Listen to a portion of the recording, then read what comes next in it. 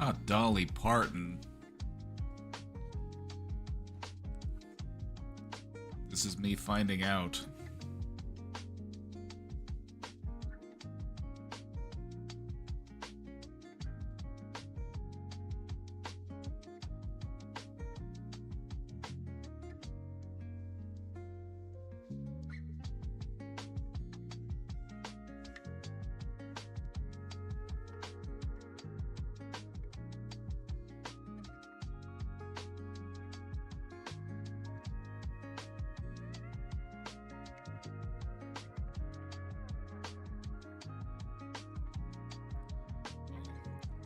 This sucks.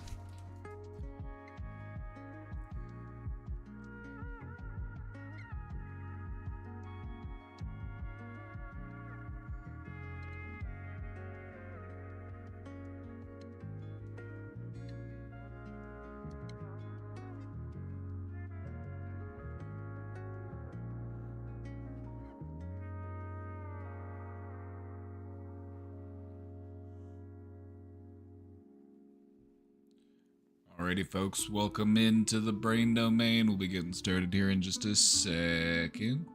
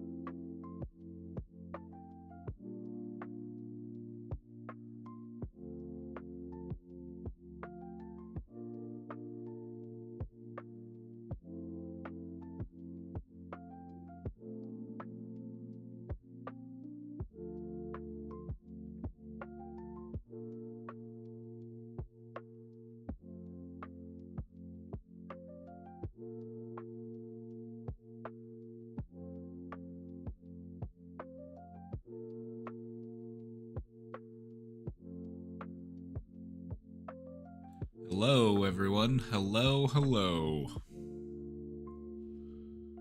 Welcome back. Welcome in. Welcome. Welcome. Welcome to the brain domain.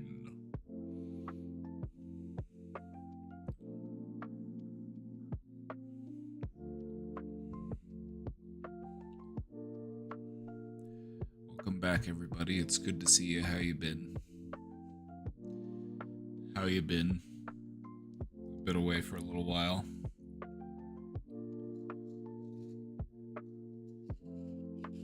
Been TCB. You know how it goes. Just a little bit of TCB.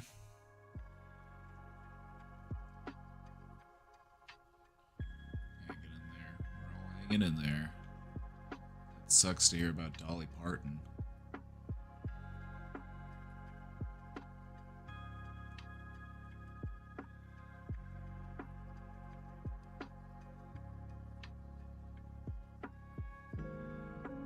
I was having such a good day since it's my first day on the job, and now I know Dolly Parton died and I'm a wreck.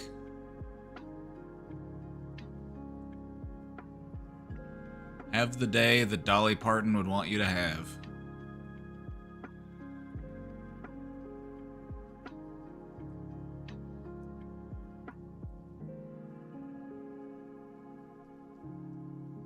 I think she'd say it would be okay to feel sad, but it doesn't have to ruin your whole day.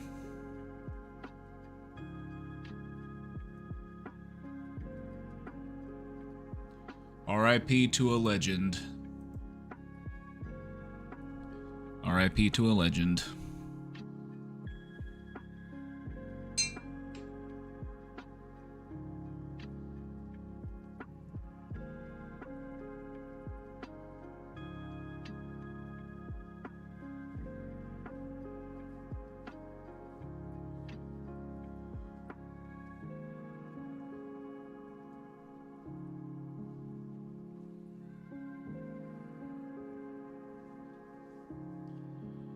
How's it going? How you been? What's new? It's been a wild summer for me. I feel you. I feel like this summer, like change has been in the air.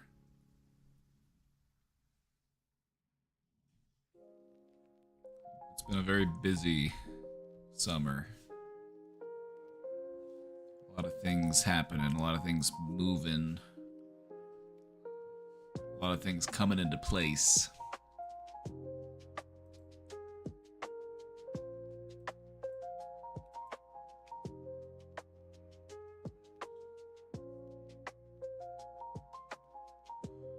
Sometimes I feel this unusual sensation of being very busy, but also not doing enough, and also being tired all the time.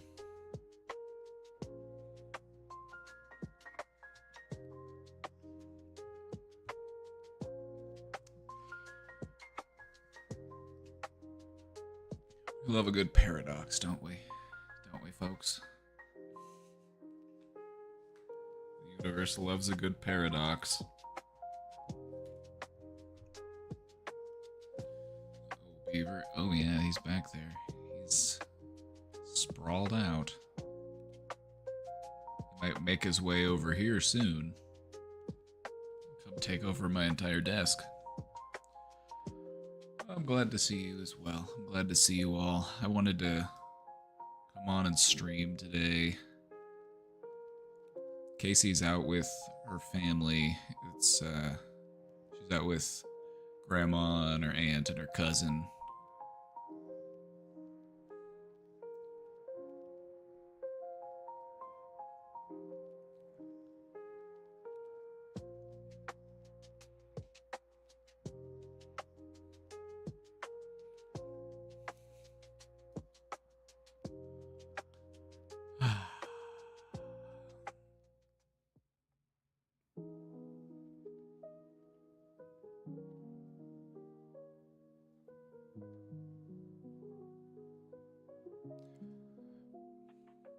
Played Project Zomboid in a while.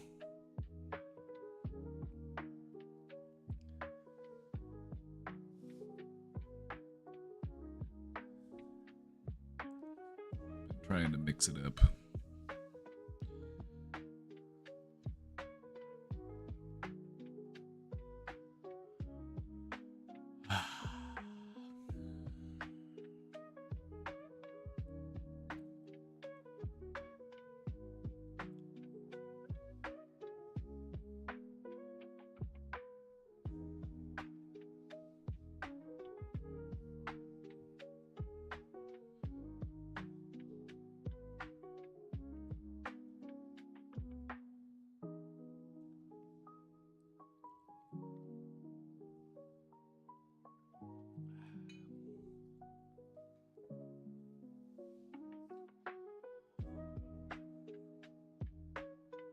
Casey was playing on the server yesterday. It was popping off. She playing on the same one we've been playing on? Or a different one?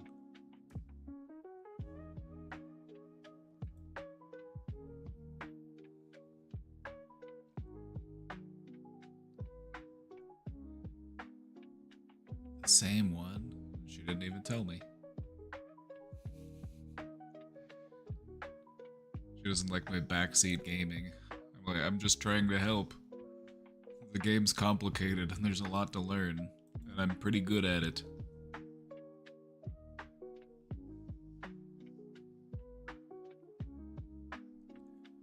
It's not been a super year, but at least I've got back into reading. That's nice. Yeah, you know, it's... You know, we can't expect nothing but ups, nothing but W's. It's nice to be able to recognize the things in the ways in which things are going well for us.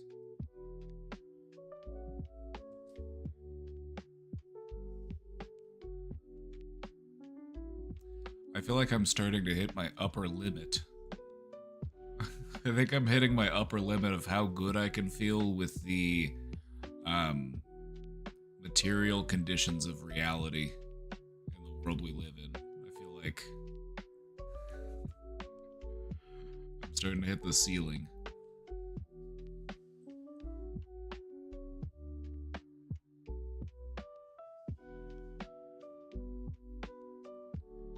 I feel like there's just a pressure, and everybody's feeling it, and it's just been growing slowly over time.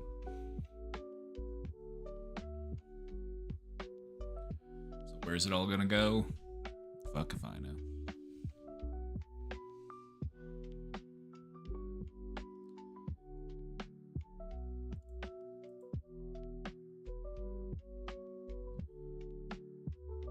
Actually, this topic kind of ties into a question that we have in the question box that we'll be getting to shortly.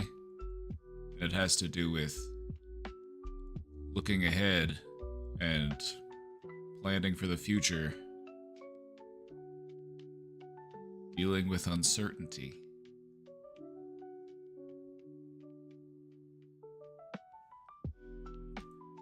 So that'll be a fun topic.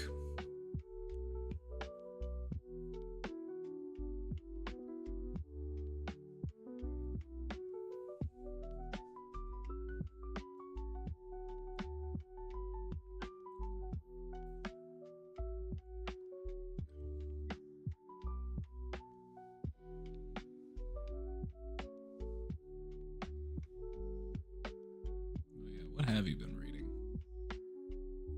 Anybody reading? Anybody reading anything? What you reading?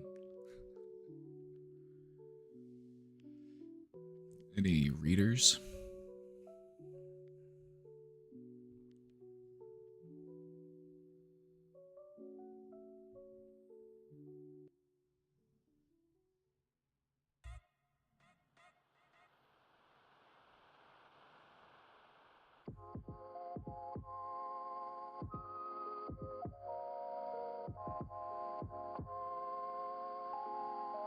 Witchcraft for Wayward Girls.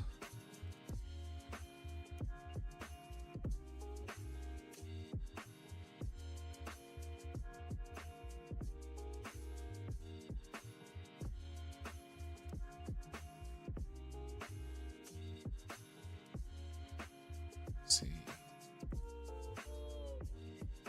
Oh, it's a fiction. I was hoping it was a instruction manual.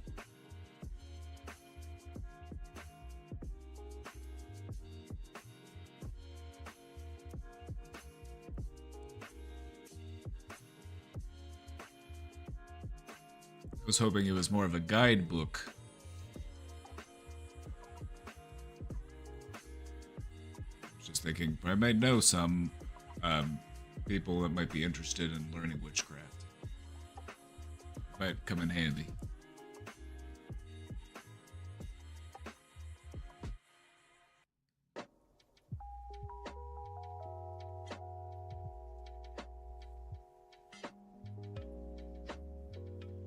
Mentioned to a friend how I can no longer manage to read more than a page at a time, remember anything, etc. He and I were avid readers in junior high, so it's a big change for me. He told me he has the same issue, so his reading out loud to his dog, it seems to help.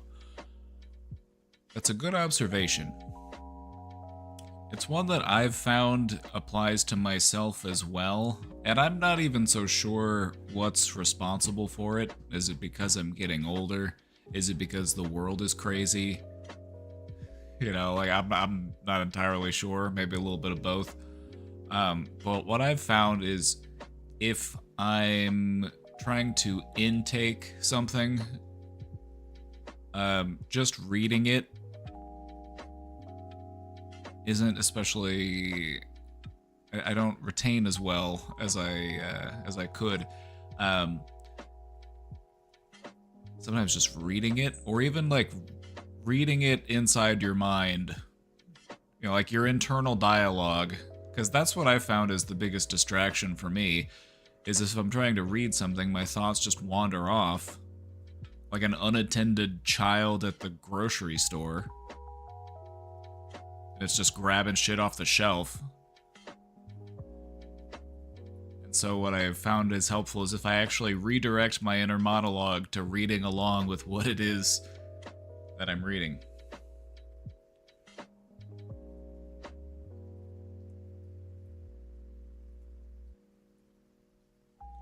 I want to explore functional medicine for back soreness, maybe acupuncture. Could be helpful. Maybe a yoga mat, a foam roller. That's my go-to. I was doing that this morning.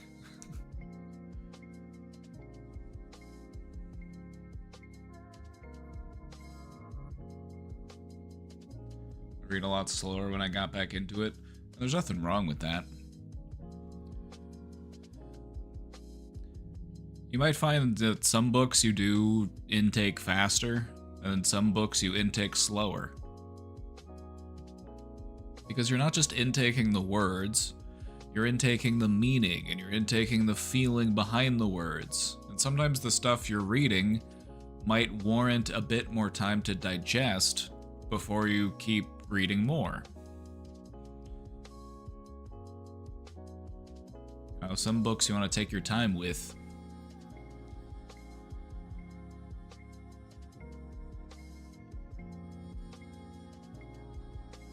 Kind of lets you settle into it a bit.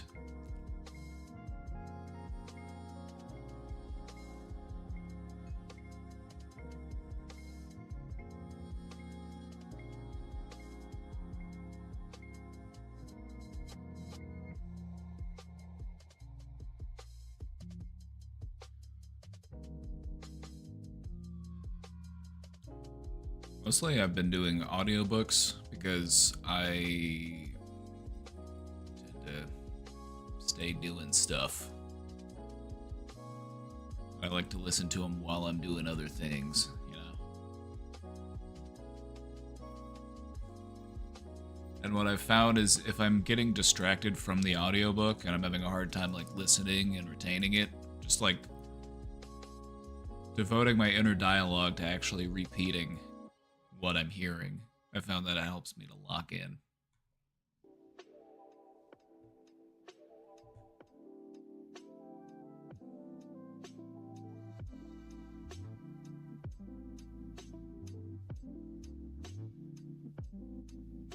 Some I have to read and flip back and reread to understand. Dune has a whole like glossary in it. If you read the paperback or if you read the novel Dune, there's a whole glossary of terms in the back for all of the futuristic stuff that they're talking about. All the things that they're referencing.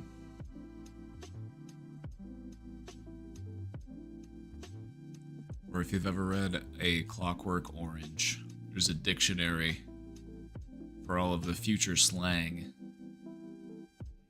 I always read before bed. That's a great time to do it. It's a great time to do it. It can also help you to ease into bed. If you're a person who has a hard time falling asleep, start reading a book. It'll put you to sleep in no time.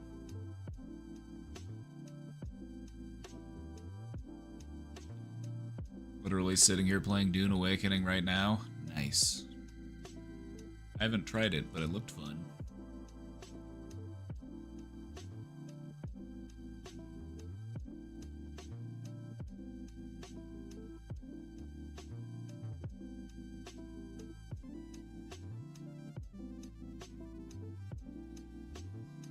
Listening to the Red Rising series on audiobook at work? Nice.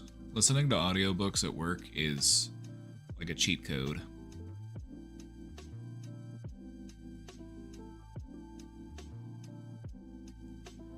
I've been listening to the Dungeon Crawler Carl series because I wanted to listen to something fun that doesn't take itself too seriously.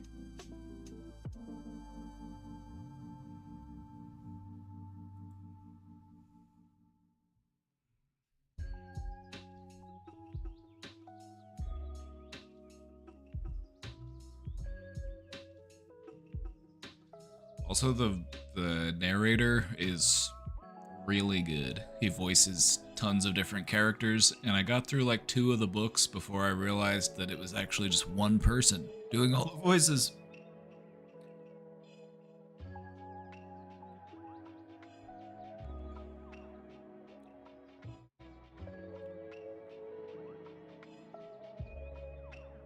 Someone won't return it back to my library, so I can't read it. I mean, there are ways to find books.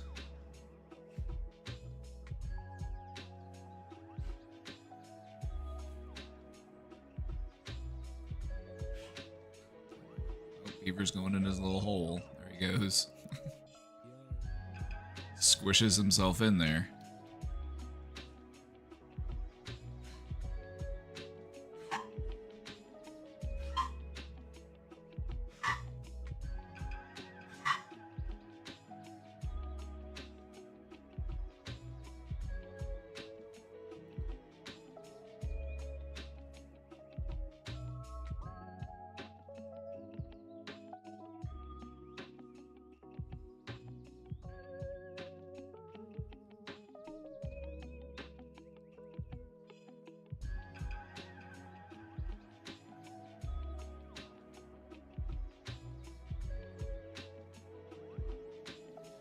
I need a beard trim. I need a haircut.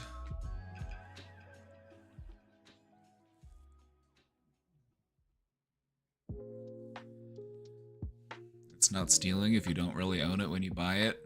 Exactly. I'm just borrowing it. I'm just borrowing it, right? Because I don't actually own it, even if I were to buy it. So I'm just going to borrow it from you.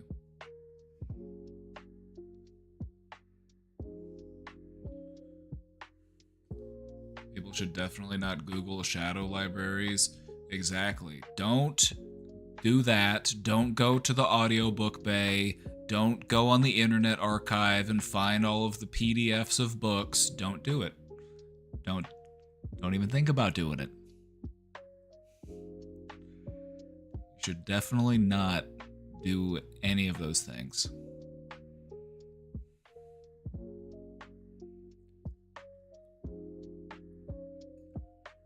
You should definitely not get an e-reader and then find files for the books and then upload them to the e-reader from your computer. You should not do that.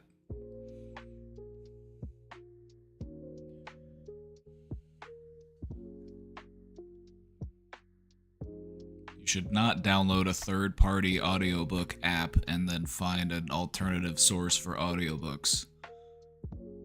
Don't do it.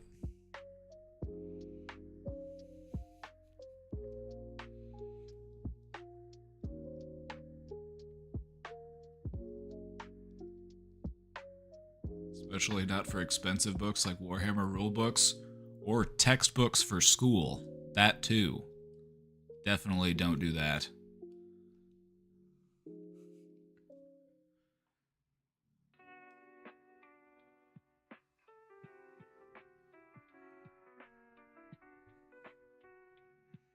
We'd hate if you saved a ton of money by doing that. That would be awful for everyone.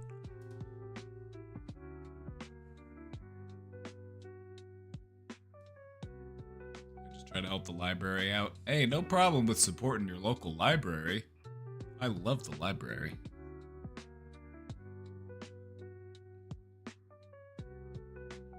We're a pro-library community. Alright, we've got some questions in the box. I need to get to it. I need to get to work.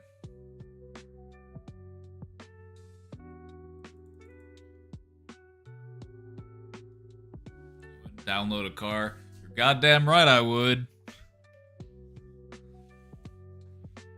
Goddamn right I'd download a car.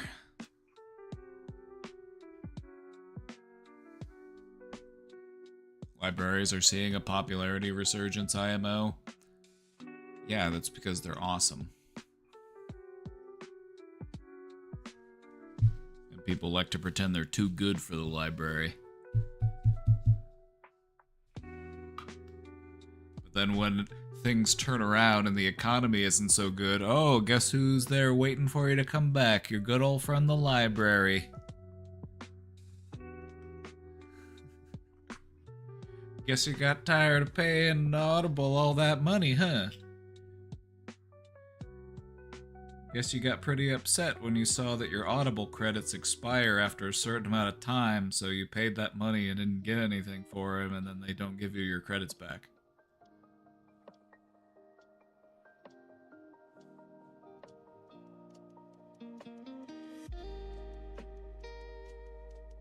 You can even borrow games from the library. You can also get audiobooks from the library.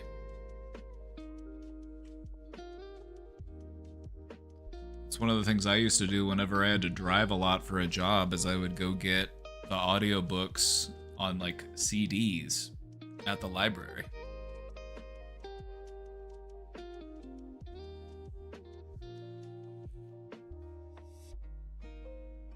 I hear some libraries have like national park passes and tools and stuff to borrow. Yeah,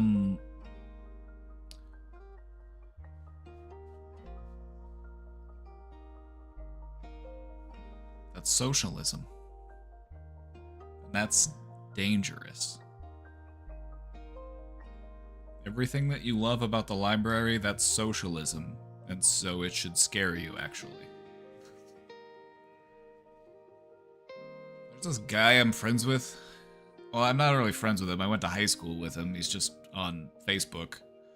And this dude's like a firefighter, but he also will post things that are like anti-socialism. I'm like, you're so dumb, dude. I don't tell him that directly, but I've been thinking of a nicer way to phrase it, so that I could point out the error in his thinking.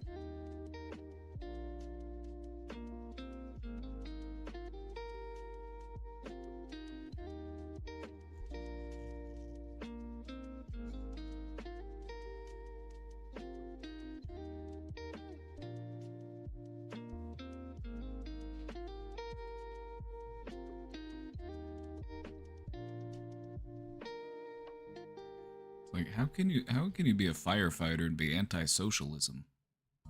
It's the only reason you exist as a firefighter. It's the only reason you even exist. If we didn't have the social program of fire protection, we would have paid private firefighting teams, which do exist, by the way. You can pay a premium and get private firefighters. That's what rich people in areas where they get wildfires, they pay for their own fire crews.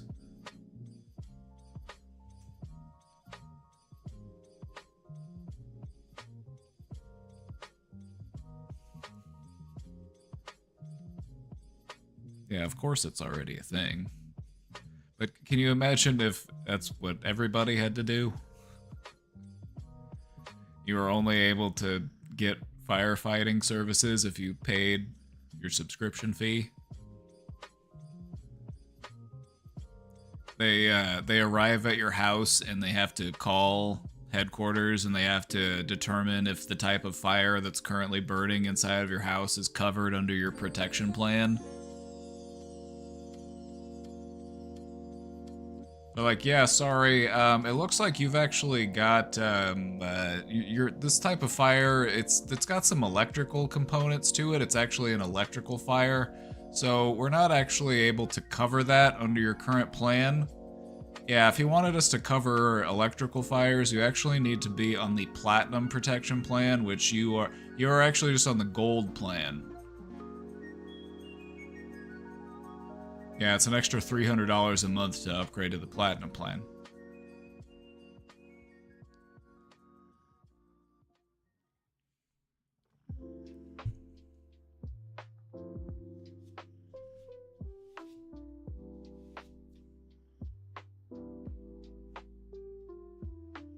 They show up and can't put your fire out because you didn't pay, but they stay and because you're... Yeah, they stay to protect the neighbor's house to make sure the fire doesn't spread. They just stand there and watch your house burn down, but make sure it doesn't spread to the neighbors who are covered. That's one of the ways that they'll sell it, too, is they'll be like, you don't know what your neighbor has for their fire protection services, so you want to make sure that you're covered. If you sign up for the premium plan, you will have a crew come out in the event that a neighbor's house is on fire to ensure that that fire does not spread to your house. You don't actually have to wait for the fire to be there. You can get that preemptive coverage.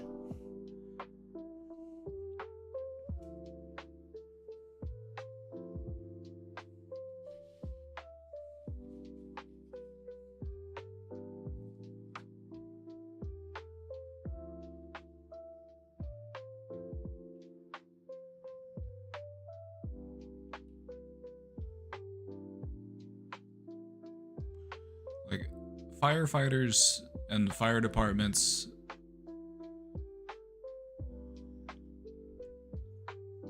are a good example of social programs that are necessary. You know, because like, you want the firefighters to show up and fight the fire, regardless of where the fire is. It shouldn't matter if that person's house is covered and eligible for your services. And so, could you imagine if healthcare worked in the same way? If there's a situation that needs tending to, it is tended to, and it's not a whole debate of whether or not it's covered.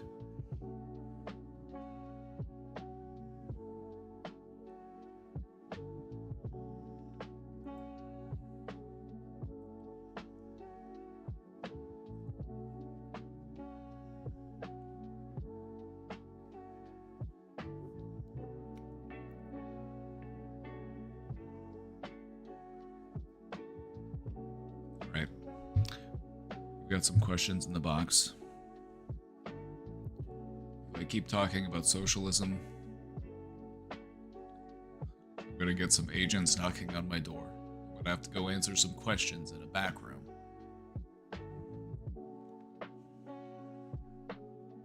So,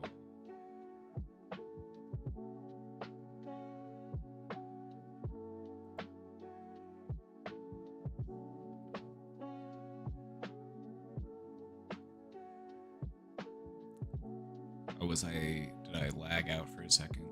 Hopefully it's okay.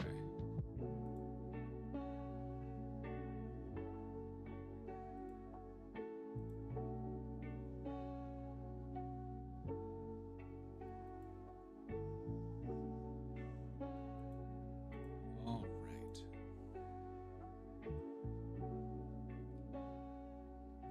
Hi, Papa. It's been a bit since I've hopped on your stream, but I'm glad to come back and tell you about all the W's. That's good. I'm always happy to hear some W's. I've been able to get over a threshold, it feels. Ah, you've leveled up. Leveled up.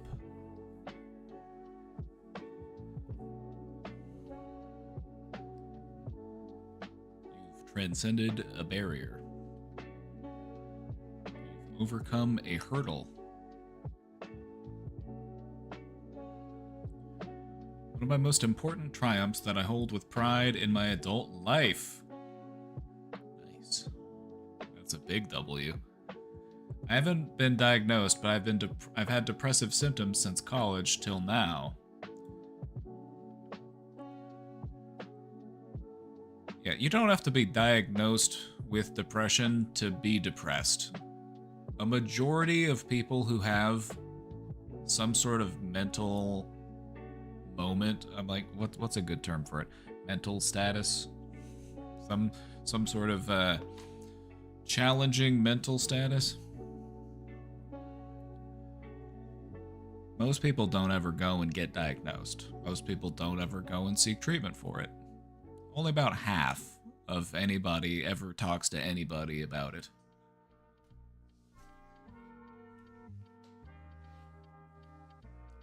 You know what? I'd go so far as to say if you are aware as a person, you know, if you're locked in, if you understand the status of the world, it's like, why wouldn't you feel at least a little depressed?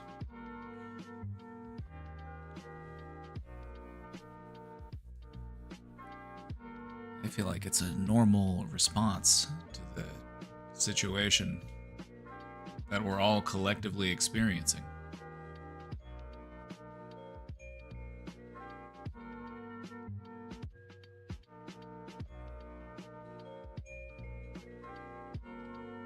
This is something that you dealt with for a good 9 years or so.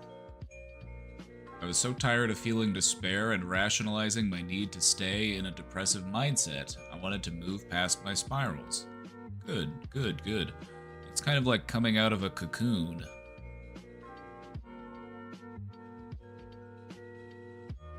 The thing about depression is that it can be self-perpetuating. So what do I mean when I say self-perpetuating? What does that mean? Depression can be self-perpetuating.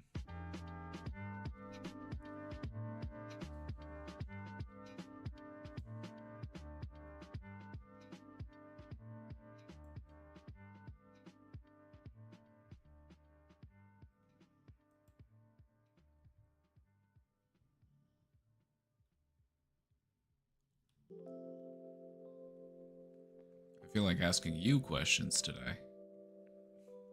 I'm in professor mode. Hold on, let me get a drink real quick. Let me get a drink real quick. But think about that question for a second. What does it mean for something to be self-perpetuating?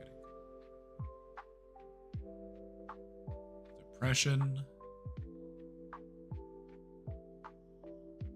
be self-perpetuating. It's not the only self-perpetuating thing there is, too. Anxiety can be self-perpetuating.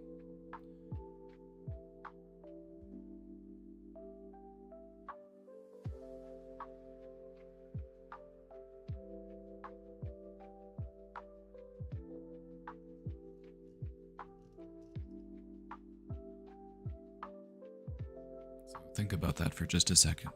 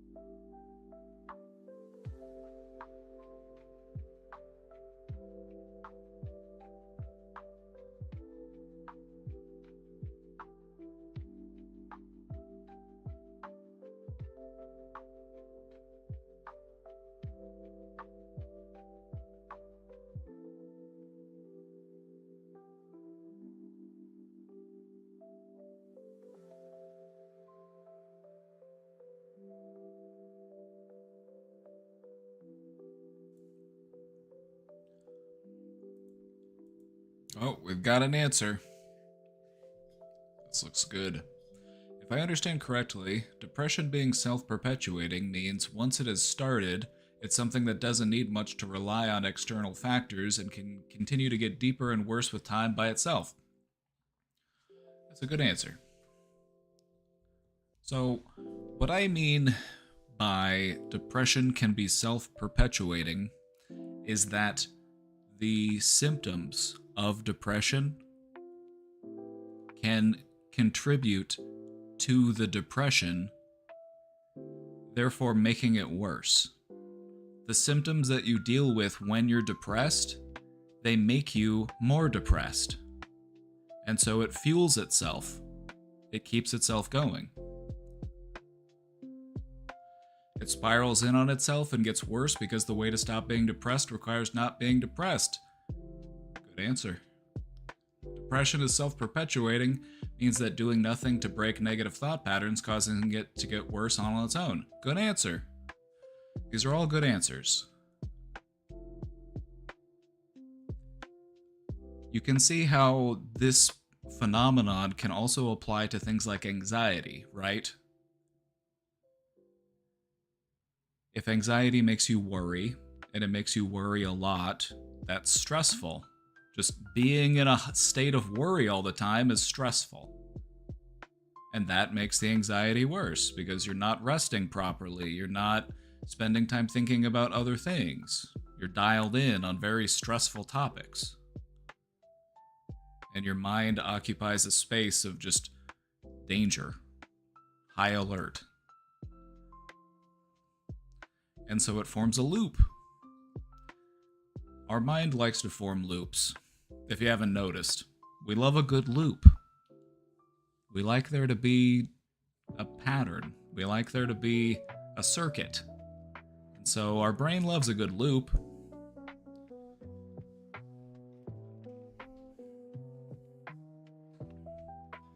And so the key in breaking a loop is not to stop looping, it's to loop differently.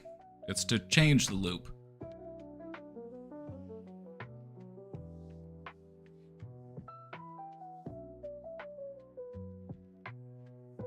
Think of the idea of like a healthy daily routine, you know? Just the assortment of things you do and thoughts you have and stuff that you'll go through on an average regular day.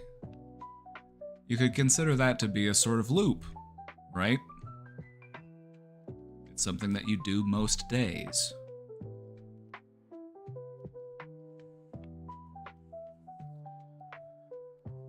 The real trick, though, is transitioning out of a negative feedback loop to where you're spiraling downwards and things are getting worse, to a positive feedback loop where you're spiraling upwards and things are going better and better for you. That's how you do it. That's how you gotta do it. Real quick, real fast, always professional.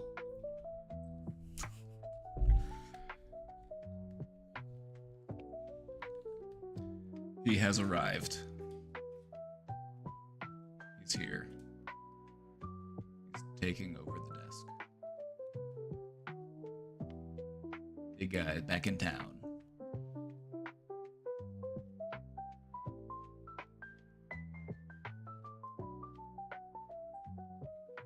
Beaver, you're so big.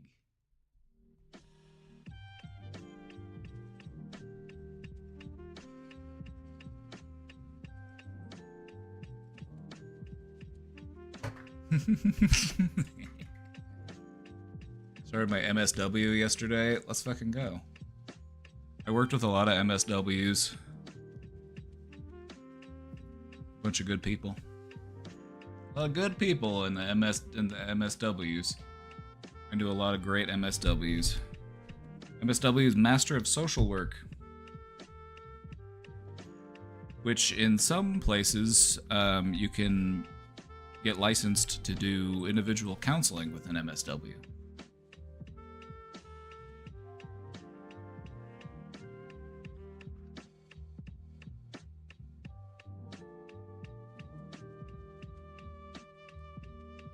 Alright, let's continue with this W post. We talked about loops for a minute. Well, let's continue. That's a long-term goal for now.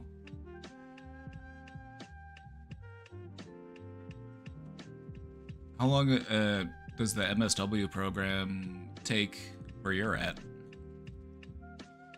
Some of the people I talked to in Missouri, when they got their MSWs, some of them were saying that the MSW program here is like a year. 2 years full time. That's not bad. That's not bad. My master's, I did it for 4 years. Going to night school.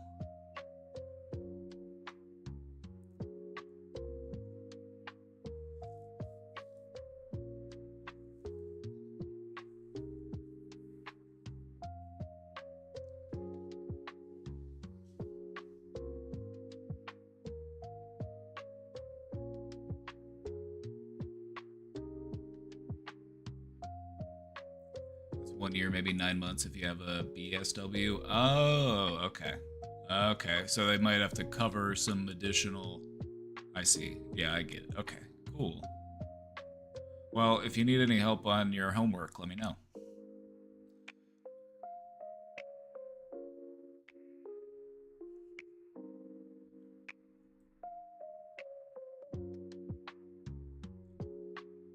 To shed light on my usual cycle, I usually have some sort of fluctuation between hyper and hypo arousal every other day.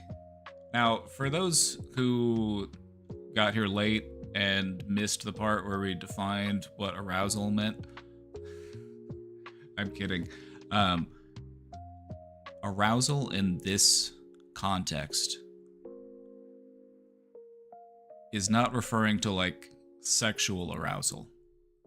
Sexual arousal is just one type of arousal. Arousal just has to do with what's your energy level? How invested, or how locked in are you on this thing? Hence the hyper and hypo. I'm either very present, I'm very locked in. Oh yeah, I am. Or I'm just like completely disconnected.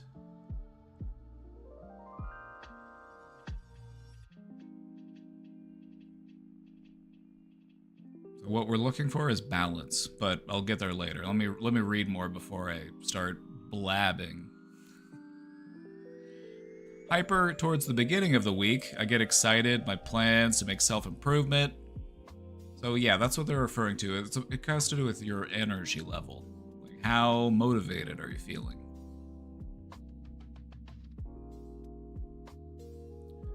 Fluctuation throughout and lasting hypo towards the end. My mental resources depleted, trying to balance me. Shame may kick in if I didn't stick to my plans. It's a vicious cycle.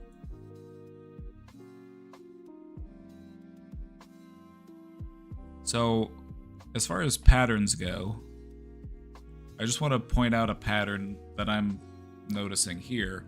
You're setting yourself on the week time scale.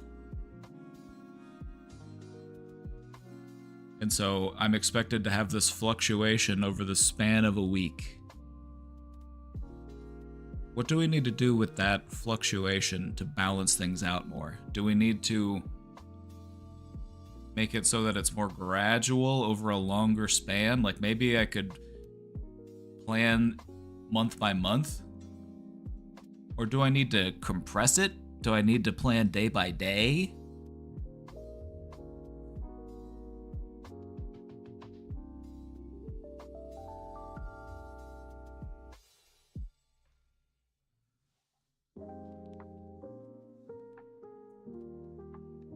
Or maybe a little bit of both.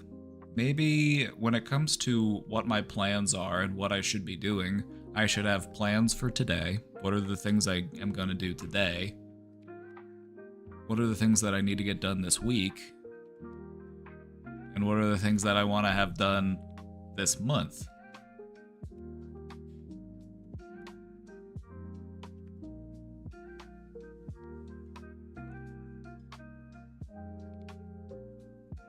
Maybe a nice mix, a nice spread.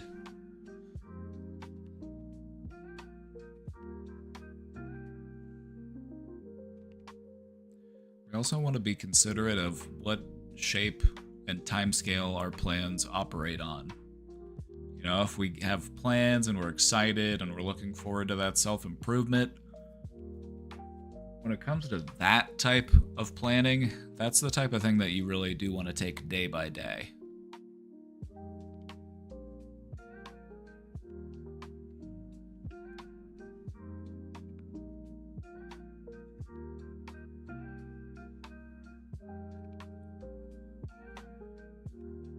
We grow at a certain speed, but it doesn't tend to be a very fast speed, especially when we're in adulthood.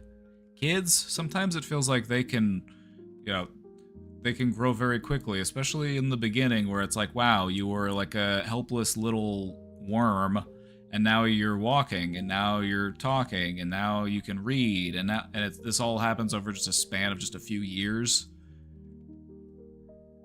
Whereas with us, it can sometimes feel like I'm still growing, like a big old tree.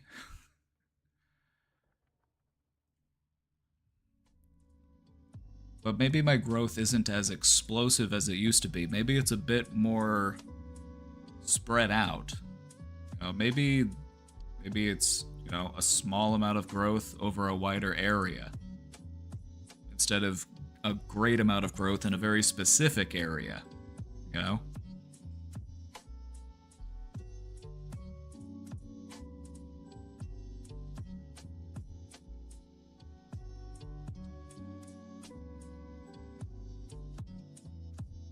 And so when it comes to monitoring my own growth, for example, I try to take it moment by moment, thought by thought. If I catch myself in a moment where I can recognize that historically this is some bullshit that probably would have pissed me off, and here I am in this moment dealing with some bullshit that probably would have pissed me off, but I notice that my emotional reaction is different.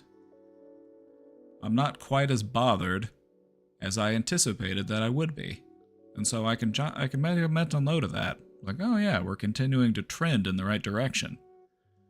It's like you're a little scientist standing there with a clipboard, going line by line, thought by thought, moment by moment, and you're just monitoring which way it's going. Because there will also be times where I catch myself and I'll be like, oh, maybe I got carried away with it there. Maybe I got a little too heated there. You want to make note of that too.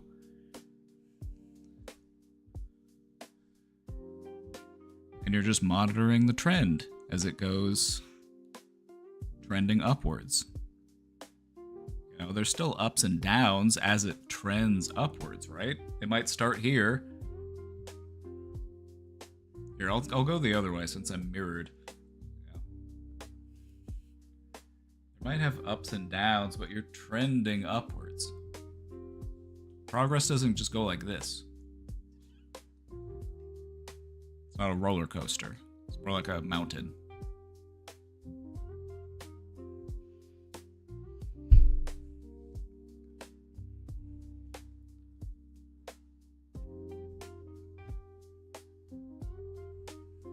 When it comes to winning the war in your mind, you fight inch by inch. You thought by thought, moment by moment.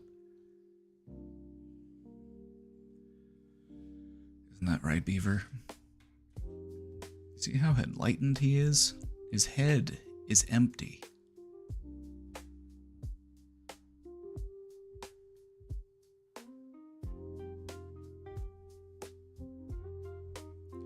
I'll tell Casey, Beavis is your guru. He is your guru. What is he trying to teach you? And she said, he's trying to teach me how to be stupid. How to just have an empty head. I said, that's a good lesson to learn. So thank you for your wisdom. Thank you for your wisdom.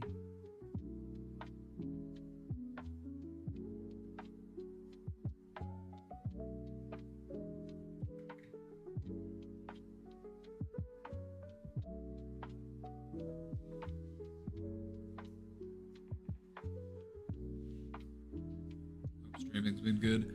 I haven't been it's been all right. I haven't been streaming regularly. There's just been stuff going been busy.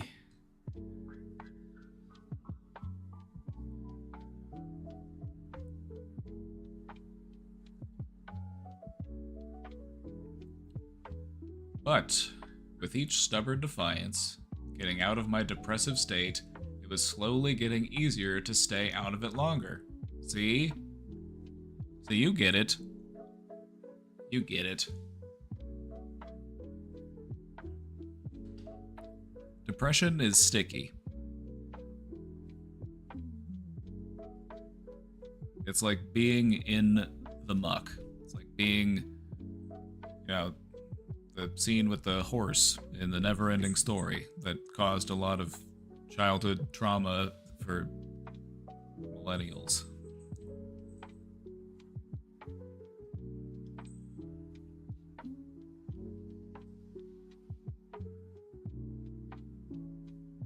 Damn, Beaver throwing it back.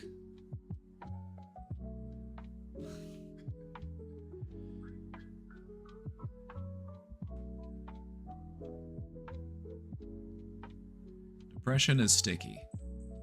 And just like anything else that's sticky, it can take time to get it off. It can take time to get out of it and get it all washed off of you.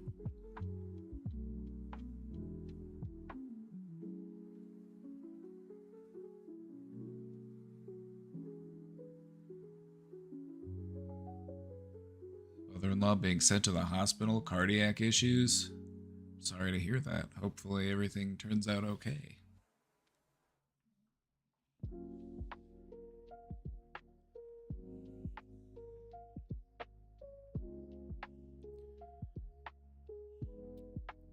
I like stubborn defiance. I think that's a good way to phrase it. Because that is a really good way to put it. When it comes to defeating depression in the long term, that's what you need, is just stubborn defiance. That part of you that's just like, I deserve better than this. Things can get better. Even if it's going to take a while, even if it's going to take a lot of work. That part of you that just resists and doesn't give in.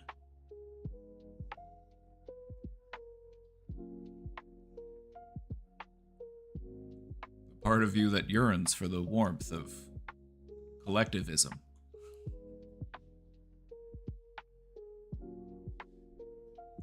Your own itty-bitty revolutionary within you.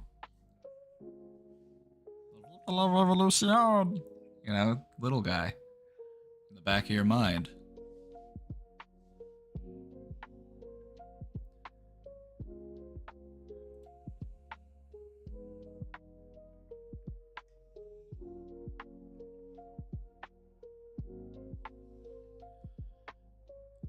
For me, it was the hope of knowing there's a better way of living, wanting to become the person I envisioned to be, and the firm belief that I will see better days that kept me moving forward.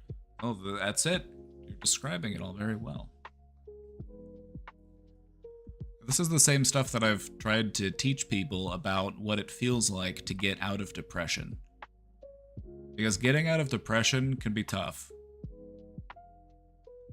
Because one of the active ingredients in depression is that feeling of you being stuck. And it is true, you do feel stuck, but that's just because depression is sticky. Doesn't mean you can't get out of it, doesn't mean you can't wash it off, but it might take some time to separate yourself from it. Especially if you're up to your neck in it.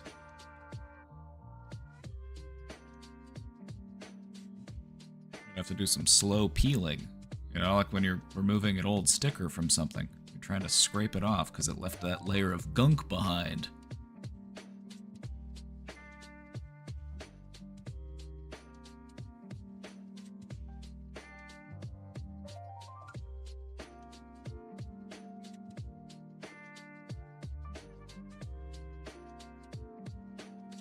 It's been so long since I've had a regulated nervous system. Doesn't it feel good? Feels good, doesn't it? Even now, I still don't think my window of tolerance is very wide, but I've found ways to manage myself. Hey, that's okay. In those you've got a good vocabulary. You've got a good mental health vocabulary. And I'm taking moments to stop and reflect on some of the terms that you're using, because these are opportunities to help others understand these topics.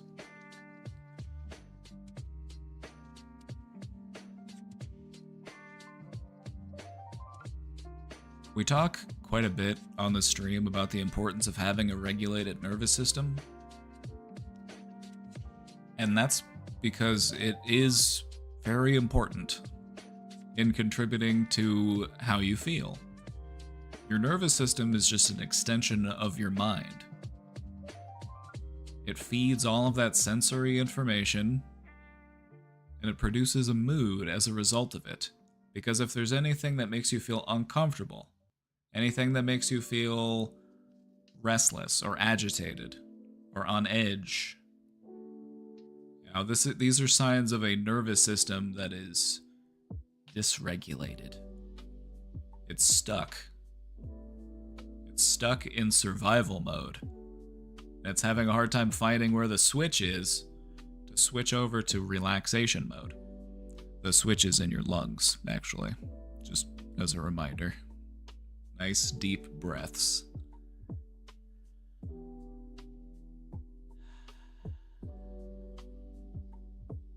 The best way to help regulate a dysregulated nervous system. Window of tolerance is what it sounds like. It's an apt name. The window of tolerance is how much bullshit can you handle before you just feel overwhelmed from all the bullshit. How much bullshit are you up for tolerating today before you've had your limit?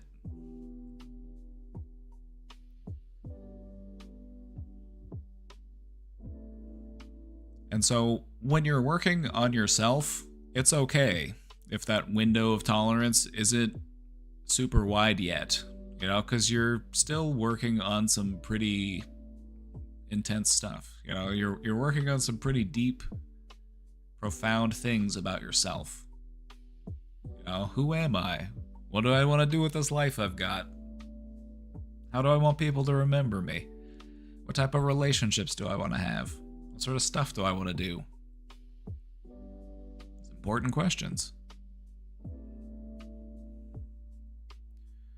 So that window will continue to open gradually. You don't want to just thrust it open, because that's, you know, just keep opening it slowly. You'll find yourself becoming more patient, more compassionate over the course of time.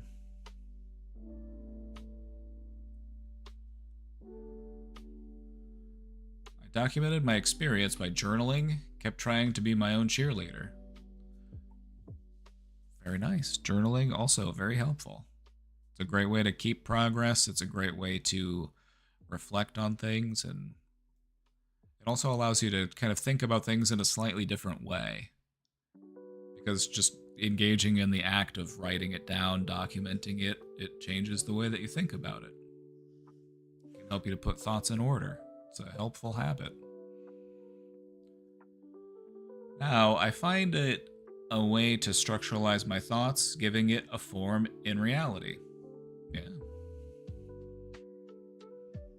You're bringing your thoughts out of your head, and what you'll notice about thoughts in your mind is that they're kind of like a cloud. They're a bit more intangible, a bit more nebulous. But to put things into words is to give form to the formless.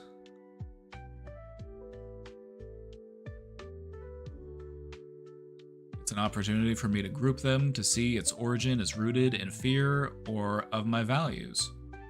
Ah, you're following the thread. Whenever you have a thought pop up, one of these things that you can do to kind of figure out where it's coming from is to just follow that thread. Okay, where did that thought come from? What part of me came up with that? What sort of feeling might that have been?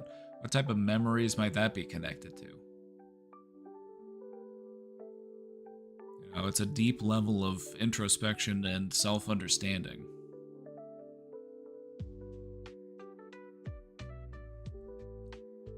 One time, I laughed to myself after I wrote paragraphs of my intimate fear of social anxiety.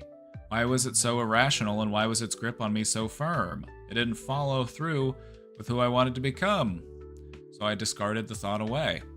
This is a good observation. So, one of the things that you will notice in dealing with your fears, whether it be social anxiety or whatever, if you actually put those fears into words, you say them out loud, instead of just allowing them to kind of float around in a more vague sense inside your brain, what you'll notice is that by giving them actual structure, it gives you the opportunity to actually hear what it is that you're thinking. Have you ever been in a situation where you put your fears into words and it's felt like, well, it sounds silly to say it out loud? Have you ever had a fear that felt like it was silly to say out loud?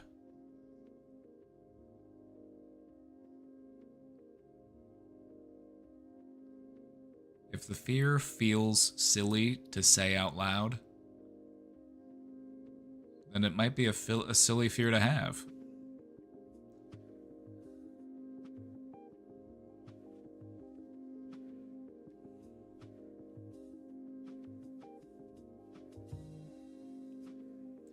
Why was it so irrational, and why was its grip on me so firm?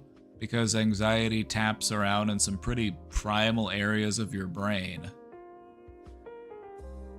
And that's why its grip is so strong. It's tied into your survival mechanisms. It's serious stuff.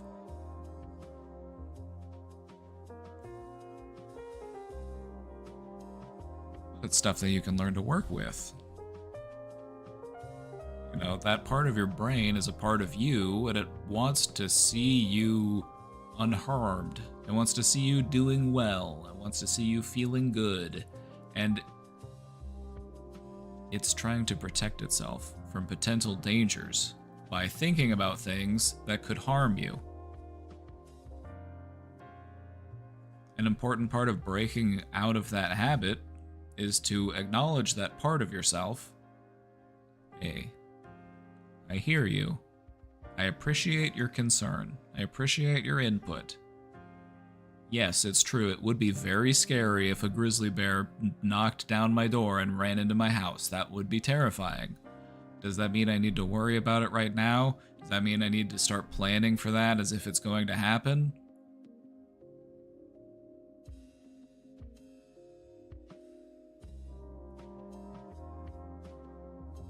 The way that we learn how to regulate and work with these types of anxious thoughts is by sitting down with them and engaging with them. Instead of cowering away from them, instead of just feeling a sense of dread and fear. So your anxiety asks you a question: what would I do if this terrible thing happened? What would I do if that terrible thing happened? Like, well, I'd probably be very shocked. I'd probably be very frustrated or stressed or sad. It sounds like it would be difficult if that thing happened. But you'd get through it? Yeah, I'd get through it. I have survived 100% of my worst days, after all. That goes for you, too.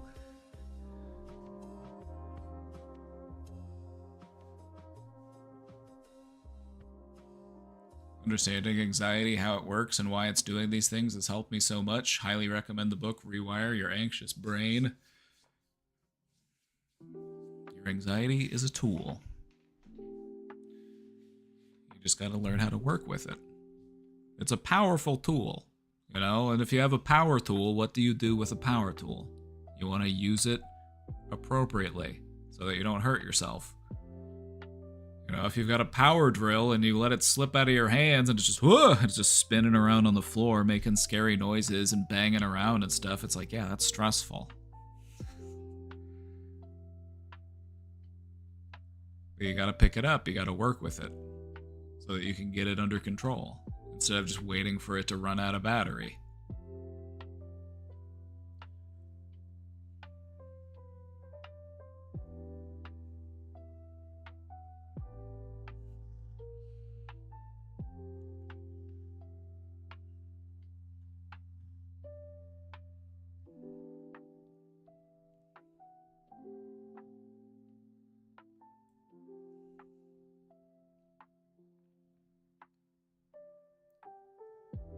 Feeling is still there during my interactions with people, but I focus on steeling my nerves and allow for all facets of interaction to take place. The awkwardness, the laughter, the fumbling, the missed quick time events.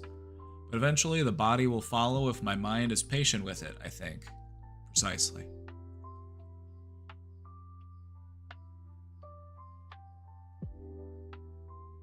You know, patience is one of those things that we all need to learn. Especially when it comes to having patience for ourselves. Have you ever found that your mind can be a little demanding sometimes? Like, oh, why'd I do that? I never need to do that again. How could I do that thing? That was crazy. Why am I such a terrible person? Because I did that thing or thought that thought.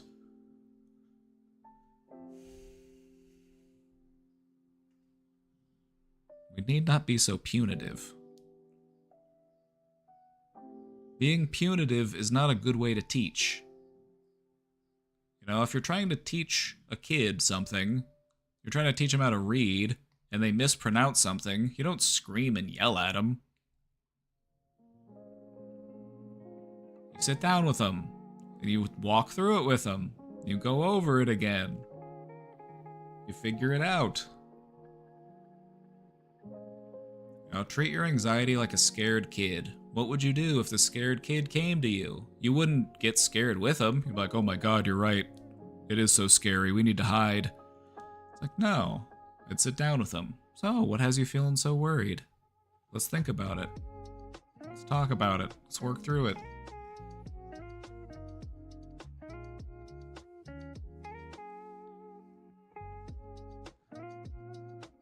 It wasn't as scary as I remembered.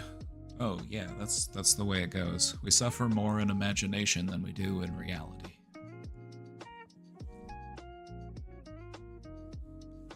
So things will very rarely be as scary as you think they'll be.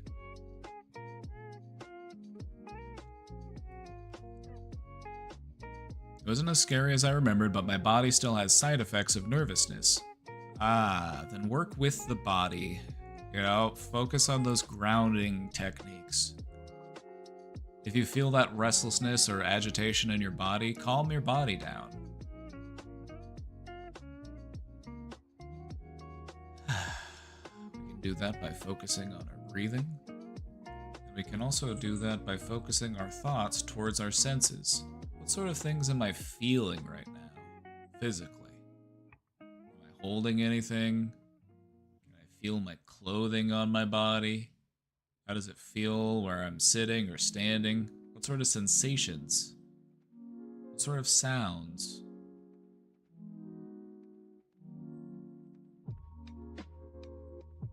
Turning your mind towards your senses is a great way to regulate your nervous system. All you gotta do is tune in to what your body is perceiving just by being awake and alive.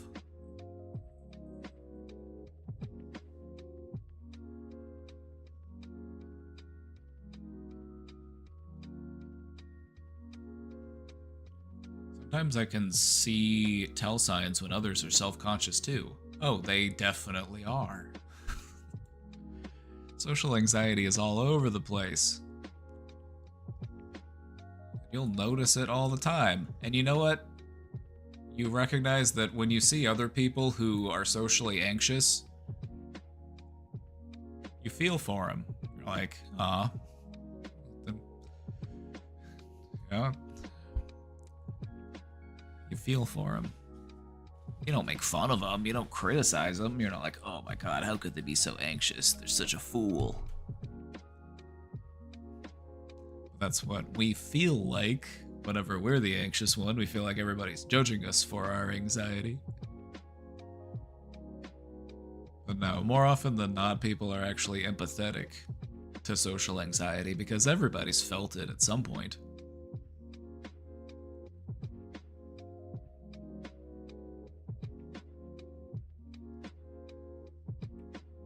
Peach Feats, welcome in. New chatter, welcome in. It's still a constant quiet battle with my depressive symptoms. Yep, it's trench warfare. You're in the trenches. It's like a battlefield, except it's going across the grooves of your brain. That's the mental image I'm having right now. Just down in the grooves.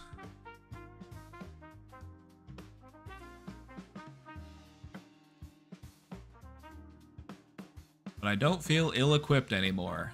Well, yeah, thank God. All right.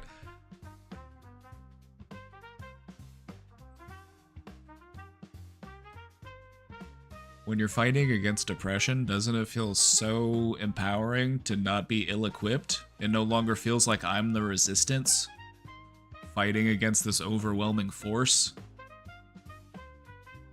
Like, now I am the overwhelming force, and the remaining remnants of depression are just the insurgents in my mind.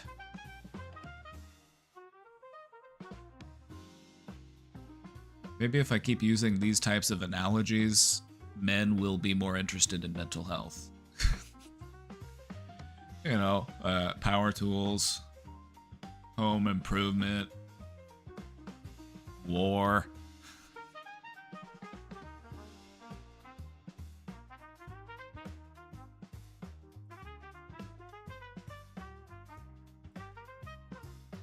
Realized that I needed more than just journaling to cope. I needed an arsenal of tools to keep me in different situations. Exactly. It's like you listened to everything I said and you took all of my advice and you saw that it worked. That's awesome. Everything that you're mentioning, I'm like, yeah, I remember talking about that. When it comes to your toolbox, your mental toolbox, all your coping skills, you want to have plenty of tools in it. You don't want to open it up and just like, oh, there's just a hammer in here. But I need to turn a screw. How am I going to turn a screw with a hammer? I guess I'll just pound it in. Make a huge mess.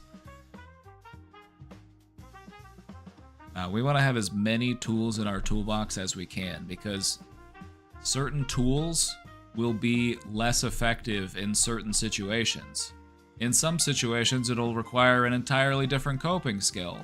Like maybe you're just around somebody who's just really annoying. Somebody who's you just have had to deal with for years. This person has been a menace to you. And you're having to be patient and tolerant of this person, even though they are incredibly annoying. Sometimes we have to use different coping skills in different situations. And so in those, it might be like, you know what? I'm gonna take a break. I'm gonna go outside and get some fresh air. Maybe I'll go on a little walk. I'm not going to sit down and talk to him. I don't need to. I can recognize that I need some space. And so I'm going to give myself some space.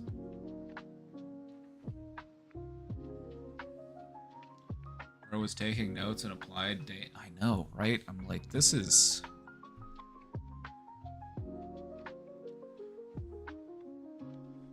They followed the steps. They made sense of all of the stuff that I've been spewing.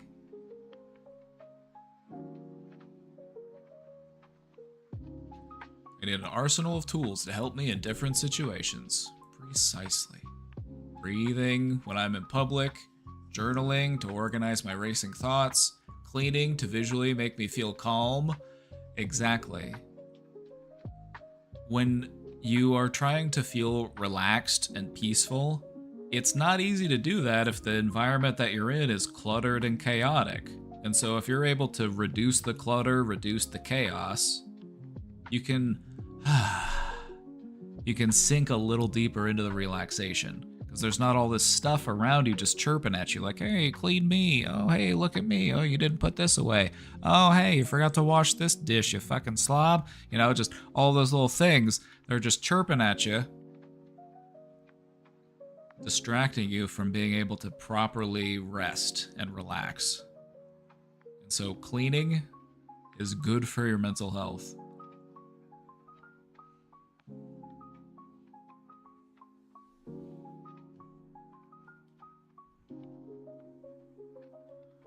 Also, disclaimer, I wasn't calling anybody a slob. I was voicing intrusive thoughts.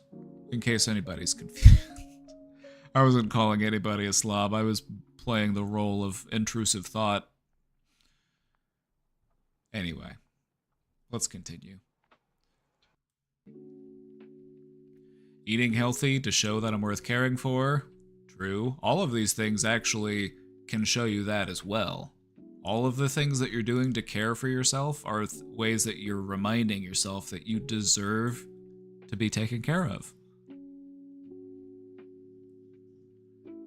Physical activity to physically take stress away. I hope to add meditation to that list in the future.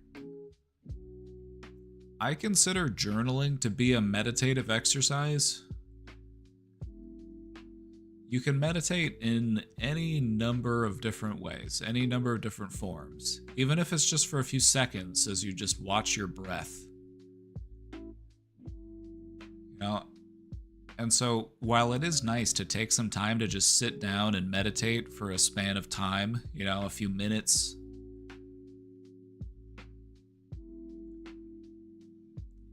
it can also be something that you just kind of weave in throughout the rest of your day. It can be something that you just do for a few moments at a time. Because the thing about meditation, well, this is what I experienced whenever I started practicing meditation, was I felt like I was bad at it, and I felt like it was frustrating because I was bad at it, and it's going to take me a while to get good at it. But one of the things that really created a shift within me and changed how I felt about it was by practicing it for a bit.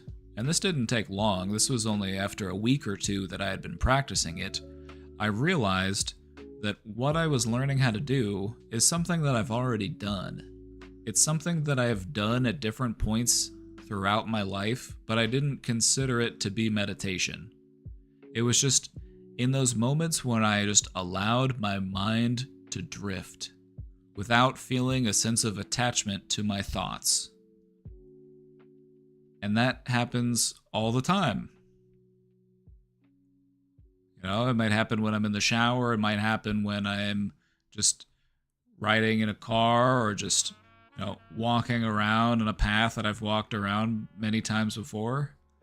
And I just allow my mind to drift without clinging to my own thoughts.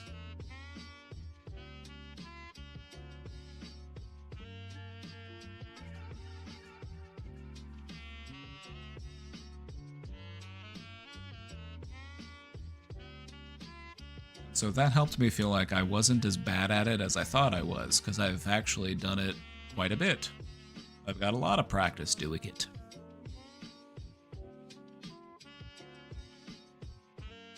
So maybe that will be helpful if it's something that you're trying to do it more, but you worry that it's going to take you a while to get good at it. It actually doesn't. They've done studies where they've done brain scans on people before and after practicing meditation, and they've found that doing it for 20 minutes a day for like 2 weeks is enough to see visual changes. You can actually observe changes within the activity in your brain. So it doesn't take a long time to actually start to see some improvement by meditating.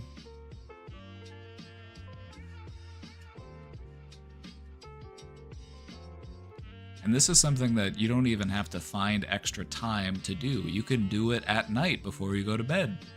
You can do it in the morning after you wake up. Or you can do it while you're having, you're having your morning coffee, your morning tea.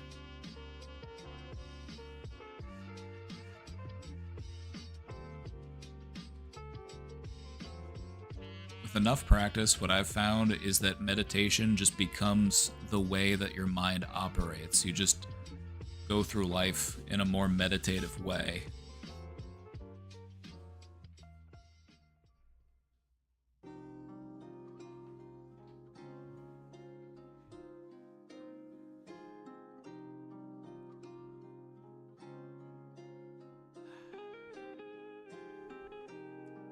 I won't downplay that it wasn't hard or that I don't spiral still, but I feel that I have control and direction in my life now. Good. That's good. That is... Is it normal to have racing thoughts when you're trying to meditate? Exactly. Yes, it is perfectly normal. That is what you should expect when you're trying to meditate. And I'll talk about that more here in just a minute. We're reaching the end of this question, and I do want to talk about that a little more, but let me...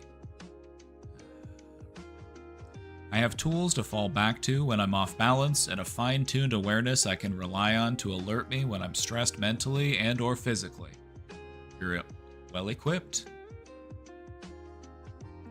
Now, working on your mental health is like going on a hike. You don't want to just go out in your flip-flops, t-shirt, random pair of pants.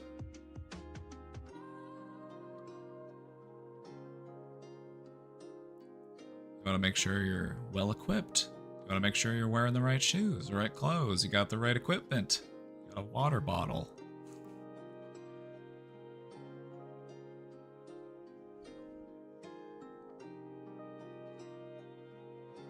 I start my healthy coping mechanisms earlier and reduce the effects of a potential spiral. That's what it's all about. You're starting to spiral in the other direction.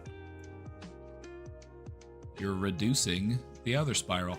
Because that's kind of how it works. When you're letting go of like anxious thought loops, when you're letting go of these spirals that you get into, what you'll find is that you don't get rid of the spiral in its entirety all at once. What you do find is that you'll catch yourself earlier and earlier into the spiral. And so, you know, instead of going all the way from, you know, you'll stop a little bit sooner. And you'll catch yourself earlier and earlier until it gets to the point where, you know, you don't even go into it anymore. You walk past the doorway, but you don't open it.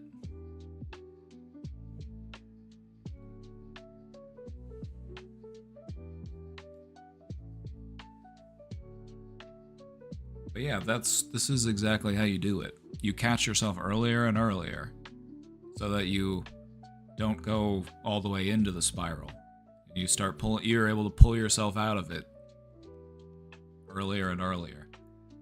And you recognize, like, hey, this is something that would have stressed me out all day, but it only stressed me out for like an hour. That's pretty good.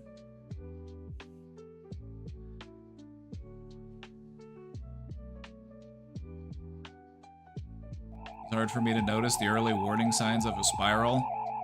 Try paying attention to your body, because your body is probably going to have most of the earliest warning signs of a spiral. You're gonna be clenching your hands, you're gonna be tapping your feet, you're gonna be shaking your leg, you're gonna be pacing around, you're gonna be, you know, any number of different things. You're gonna be, because the body normally starts to pick up on it before our mind even does.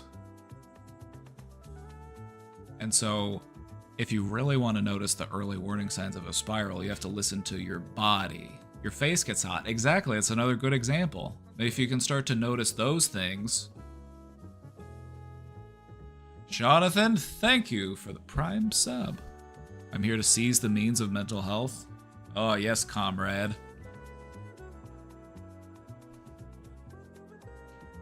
May the warmth of collectivism keep us all safe and comfortable.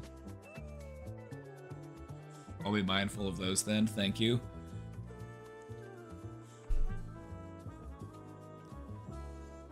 It's just one of those things that you might not even think about. Because if you're used to the thoughts being the problem, you know, the thought looping is the problem that I'm dealing with. And we try to catch ourselves before we even get into the thought loop. Pay attention to how your body's reacting. You know, if you're physically showing signs of distress. My heart racing? Do I feel any sort of tightness or constriction? Those are the real early warning signs.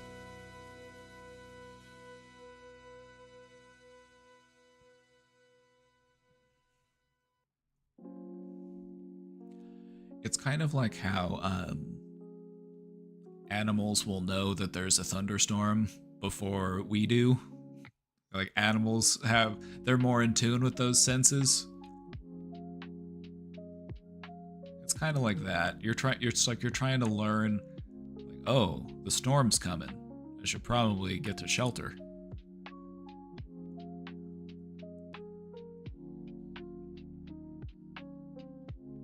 Our minds, they get distracted and we lose sight of what's going on around us, and then it's like, oh, next thing you know, I'm standing here getting soaked in the rain.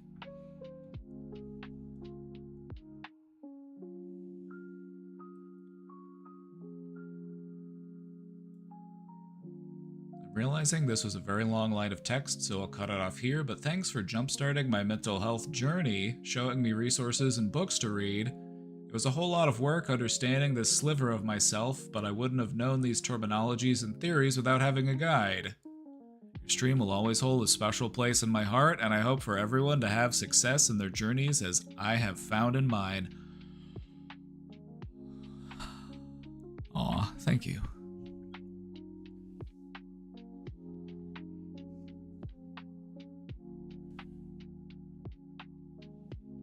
Thanks a lot, comrade. Proud father look right there. That's what I'm feeling. I feel like a proud dad. Like you're learning how to ride a bike. You don't need the training wheels anymore. It just brings a tear to my eye. They grow up so fast.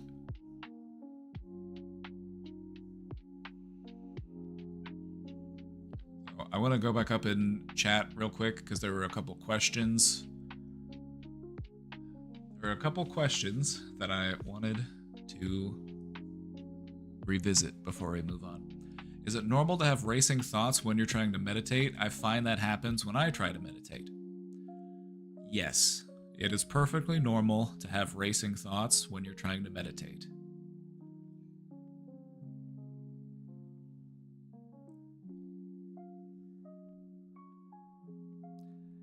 That is to be expected. And the game of meditation, try to treat it like a game. Try to just take a step back from your thoughts and see how long you can go without re-engaging with your thoughts. Try to view the thoughts as if they're just cars passing by on the road. You're sitting on the side of the road, watching them go by. Just watch your thoughts as they go by, but try not to grab them. Try not to stick to them. Try to just allow them to flow. And what you'll notice is that if you don't directly engage with any particular thought, your thoughts will continue to just kind of flow on their own because your brain is turned on.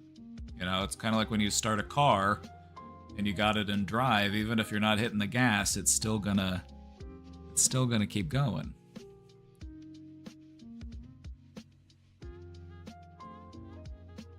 And so, an easy way to start that practice of meditation is to just watch your breath. Try to take a deep, slow, relaxing breath and focus on how that makes you feel physically. Taking a big, deep breath comes with a certain satisfaction. It feels nice. And so just try to go deeper and deeper into that. Try to take as relaxing of a breath as you can. Every time you get distracted this will happen, you'll get distracted by some sort of thought that pops in like, ooh, I'm getting kind of hungry. What should I eat later? Oh, hey, I can't forget I gotta do that thing.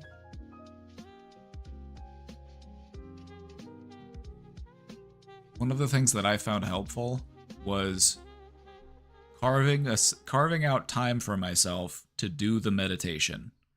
Any thought that popped up can wait 10, 20 minutes. Nothing that I'm going to think about is going to be so pressing and so urgent that I need to respond to it immediately. It can wait. And so that became one of the things that I would do as I was working on just detaching from my thoughts, is just reminding myself, save it till the end. Just save it till the end, you know? Just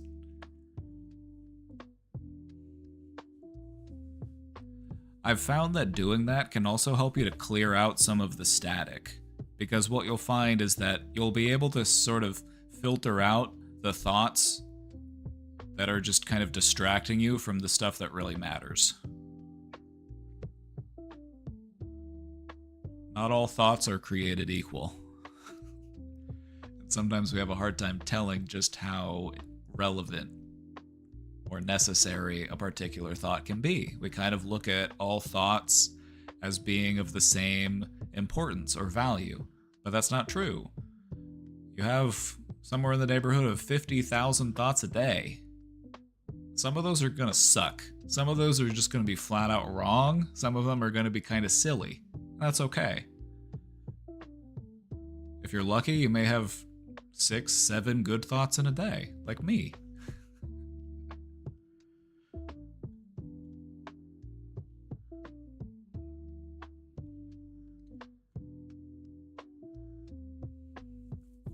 Is it normal to have racing thoughts when you're trying to bid on a Tamagotchi, or is that addiction?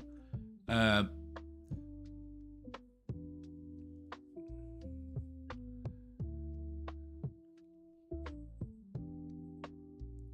comment.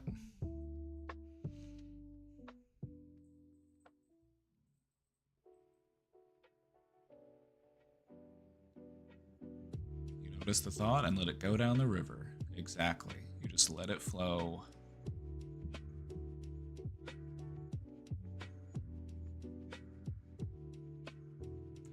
So, I do want to talk. There are more questions in the box, and I will get to those here in just a second. But you guys brought up the topic of meditation, and you know how much I love to talk about it. So, bear with me here for a moment.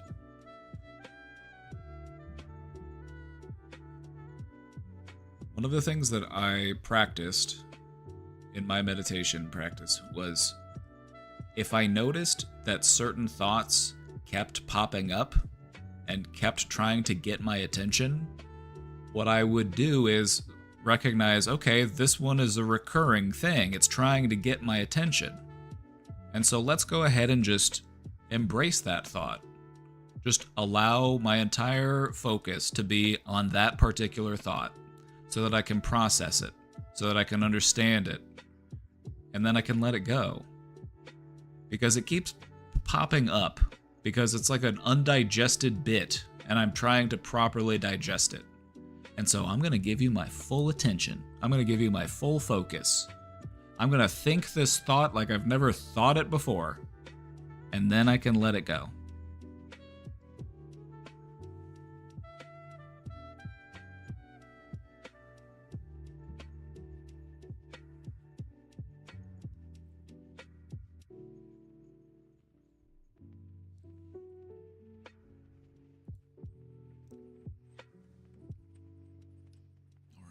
Let's keep it moving.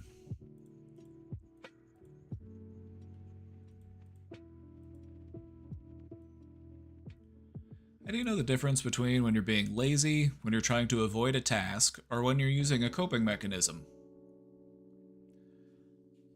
Being lazy can be a way of coping. You know, just being... Yeah, a coping mechanism doesn't have to be a good coping mechanism. There can be good or helpful coping mechanisms, and there can also be unhelpful or harmful coping mechanisms.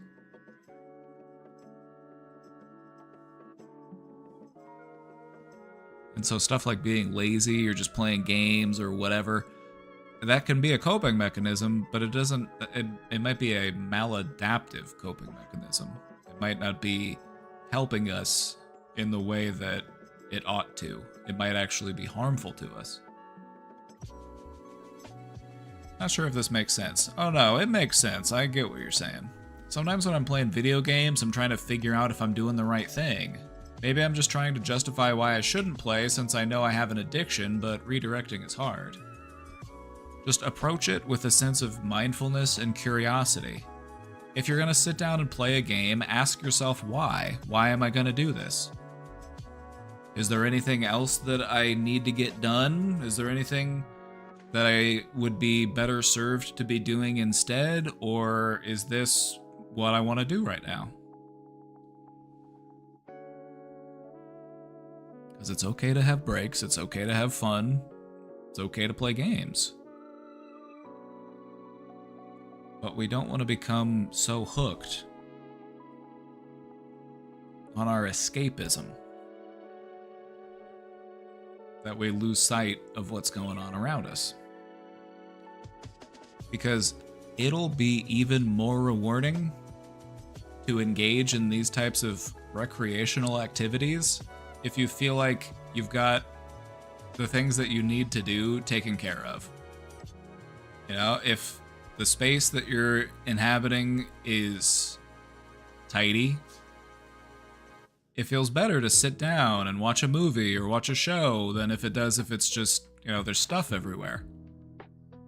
You know, if the sink is full of dishes and you're sitting down playing video games, it doesn't feel as good as if the sink is empty and the dishes are clean.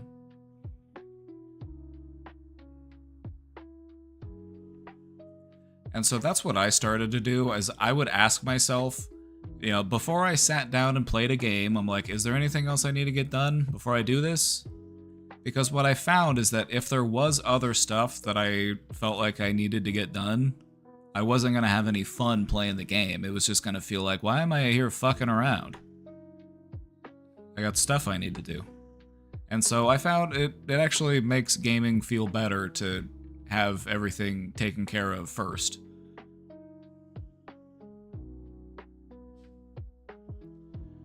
But hey, that doesn't mean you can't take breaks even when you're doing stuff.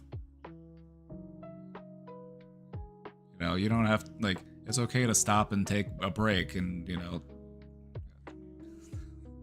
mess around for a few minutes and then get back to it. That's okay too.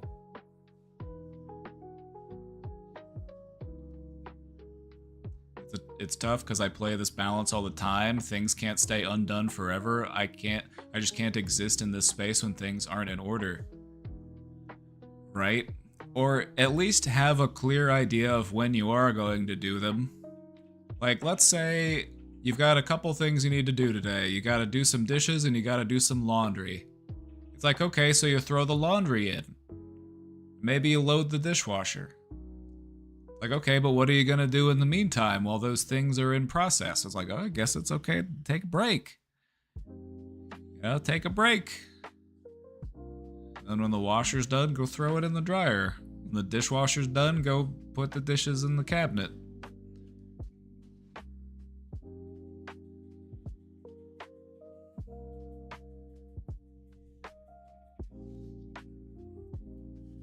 It just feels better to sit down and do the stuff that brings you joy whenever there's not those thoughts like pestering you at the back of your mind like, hey, you need to do this thing. Hey. It just makes it, you know, hard to enjoy it properly.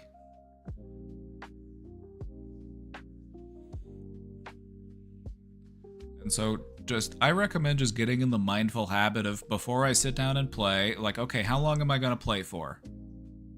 Am I waiting on some stuff to get done? So maybe I've got like 30 minutes to kill. You know, I can go ahead and hop on and play a round of whatever. You know, and then when that's done, I can go take care of that stuff I was doing. Or is it, you know, hey, it's the end of the day. Hey, it's the weekend. I got nothing else to do. It's my day off. And so I'm just going to, you know, veg out and play games all day.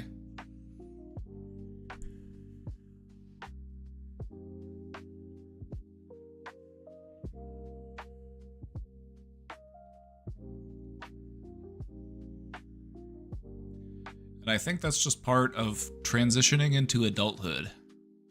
You know, when you're young, when you're a kid, you might have been afforded more of the opportunity of like, well, you know, I don't have as many responsibilities, so I have more time to just play around.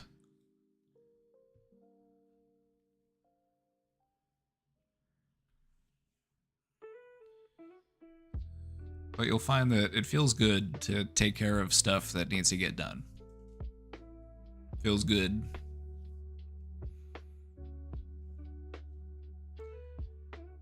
and it'll make the reward feel more rewarding. It'll feel like you've earned it.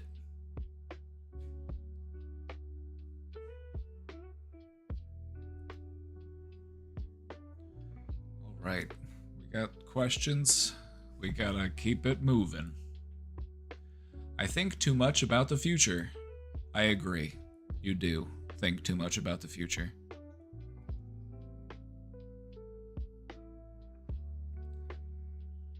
I spend a lot of my mental capacity doing so and end up too tired to use my brain for things that need to be taken care of today. Ah, so we are suffering today, thinking about tomorrow. I know it's wrong and that I need to focus more on today because the future is and always will be uncertain. Alright, before we go any further, let's make some minor tweaks in how we're approaching this. This isn't a right-wrong situation. You're not doing anything wrong by thinking about the future. Thinking about the future is how humans have survived for as long as we have. Thinking about the future, it's one of the things that makes us who we are, when you really think about it. There's nothing wrong with thinking about the future. However, if we're doing it too often, that doesn't really serve us. You know, it's like you have this internal radar system. You have this internal, system that can scan the environment and read for potential dangers as a way of trying to protect you. Maybe we're allocating too much of our time towards those facets of our awareness.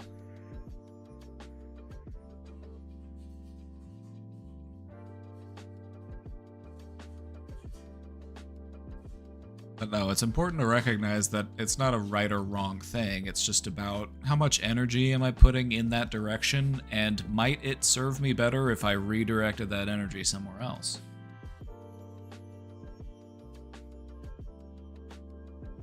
But I always end up getting worried about the uncertain things in life still and don't know how to stop myself from doing so.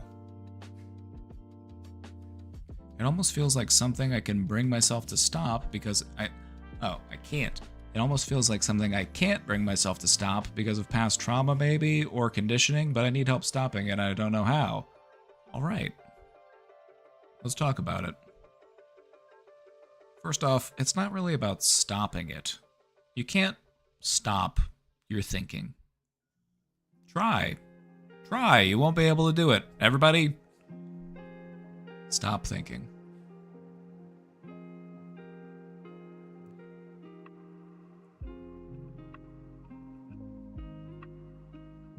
For the next 30 seconds, no thinking, head empty, go. Since you all stopped thinking, I disappeared. I'm only a manifestation of your collective consciousness. Since you all stopped thinking, I no longer manifest in a physical form. Ooh. But seriously, no thinking. Stop thinking right now. No thoughts. Head empty. Orange cat.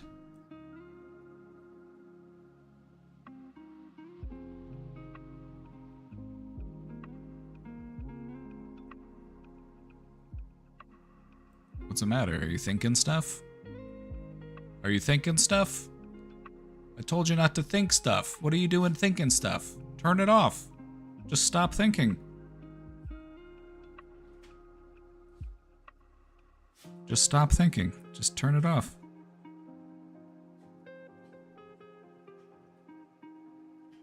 Trying to stop your thinking is like trying to stop a river from flowing. We can't stop it. And if we can't stop it, what can we do? What can we do if we can't stop it? I know my answer, but I want to hear from you. I want to make you all work those brains today. Redirect it? Exactly. Gold star.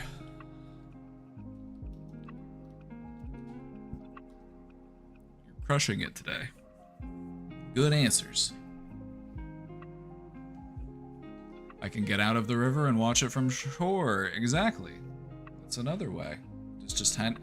The way that I also like to look at it is you take a step back from your thoughts. You untangle yourself from them, and you just try to observe them from this detached space, which can feel uncomfortable or strange because you're so accustomed to being tangled up in your thoughts. Sometimes you even go so far as thinking that you are your thoughts. You aren't your thoughts, by the way. You aren't. A thought is merely a mental event. It is the result of electrical activity passing through your neurons, releasing a barrage of chemicals. And it's doing this so quickly and so rapidly.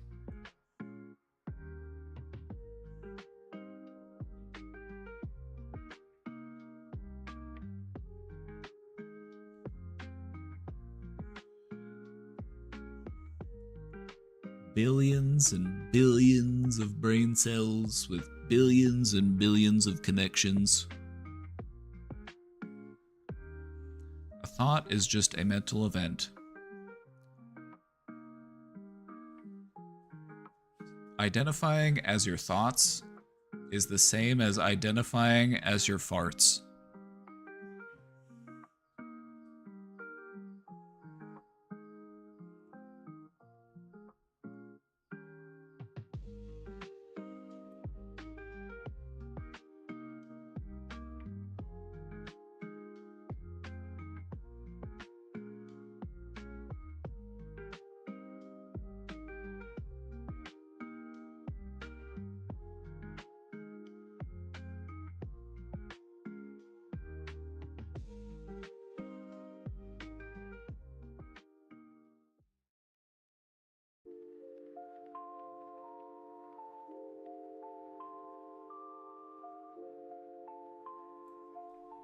You are not your thoughts. You are the thinker of thoughts.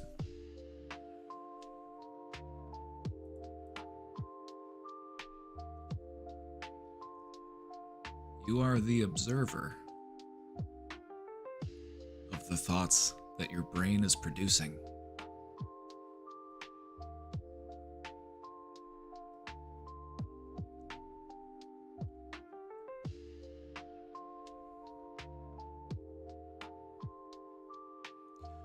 Questioner, the practice itself to change the way that your mind responds to these types of thoughts, it's one of those situations where it's easier said than done. The process itself is rather simple. It's just a matter of having patience and persistence to apply it as your brain works to change how it responds to stress and how it chooses to engage with that anxious energy. The process itself is to recognize when you are engaging in those pathways. You catch yourself in the moment. Am I thinking about the future? Am I worried about some hypothetical situation? Am I wondering about what I would do if dinosaurs came back and there was dinosaurs in my neighborhood and I had to fight dinosaurs? Like, what am I gonna do? Like, that's gonna be crazy. Am I equipped for that? How much food do I need to have stored?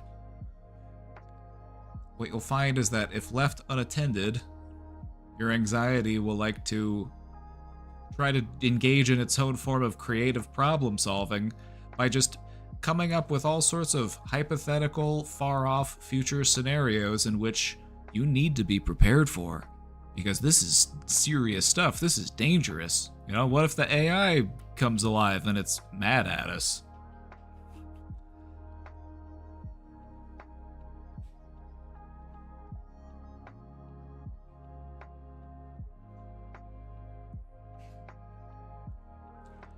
And so the process is as simple as catching yourself in the act. Oh, there I go doing that thing again. That thing that I'm trying not to do.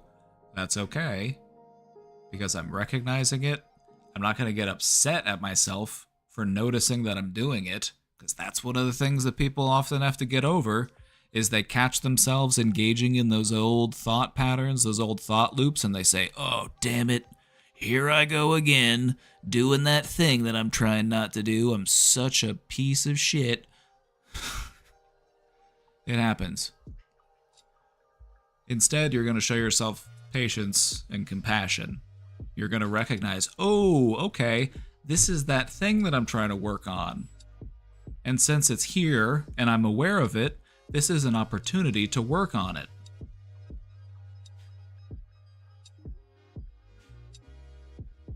You know, for those of you who like the home improvement metaphors, it's like, oh, I found a nail and it's not hammered in all the way.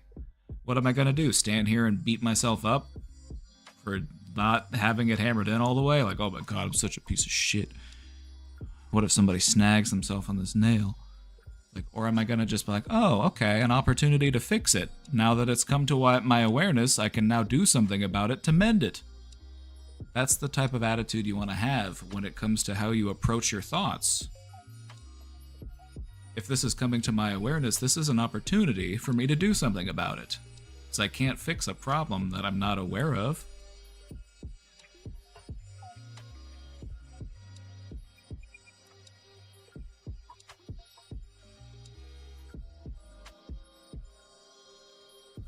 Hopefully I won't shut down in this crowded space.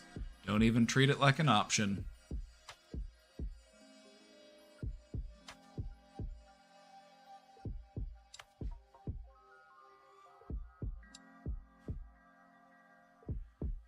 I remember reading something in the last couple days. Most of the worst experiences in your life have never happened.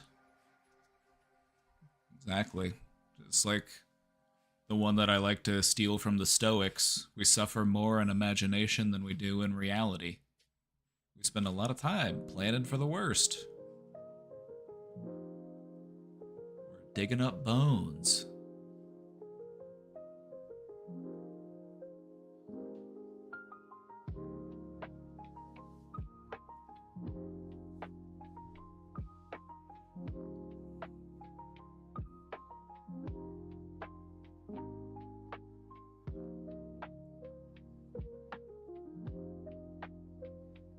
It's just ice breaking that's the issue.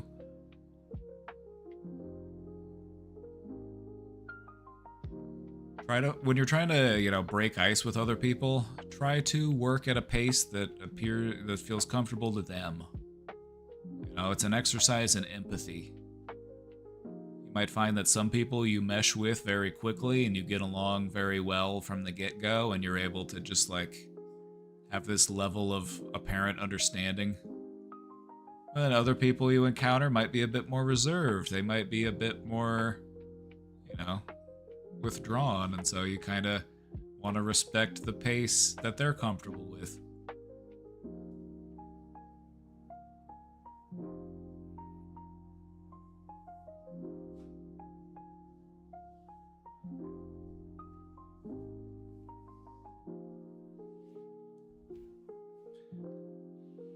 I find it makes navigating social situations easier if you're willing to move at the tempo that the other person is capable or comfortable moving at.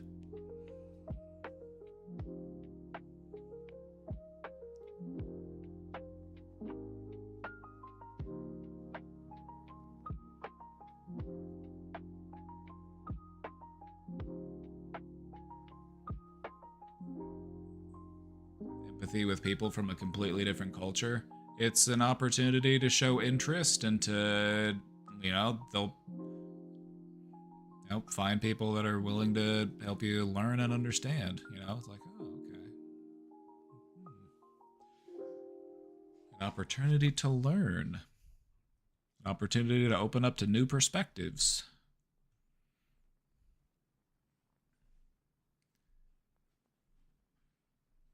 Anyway, questioner, just being aware of your thoughts and where they're trying to lead you, recognizing that, hey, maybe if I go down this path, it's not going to take me anywhere good. So this is an opportunity to redirect. This is an opportunity to pivot. And so try to come up with a game plan on what you can do when you catch yourself in that moment. Like, oh, I'm starting to feel a little doomy. Like, what do I need to do? Do I need to talk to a friend? Do I need to talk to somebody? Do I need to get up? Do I need to walk around? Do I need to have a snack? Do I need to read a book? Do I need to dance? Do I need to sing? What do I need to do to kind of redirect and to pivot?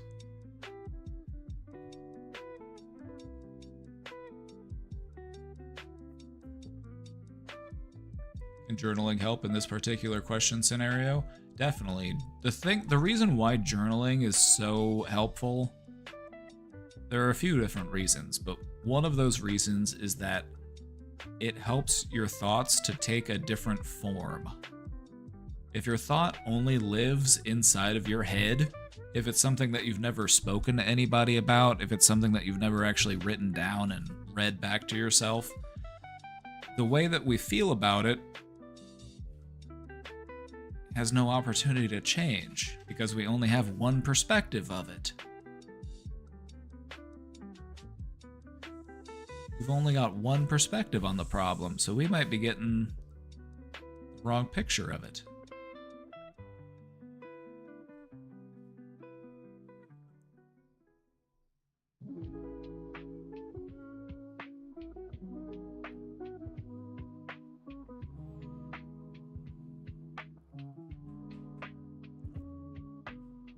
Somebody's knocking at my door. Give me 1 sec. Be right back.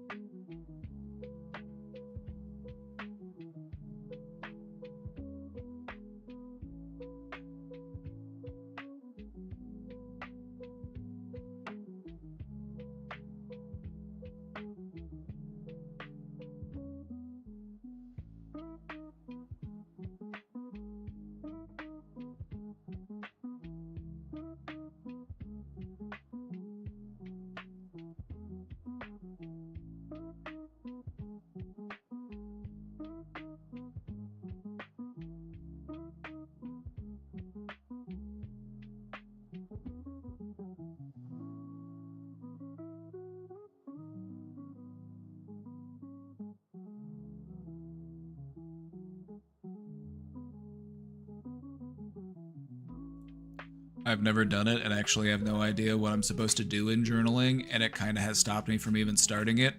Then journal about it. Journal about journaling. There's no right or wrong way to journal. You just gotta do it. And just kind of feel what pops up. And what you'll notice is that there's certain stuff that'll pop up and it'll feel like this is worth mentioning. This is worth including in the journal. Can't see my handsome face. Oh, I had somebody knocking on the door. They needed to come into the room to get something real quick. So I turned my camera off out of privacy. I'll turn it back on here in just a sec.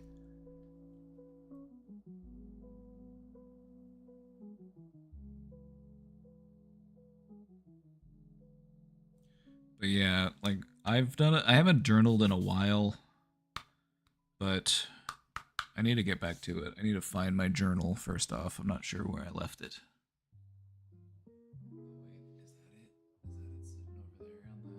That might be it right there. Casey and I have the same one though, so it's kind of, I have to look at the front cover to see if it's the same one or not.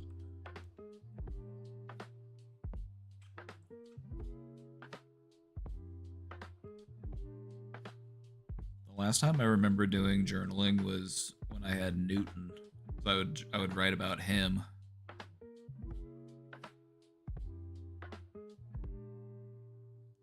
I would like take his measurements and stuff.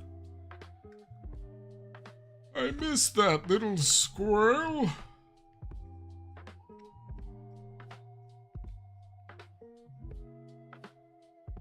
I would definitely rehab another squirrel in the future. It was so much fun.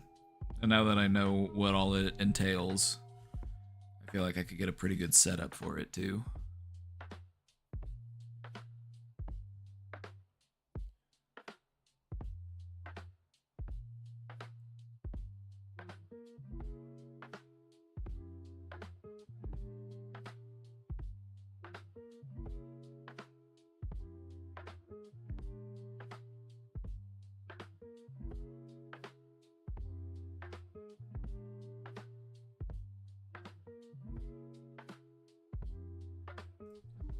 All right.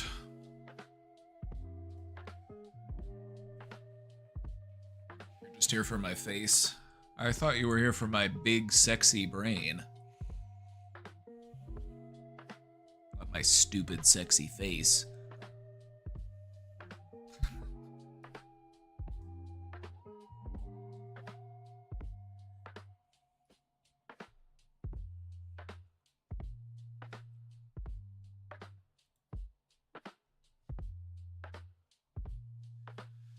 How do you handle people who constantly lie when you can't simply cut them out of your life? Like your child's father? Oh. Alright, okay.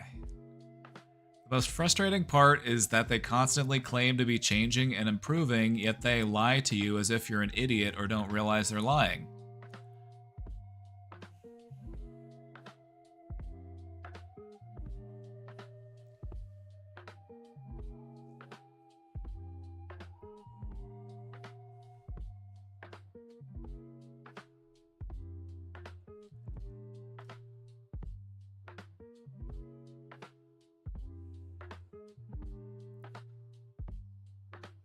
Right.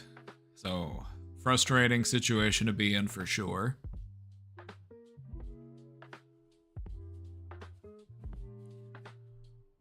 Since this is someone that you regularly will have to interact with, this is the father of your child, what I would recommend is keeping receipts. Just keeping track of the list of offenses, that this person has lied, just so that if they ever are going to try to deny that they lie all the time, you will have all these moments so you can look back to.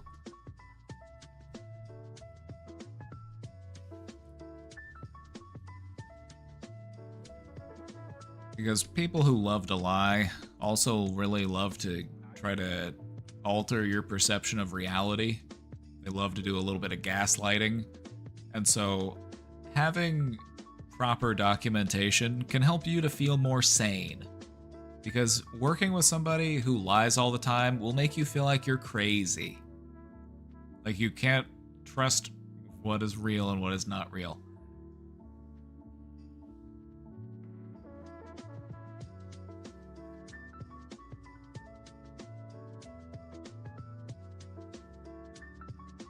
Receipts may help. It's mostly just to maintain your own sanity. Because when you're dealing with somebody who will lie or manipulate, it can make you question your own perception. It'll make you question, your own sanity. And so that's why I recommend it, because maintaining your sanity is of utmost importance, especially when dealing with a very frustrating person. So, the state motto for the state that I live in is the show me state. And so how I interpret that here in Missouri, the show me state, is I'm gonna need you to show me. I'm not gonna just let you tell me.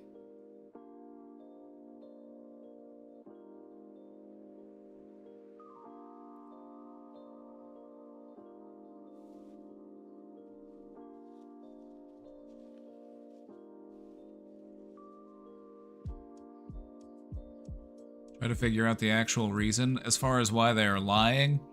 If you're gonna confront a liar as far as why they're lying, it may or may not be helpful, because they may just double down and become even more defensive. Because if the reason why they lie is because of some deep-seated vulnerability that they have, they might feel like they're under attack if you're like, hey, you're only lying to me because your mom always lied to you. That might make them angry. That might make them react in a way that might be a little bit unpredictable. And so sometimes poking at somebody's weak spot isn't always helpful to them, and it might make them very defensive. And so, while I would say it's important that you understand why they lie, but you don't have to talk to them about it if that's not something that you care to explore with them. What I would encourage is to reward them for telling the truth. Show them that being honest and truthful is preferential to being dishonest. And you can do that by telling them, like, I would rather you be honest with me. I would be less frustrated, I would be less upset if you would just be honest.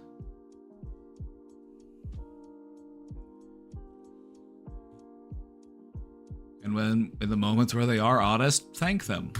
Like, I can see that was, I can see that wasn't easy. I respect you for doing that, so thank you. Thank you for being honest with me. You need to show them that being honest is okay. Because that's why they lie, is because they're afraid of honesty for whatever reason. It might be because it makes them feel inferior. It might be because it's how they were raised. It might have something to do with their core psychology. Whatever. We don't need to poke at whatever underlying causes are contributing to the behavior. We're just trying to mitigate the behavior as it stands. And so we're going to make lying something that's going to have consequences. If you're going to be dishonest with me, there's going to be consequences for that. I'm not going to want to talk to you. Or I'm going to talk to you very minimally. My interactions with you are just going to be very blunt and direct. Like simple yes, no statements. Just, I'm not even going to entertain you.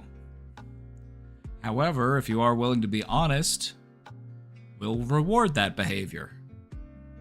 And I'll recognize, like, hey, I can see that you're trying. It really means a lot to me. Thank you for being honest.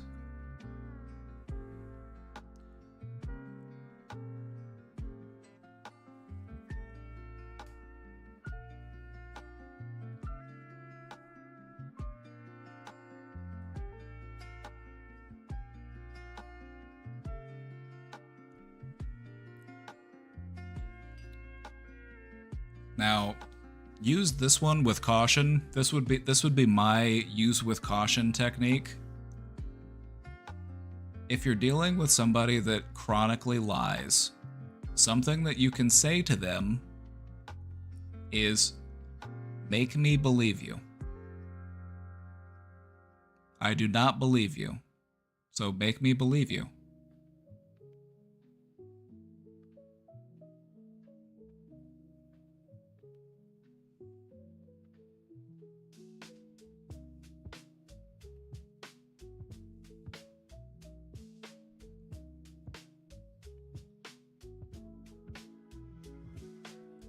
Because we want to give them an opportunity to turn that lie into a truth. Do you understand what I mean by that? We want to give them an opportunity to turn that lie into a truth. Maybe they're telling you something, and maybe they're saying, that they'll do something for you, or, like, oh yeah, sure, I'll pick up the kid and we'll go and we'll go to the movies and we'll go to, yeah, sure, absolutely. Like, I don't believe you. Make me believe you that you're going to do it. So if they tell you something that they're going to do, tell them, I don't believe that you're going to do it. So make me believe that you're going to do it.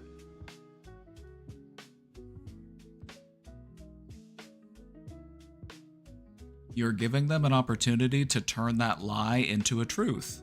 This is an opportunity for them to grow.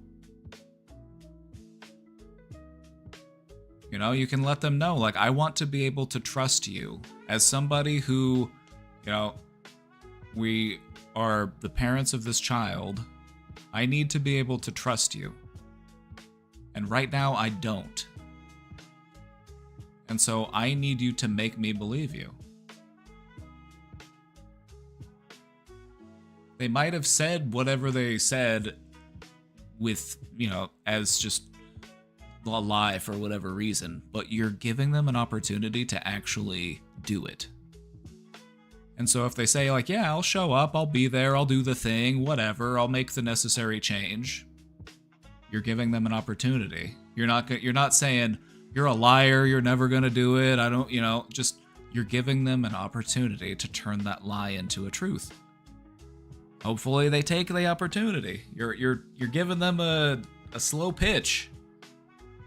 You're giving them an opportunity to save face. And that is a tremendous tool when it comes to getting people to cut whatever crappy behaviors they're engaged in. If you can give them a golden bridge to retreat across, as Sun Tzu says in The Art of War. Construct a golden bridge to allow your opponent to retreat across.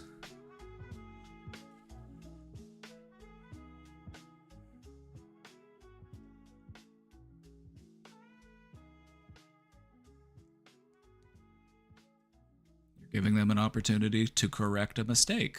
You're giving them an opportunity to prove themselves right, you know, to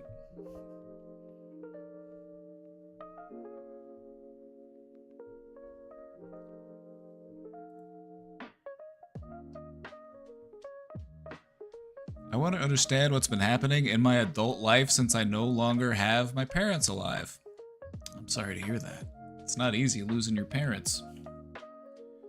Never easy losing parents.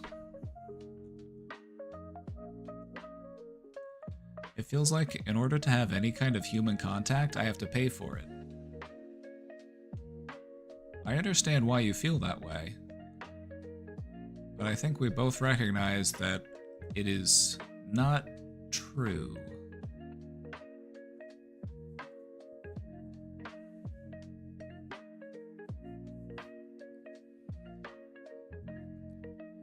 And I would say it's worth challenging those thoughts, because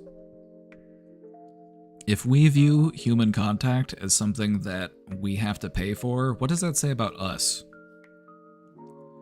That we're so undeserving of human contact that the only way that we are able to obtain it is to pay for it?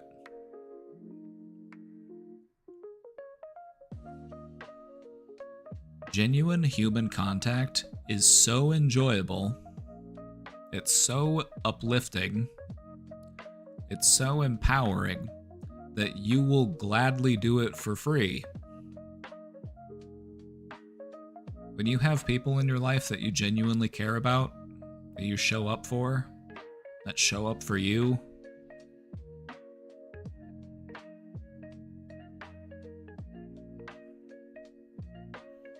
you gladly do it for free.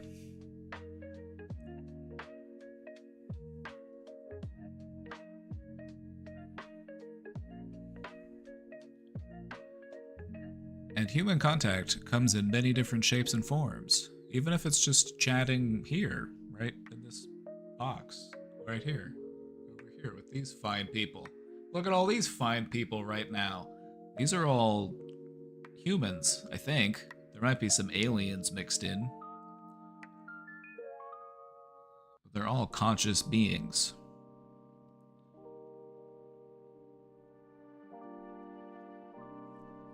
We can contact them for free.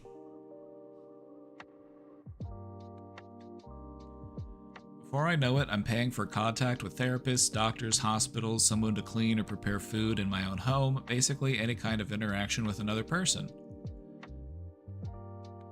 Within those contexts, it makes sense because those are situations in which an exchange of currency is traditional.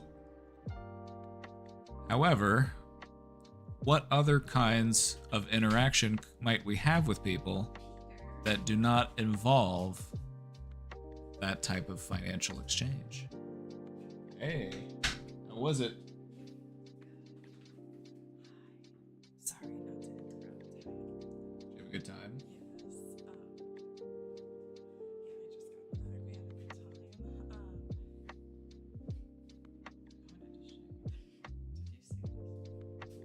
Yes. I was wondering. I did. Okay, I'll let you get back to it. I need to stand back. Come on, Peter. Where's Will? He's in here. Oh, he's over. Yeah, he's right here. In his bed.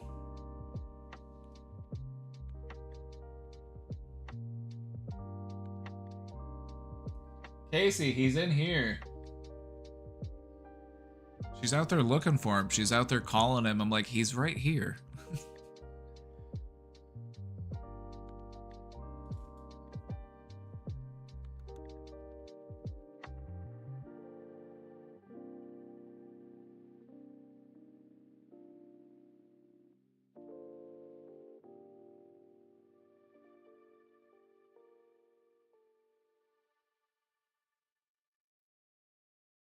I could hear her looking around, calling this dog. I'm like, he's in here. He's snoozing.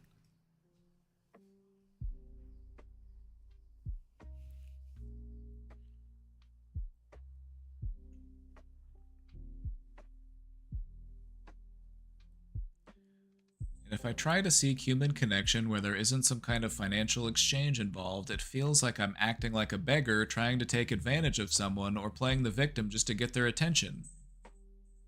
Can you help me understand why I experience human connection in this way? Yes. Let's talk about it. We need to talk about your self-esteem. Let's have a moment to just talk about your self-esteem. You view yourself as someone who people wouldn't want to be around. You view yourself as somebody who is unable to have genuine human interactions with other people, and it always has to be, someone manipulating or getting the upper hand on the other one. Like I'm just trying to get their attention, or them spending time with me as an act of charity, or I'm taking advantage of someone. And what does that say about how we feel about ourselves? That we don't view ourselves as somebody who can have a friend, somebody that you like to be around because you like to be around them.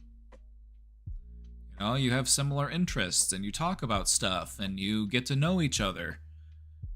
You deserve that, you do.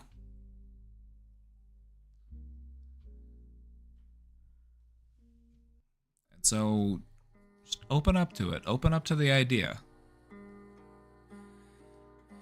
that you can have people in your life that care about you, that want to get to know you and want to get to spend time with you.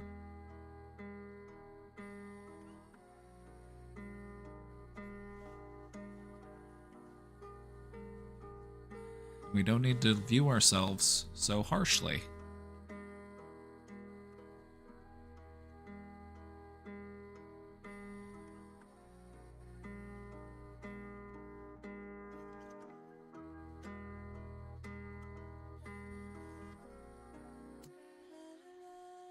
Try to be a bit more compassionate towards yourself. See where that takes you.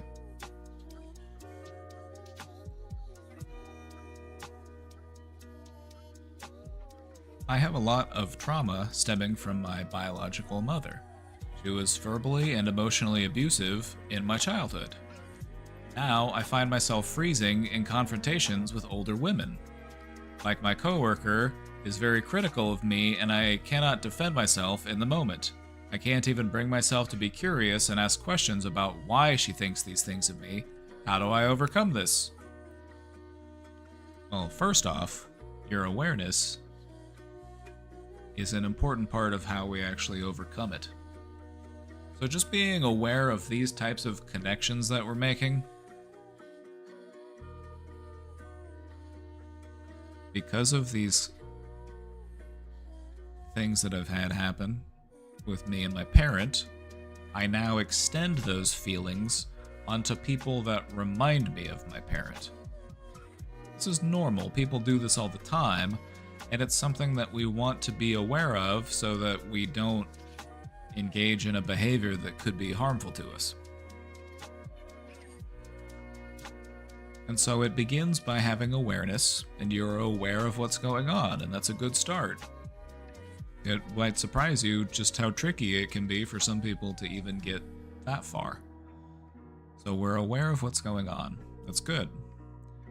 So what do we do about it? A good place to start might be reminding yourself, as often as is necessary, that these people that you're transferring these feelings onto are not your mother.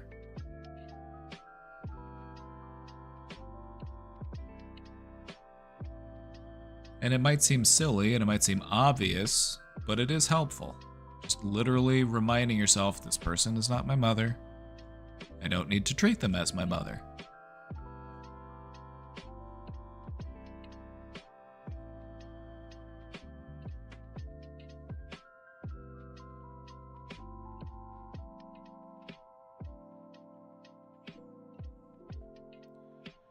Now, beyond that, we can look at some different ways to handle these types of situations when they pop up.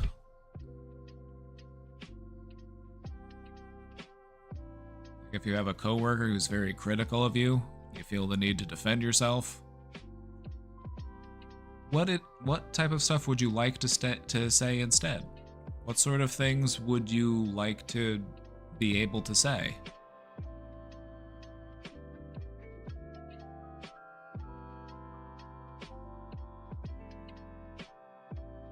Can't even bring myself to be curious and ask questions about why she thinks these things of me? How do I overcome this? With patience and persistence is how we overcome it. We can start off simply. We don't need to be overly detailed. We don't have to put too much into it. You can have simple responses, simple phrases that are ready to go. Things like, what makes you say that? Or, I appreciate your input. I'll take that into consideration. Thank you for the feedback.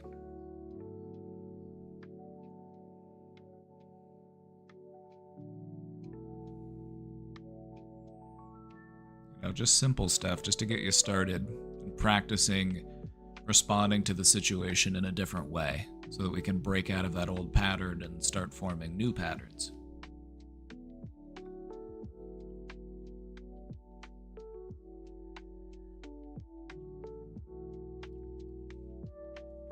It's also important to recognize that if we're transferring these feelings onto other people, that's not fair to them. And it's also not fair to ourselves. So maybe if you feel up for it, try to process some of those feelings that you're dealing with that are related to your mother. These are things that you could do in conjunction with a supportive person, a friend, a loved one, a therapist, whomever. This is something that you can also do in the privacy of your own heart. Doesn't have to be anybody else's business. But it's stuff that's worth working through because it's hurting you.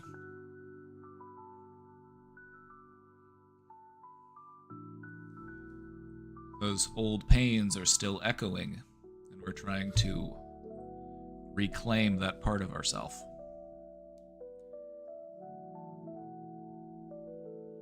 And what you might find is that if you are able to work through some of those old feelings, it'll be easier to respond differently in those new situations because you'll have a different perspective on it.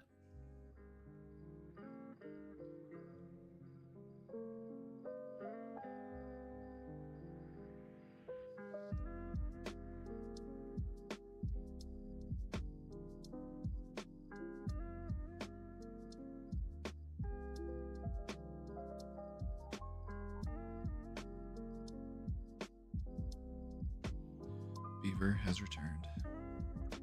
Big Orange is back in town. Beavis?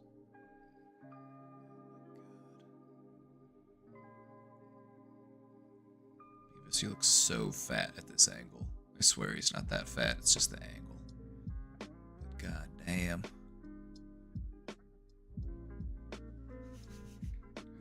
He's just spilled.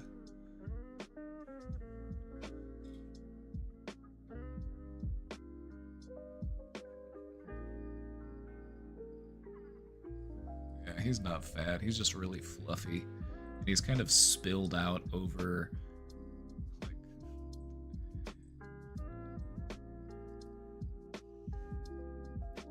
he's very liquidy.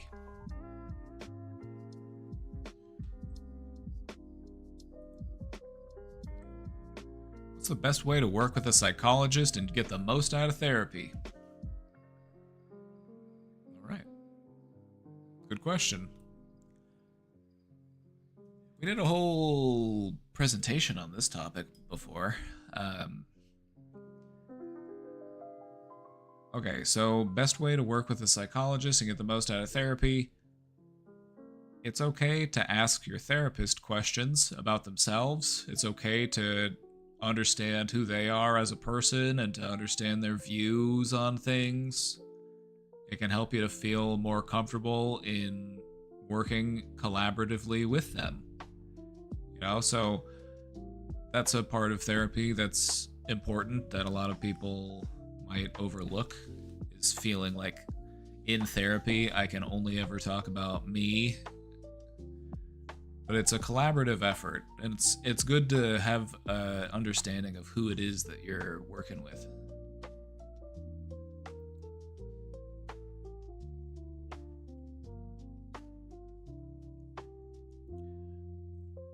Healing happens in layers, and so if you're in therapy, just try to focus on whatever particular layer of healing you're in.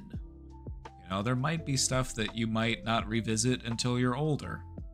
You know, there might be some stuff that is much more pressing to you in this moment.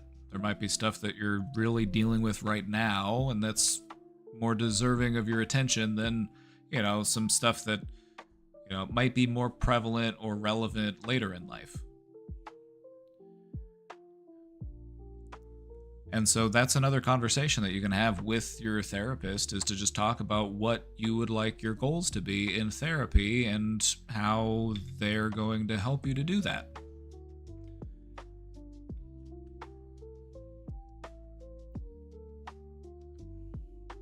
I would also encourage them to give you homework, things that you can do at home, things that you can practice in between sessions. Because that's where the real work of therapy is done. The real work is going to be out there in your life while you're living it. That's when the real work is going to happen. You'll find that the therapy sessions feel more like recaps. And they feel like you're just going over stuff. And so talk to your therapist about the things that you can do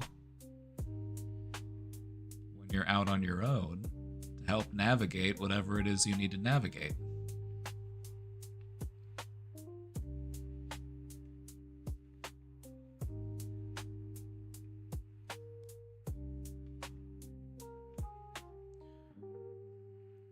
Also, one more thing. Try to look at this process as, you know, you're planting seeds and then you're going to see what grows.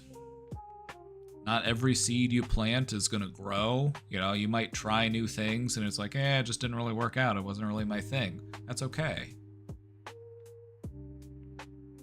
Just continue to enjoy the process of growth.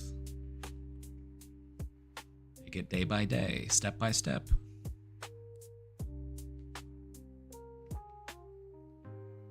So take time for gratitude and take time to reflect on your progress. Those are also very helpful in the therapeutic process. I probably didn't cover everything. There's probably more that I could add to this, but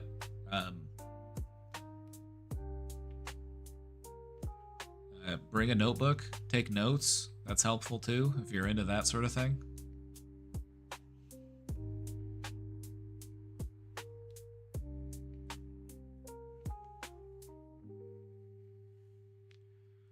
Well, I feel like I took some steps forward.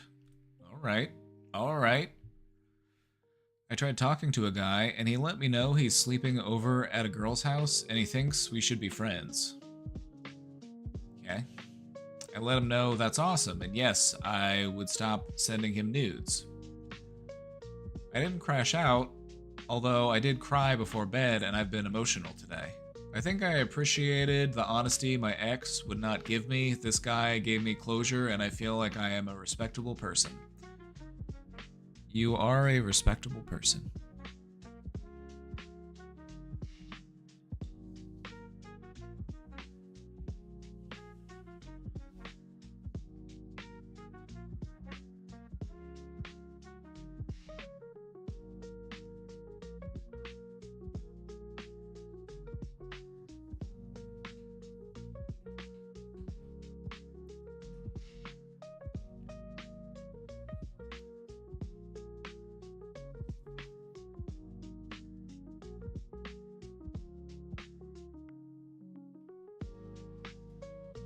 It might be helpful. It might serve you to just be single for a little while. Not forever, not, you know, it might not even be all that long. We want to try to work on you finding a sense of validation without relying on approval from a romantic partner.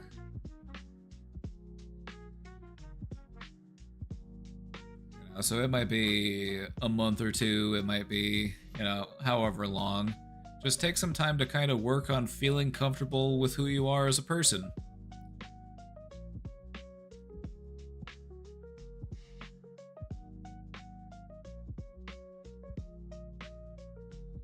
Recognize that you define your own self-worth.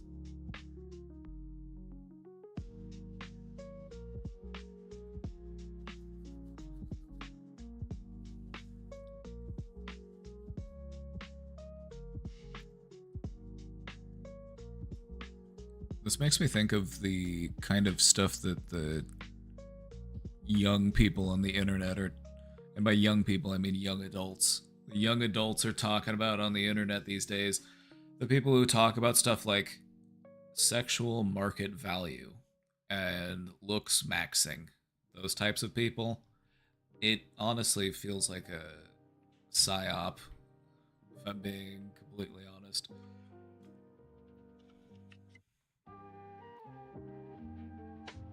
It feels like the popularization of mental illness as a means of manipulating young people.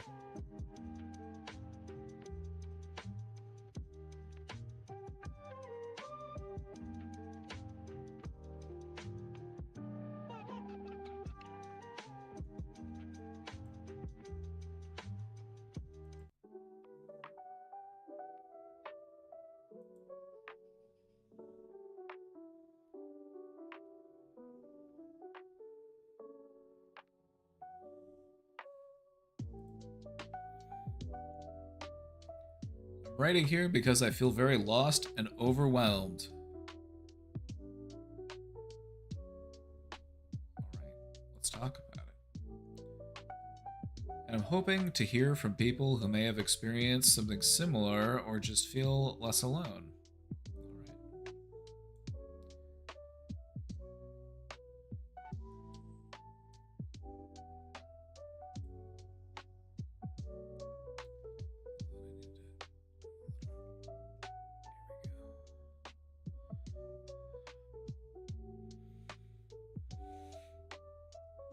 My brother has been diagnosed with schizophrenia.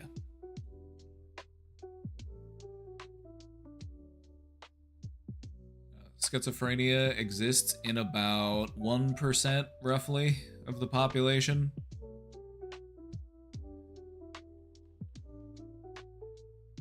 Might be a little higher, 1 point something percent. And so let's see if we've got how many people we got here right now. 55, so that's pretty good chance pretty good chance that somebody here has somebody in their family or they themselves have had experience in dealing with a psychotic mental condition.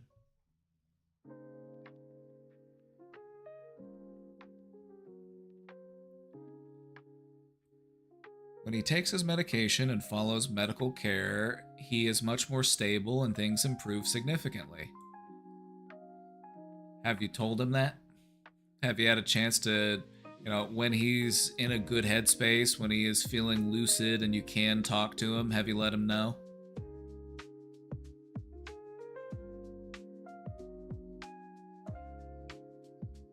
You may have to do it more than once. You may have to, it might have to be something that you talk about quite a bit. Just letting this person know, like, this is good. This makes me happy to see you this way. I feel like it's really good for our relationship.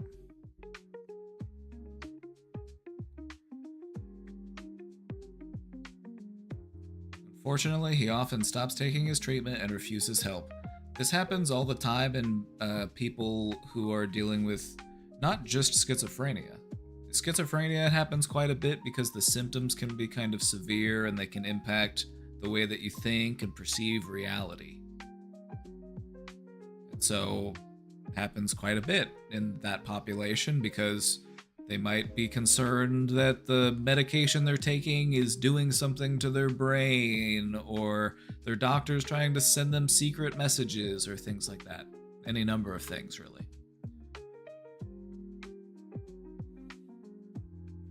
When he stops his medication, his behavior becomes very concerning. He isolates himself a lot and starts believing that people are plotting against him. See, that's kind of what I had figured. Normally, in people who will just abruptly quit taking medication, they tend to be the more paranoid variety of schizophrenic. Not every schizophrenic shows paranoia as a symptom, however, many of them do, to varying degrees.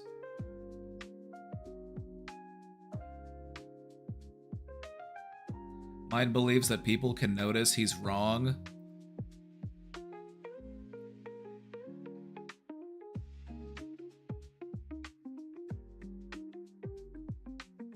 That's just got me thinking of like what can be helpful with that. And I think just going out in public and just like sitting somewhere and observing people and just noticing like that people don't really notice as much as you think that they do. I like to go outside and pay attention to how little other people are paying attention. Like, people will actively avoid acknowledging your existence.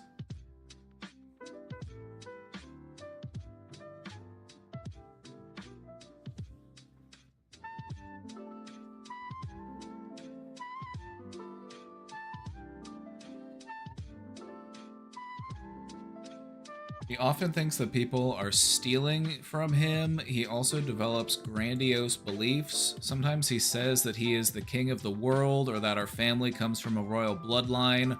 Or recently, he believes he has created a new psychological phenomenon and has started writing a book. That he was sent by God to continue what Carl Jung started. Now, to be honest, my friend, if I just can't help it. Get technical with the psychology, it's like many people have picked up what Carl Jung started.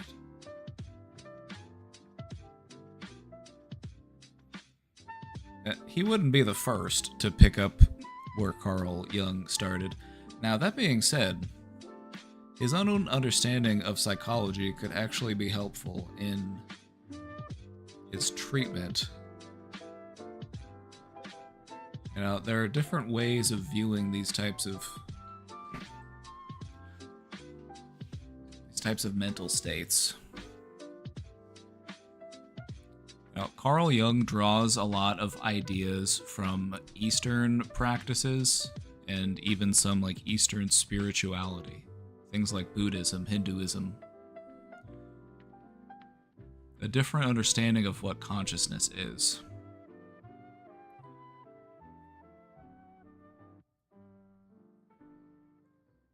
in Eastern perspectives, there will be a slight variance in how they might view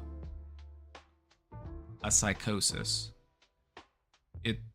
It may be more viewed more of like as a mental event, something that you may be able to navigate through, instead of a lifelong permanent fixture of your psychology, as we kind of look at it in a Western perspective. You know, this is a medical condition that's meant to be treated medically. Other perspectives kind of view it more of as like a spiritual condition, and so it's addressed differently with different levels of efficacy.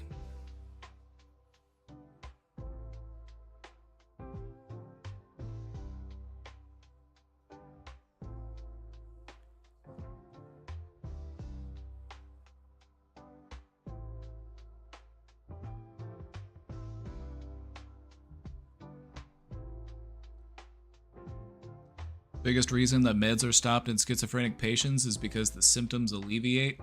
The same goes for other conditions as well. You might see it in a person who's taking like mood stabilizers for like bipolar disorder or something. They're like, I feel fine. I don't need to take this anymore. It's like, no, you feel fine because you're taking the medication.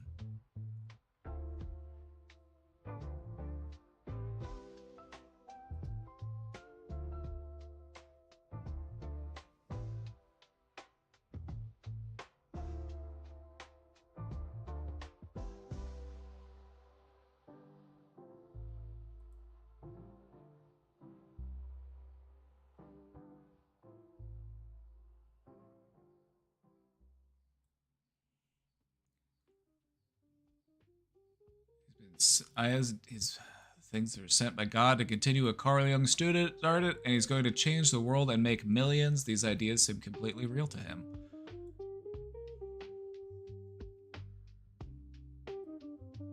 Another issue is his activity on Facebook. Recently, he has been spending a huge amount of time there. Depending on his mood, he posts very different things.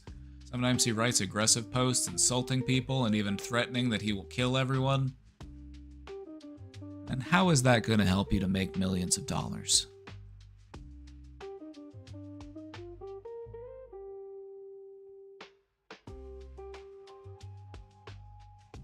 You know, one of the things that you can do to kind of be helpful and supportive to people in this position, and this isn't the same as like enabling their delusions, you're working with them within their thinking.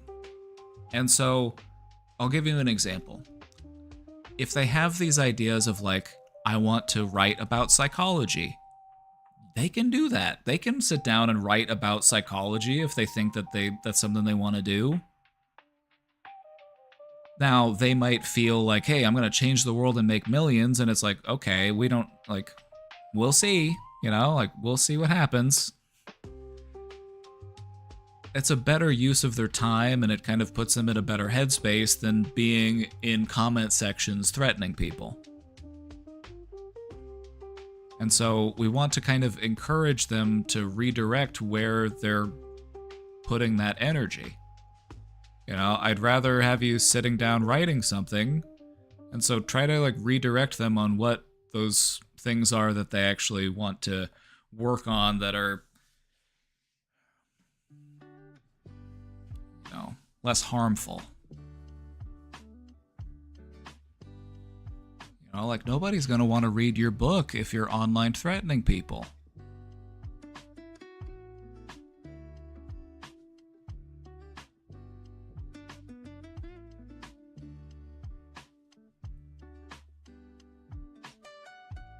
Other times he suddenly posts that he loves everyone. Many of his posts are extremely long with almost no punctuation, full of emojis, and often very hard to understand. So it seems like we need to find a comfortable middle. We need to find a balance between these wild swings. Beavis, get off my keyboard.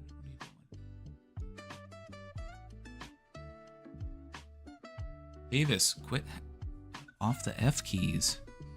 Can I give you something to lay your head on? There you go. Lay your head on that instead. There you go. Give him a little pillow.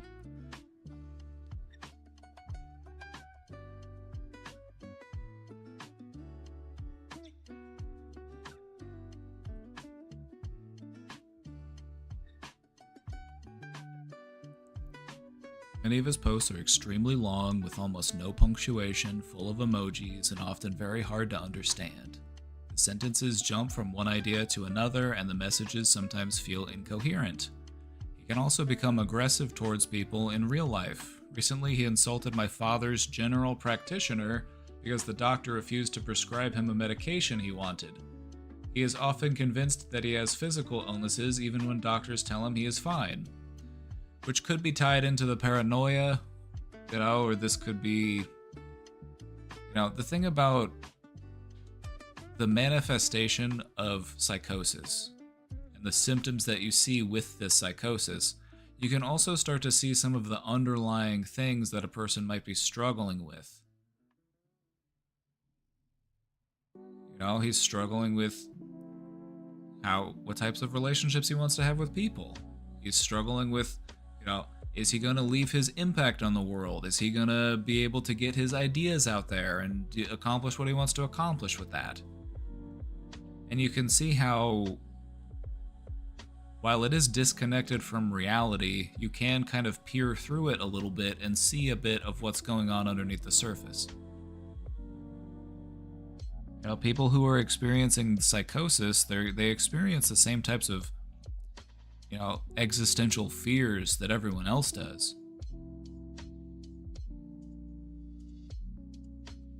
But how they respond might seem a bit far out for a person who doesn't understand psychosis.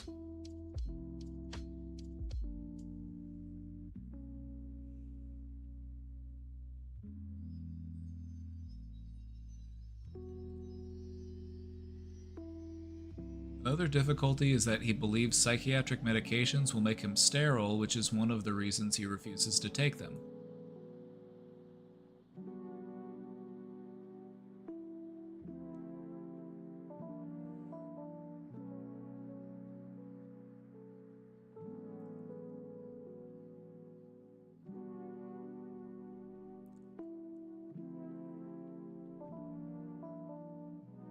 Where did he hear this? Where did he find, where's he getting this information?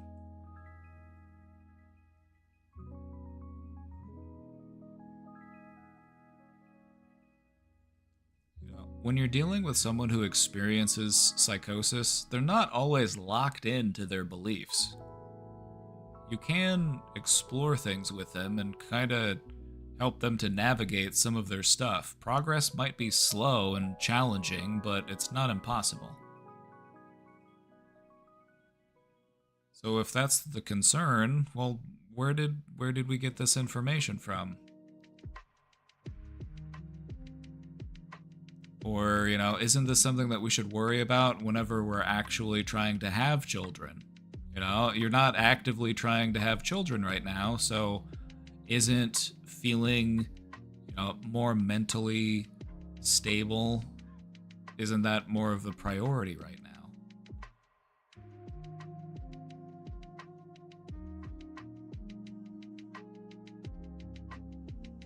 I know very little about schizophrenic people, so I'm ignorant in this topic, so I hope I don't come off badly.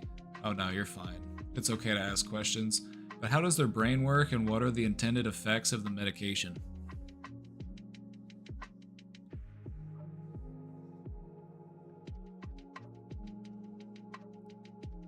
To just put it very simply, a person with psychosis, now it can manifest in different ways, and so to just describe one person's experience with psychosis would be doing disservice to all of the different ways that it can manifest. And so I'm going to be intentionally a bit general here. A person who's experiencing psychosis, they are detached from reality in some way. Their thoughts just don't really sync up with reality. Their thoughts might be a little bit jumbled, a little bit incoherent. They might bounce around a little bit. They might make loose associations. They might be a little bit suspicious or fearful. That's just because being in a psychotic headspace can be very scary, and it makes it hard to, put trust in others. That's why so many of them resist treatment. And so, in my experience, the best way to work with somebody who's experiencing psychosis is to just try your best to communicate with them.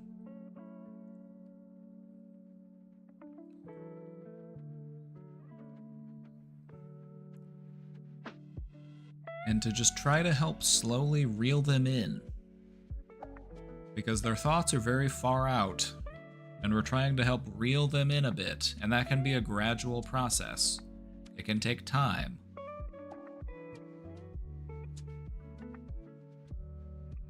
Now, obviously, this won't work for everybody. Some people are just very far gone. They are very far out there, and it might make it very difficult to reach them.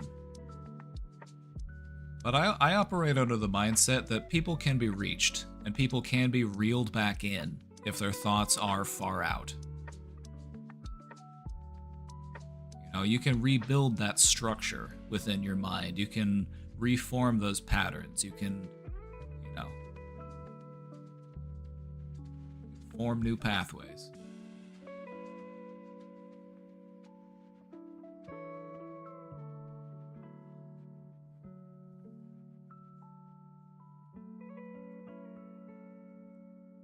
Saying this for psychosis or for schizophrenia, I don't think there's much to do besides get them to a professional if they are having a full psychotic episode.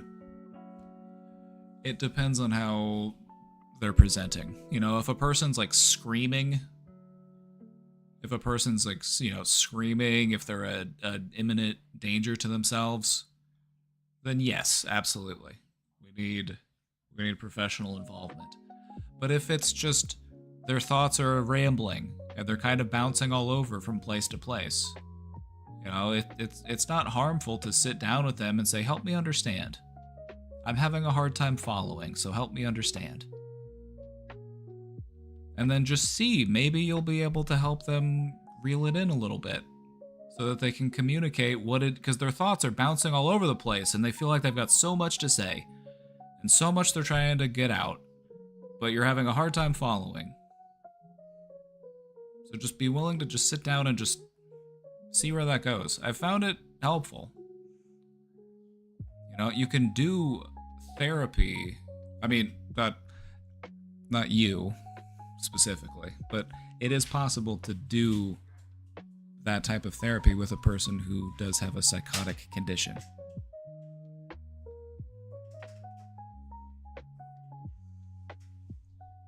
But it really does depend on how they are presenting, and if right now is a good time to do that, or do we need to come back to it later when you're less elevated? Because you'll find they may have those moments of lucidity, and those are good times to try to connect with them.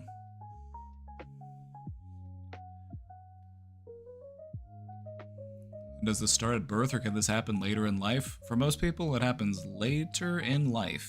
You normally see it happen in the early to mid-20s, and it does sometimes pop up later in life. But it's...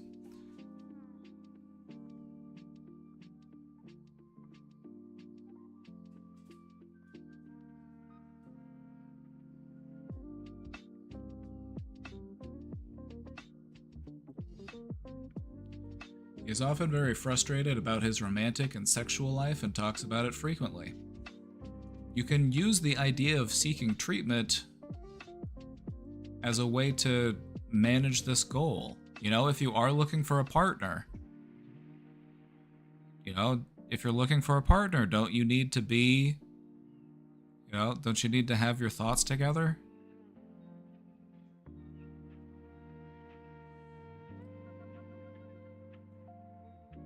We're not in a position right now where we need to worry about anybody else. We need to be working on ourselves.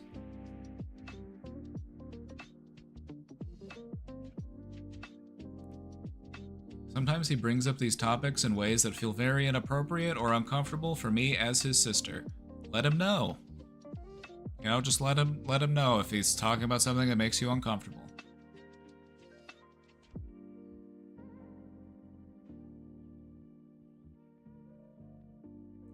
You know, when you're dealing with somebody who's experiencing psychosis, you are trying to put up bumpers and guardrails to help them to navigate their thoughts in a different direction. Is it always going to work? No.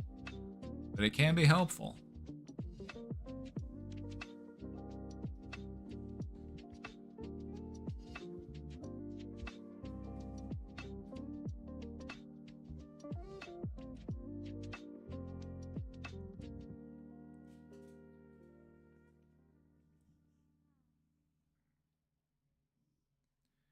currently lives with my father, who also struggles with mental health issues, less severe but still significant. It could be a contributing factor. You know, if you are a person who is experiencing psychosis, what type of environment, what type of people do you need to have around you that would give you the best chance of getting better or feeling better? If we're living with somebody, if we're relying on somebody to help care for us that is also experiencing symptoms, that's going to interfere with our ability to heal. We need to have people around us who are supportive and who understand what we're going through so that we have a chance to work through it. So we can have these symptoms appropriately managed. My father has a gambling addiction and sometimes asks him for money, which makes the situation even more complicated and unstable. Gambling addiction is very messy. Gambling addiction will ruin relationships in a just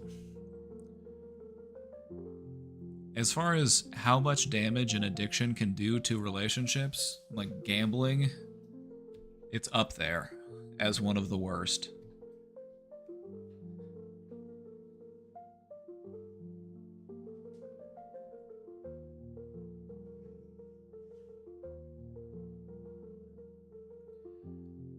As his sibling, the situation is extremely painful and stressful for me. Oh, I bet. It's not easy. It's important that you take good care of yourself, too. As somebody who's trying to be supportive, you need to take good care of yourself as well. Also, it's not entirely on you. You know, we need to make sure that your brother has the proper supports he needs so that he has the best chance of feeling better. I love my brother very much, and I try to talk to him calmly. I tell him that I care about him, and that I only want him to be well, but when he stops his treatment, he often doesn't believe he is sick, and it becomes very difficult to reach him. In a moment of lucidity, you need to discuss this pattern with him, because he is in this pattern, but he probably doesn't recognize that the pattern exists. Does that make sense? I've found this to be effective when I've talked to people, is that if they're in a good headspace and I can talk to them about the bigger picture, we can do something to start making some healthy changes.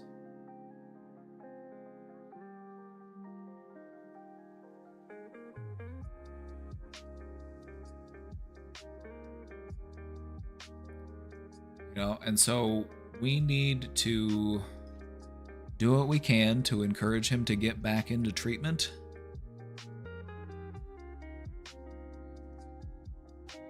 It'd be helpful if, you know, it wasn't just you. You know, if you had other people, other supportive people that could come in and, you know, just talk to him. Try to catch him on a good day. Try to catch him when he's in a good headspace.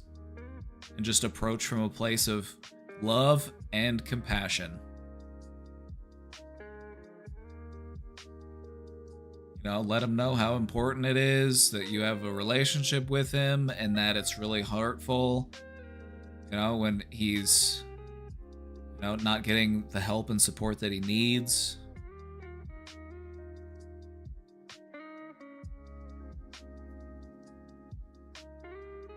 You know, and this may take time. But in those moments when, you know, because if he's been like on again, off again with treatment, you know, try to have a meaningful conversation with him when he feels more stable. Maybe he can recognize this pattern and work to break the pattern. You know, he's not doomed to repeat this pattern of like, get in treatment, stop treatment, get in treatment, stop treatment. That's not destiny that occurs. This pattern can be changed. And so we need to talk to him about the pattern whenever he's in a good headspace to actually, you know, understand what it is that we're trying to talk to him about. Because he's in the pattern, but he probably doesn't really see it because he's in it.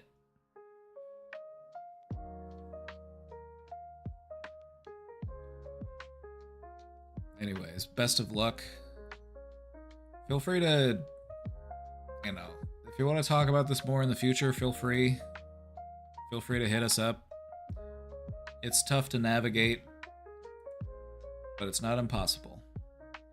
You know, I've worked both professionally and, you know, privately with people who experience a variety of different symptoms. And what I've found is that just consistency, patience, compassion can go a long way.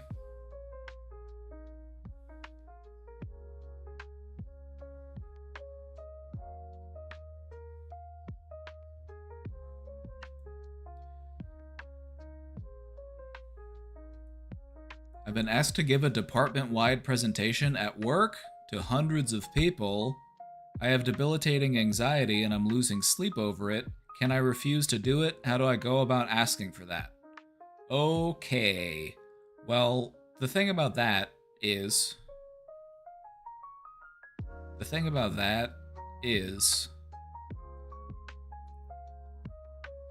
this is just proving your anxiety right. This is you saying that this is impossible, that I cannot do it, and I need to find a way out of it. And so what does this do for that anxiety? Does it help it? Or does it make it worse? In the short term, it might feel like this helps my anxiety because I'm able to avoid feeling it. But in the long run, what does this do to your anxiety? It makes it worse. Because it teaches you that I can't do things, and that I need to find a way out of things, and that you're not capable, when you are, in fact, capable. And so what I would encourage you to do is to visualize success. What would that feel like? What would it feel like to do it? What would it feel like after you did it? Instead of just considering the worst case scenario, let's also give some thought and consideration to the best case scenario. Because odds are, it's going to fall somewhere in between, best and worst case, and that's okay. We can live with that, somewhere right in the middle. Just okay.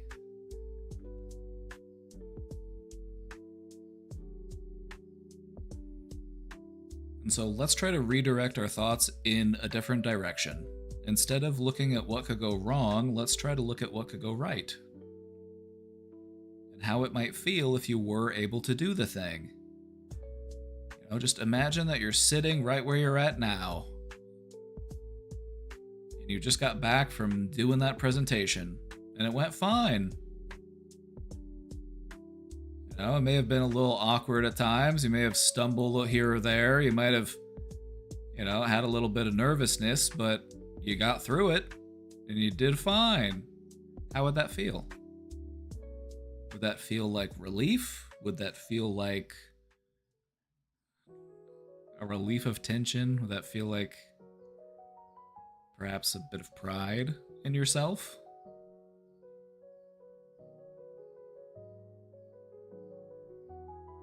By recognizing how things would feel if things went well for us, can help to provide us with the motivation to actually do that thing. We're just reaching into the future and giving ourselves a little bit of motivation.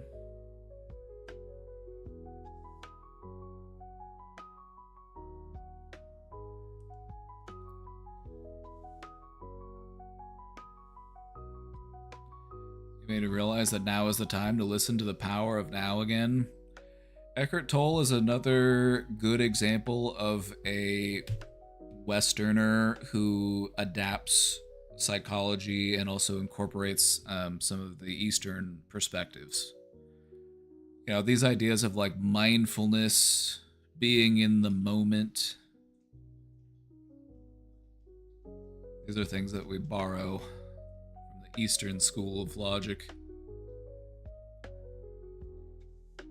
Exposure therapy helps so much with anxiety. True. You also want to take it gradually, step by step. You don't have to immediately jump into the deep end if you're trying to learn how to swim. You start at the shallow end and slowly work your way over.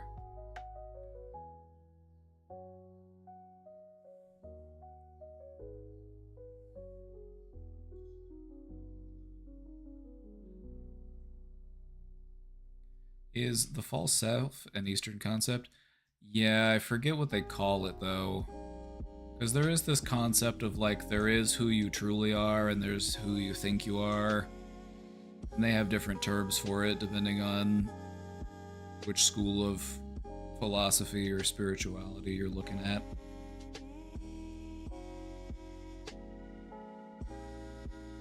Don't forget response prevention. It's true. You need not just the exposure, but also the response prevention. It's like, okay, what am I gonna do if I do start to feel overwhelmed? I need to have an exit strategy. I need an aftercare plan.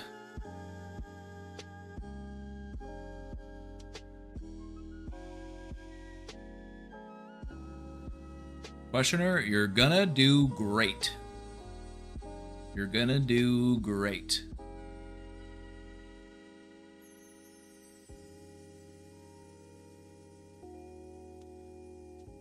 Because if we're being honest, it's a presentation at work, which means that most people will probably not even be paying attention anyway.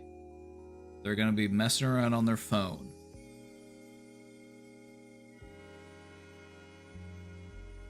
And so you're going to be presenting to hundreds of people, and maybe 10 to 20% of them will actually be paying attention. So you're going to be just fine.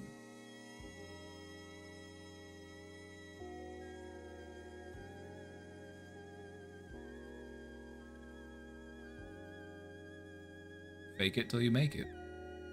Just pretend that you're good at public speaking.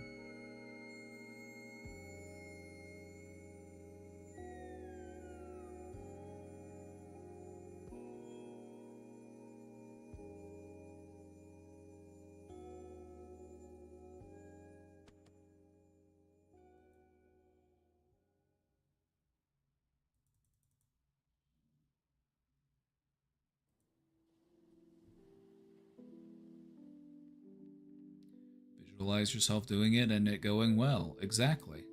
It's like you need to give your mind options. We can't just assume the worst case scenario because we're going to find ourselves creating a self-fulfilling prophecy. I was worried it was going to do bad, so I didn't prepare for it, and then it did go bad, and then it just reaffirms that I'm bad at it and that I need to not do it. And so fear is the mind killer.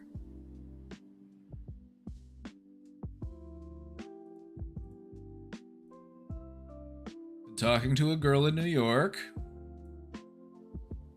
and I'm out in California. We were going well, completely honest. Clarity, hard talks that needed to be had were had. We had the big money talks. I'm pretty much set where I am, but that assumes nothing really massive or bad changes. But for the past 3 weeks, things have been pretty down. She got a little mad that after she asked for me to pay for her and her friends' drinks, I'm not there, still in Cali. What? She got upset. What?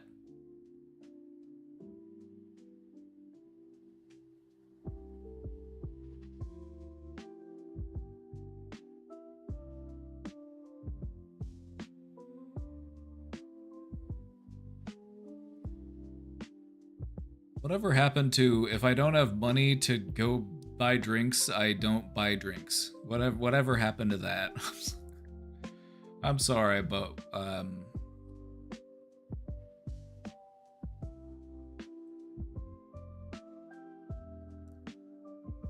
2 months after, 2 weeks ago, she quit her job because it sucked.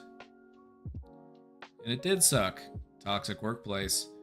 She did have a great job offer from a regular customer of hers that gave her a chance to go get an MRI slash CAT scan tech degree on his dime because he needs someone before he retires in 2 years to help with his last bit of patience. He also offered to hire her as his receptionist in the meantime for $37 an hour. How much is that in New York? Like, in New York, that's probably just breaking even.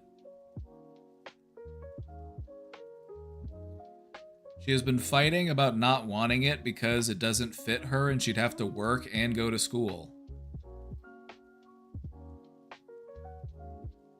How else are you gonna do it though?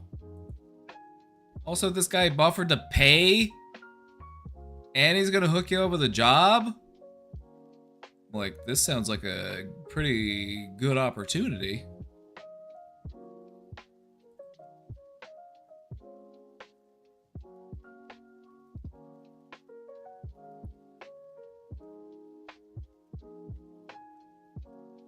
We've been talking less and it's been harder to talk. The overall goal she wants is to be a stay-at-home mom, but that's years down the line for us, and it feels like it's not just I don't want to work, it feels like more. What are your thoughts and general advice? I don't think... Okay, now, this is my opinion. This is my opinion here, okay? I don't think that in today's world, with the economy the way that it is, especially with one of you living in California and the other one living in New York, which are essentially the most expensive places, pretty much, that the idea of like, I'm going to not work isn't something that we can really factor in. Like, you need to be willing to work, and then perhaps the situation will change. Because putting the entire financial responsibility of living in one of the most expensive cities in the world on one person's income, that's putting a lot on the person that's having to work.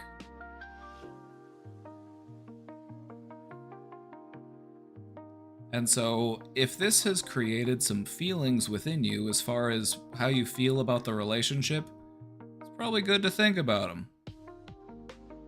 Probably good to think about them, you know?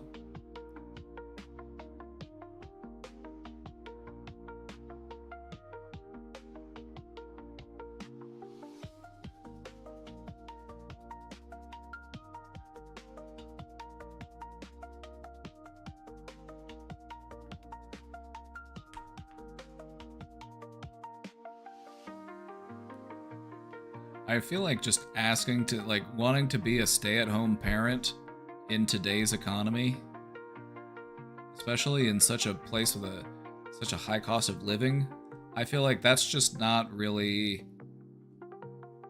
very grounded. I don't know. I think, like, it's okay to dream, but I feel like, you know, in the meantime, we need to at least, like, you know, work while we can. You know, you know what I mean?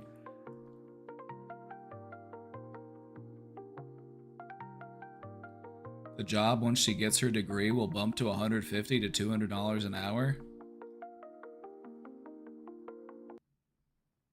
And it sounds like it's, you know, just giving MRIs and CAT scans. It sounds pretty sweet. Sounds pretty sweet to me. And the person's going to pay for you to go.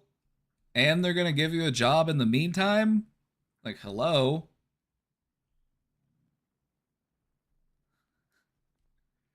Like, can I take that offer? No, I'm just... Like, is that offer open to anybody? Some people here might be willing to take up that offer if she's not, because that sounds like a pretty sweet offer.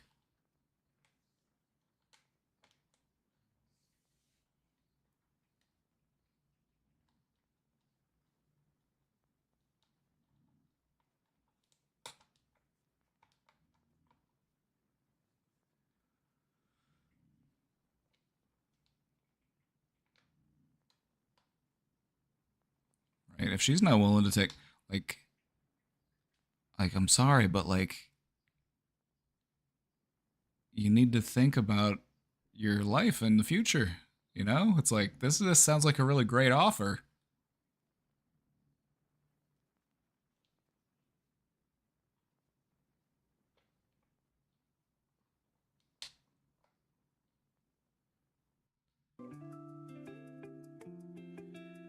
And yeah, it would kind of create a bit of friction because if you're like why would like if we're gonna be together, if this is gonna be, you know, like, do you like having that type of income would contribute a lot towards being a stay-at-home parent. You know, if you're able to bank a bit of money doing that, and then you got the degree and you can go back to doing it once the kids are, you know, in school.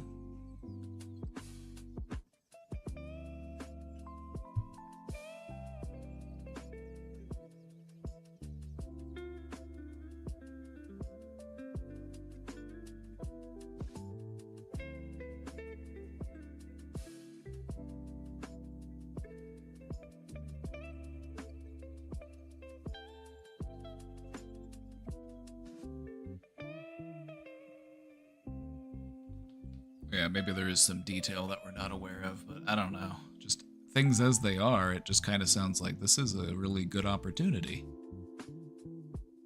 You know, you go to school, you do that for a while, you maybe set aside some money, and then you're able to, you know, appropriately finance being a stay-at-home parent, and then you're able to do that for a while, and then when your kids are older, you know, they start going to school, you can go back to doing it. You can, you know, because you're gonna get bored. You're gonna get bored when the kids are like in school, and you're like, well, what do I do all day?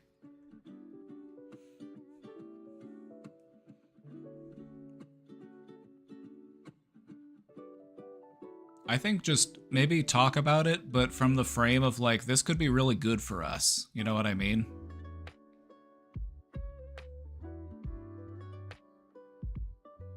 The GP is like 60 and the practice is only going to stay open for 3 years. Then this sounds like a great opportunity for that time frame. Sounds like a good opportunity for that time frame, and then you'll have the certification so that you can go and do it after. You know, being a stay-at-home parent doesn't mean that you're retired forever necessarily. You could go back to work once the kids are older. Especially if you're living in NYC, it's like, it sounds like a good opportunity. Like, that city ain't cheap.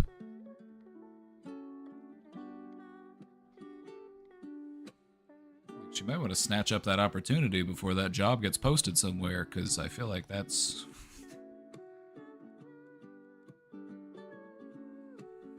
But yeah, I would just, you know, I understand why it'd be stressful, but I think, you know, you guys should talk about it some more. Just kind of talk about it from the perspective of, you know, this could help to, you know, think about how good this could be for the future.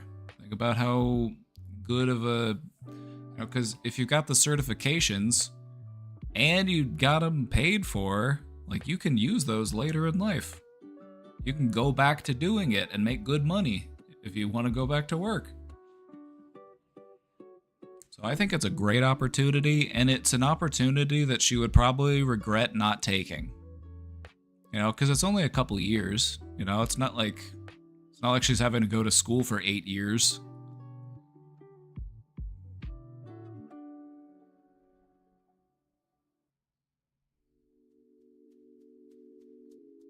Talk to her more, but man, it's rough. I even offered to move to help with her mom and family for like 3 months so she can focus on work.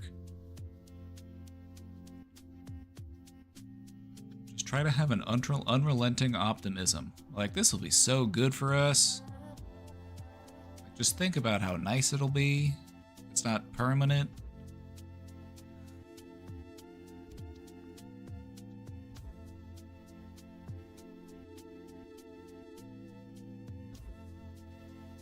It's her decision at the end of the day, but Sounds like a good opportunity.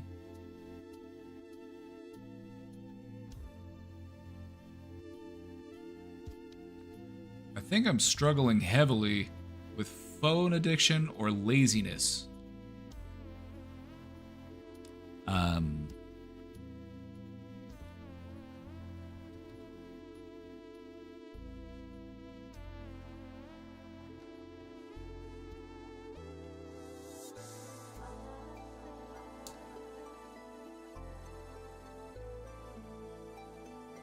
You're far from alone in this one, partner.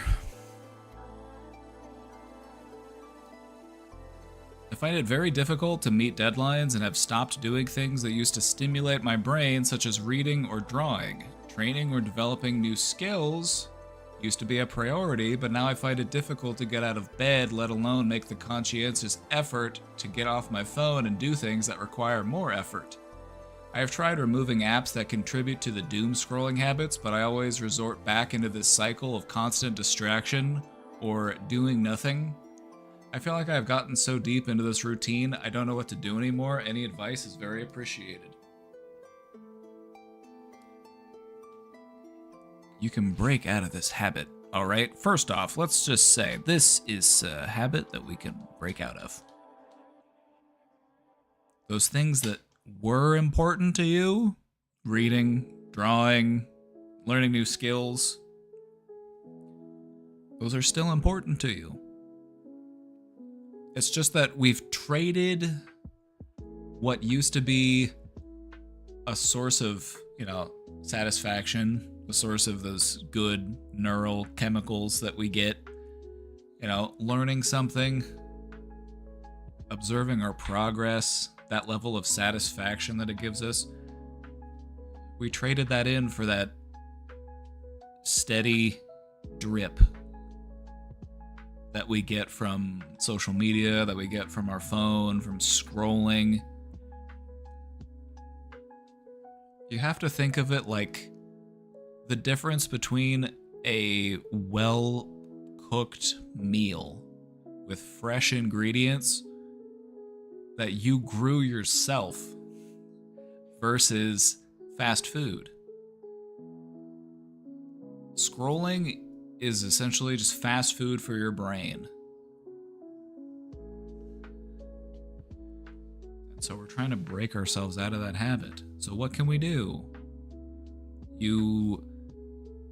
At this point in time, you need to recognize that I cannot be trusted with my phone. If I have my phone on me, I'm gonna get on my phone. And so you need to look at maybe having some time during the day where you can just leave your phone. Leave it next to your bed. Just leave it somewhere.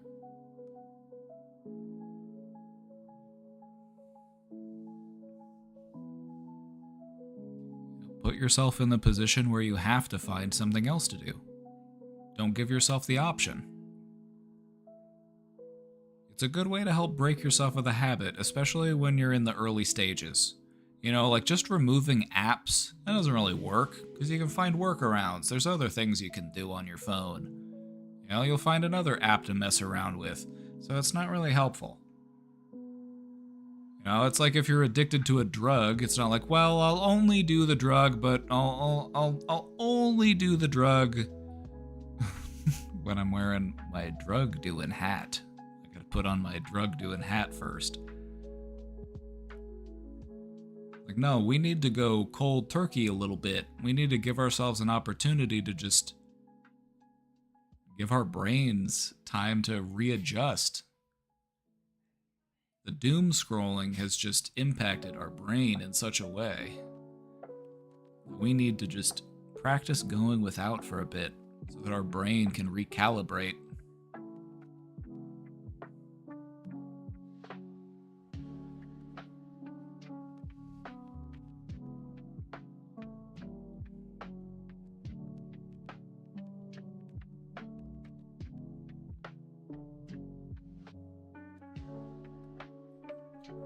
So get a book. Go somewhere with the book. Just leave your phone at home.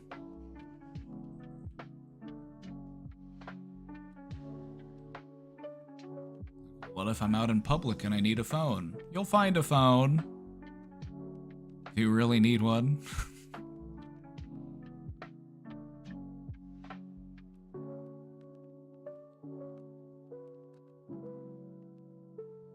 Yeah, being addicted to the phone is a big deal nowadays. So don't feel silly if it's something that you get sucked into, because our brains just aren't meant.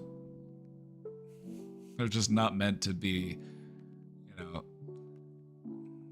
equipped. We're just not equipped to really have that level of like unrestricted access.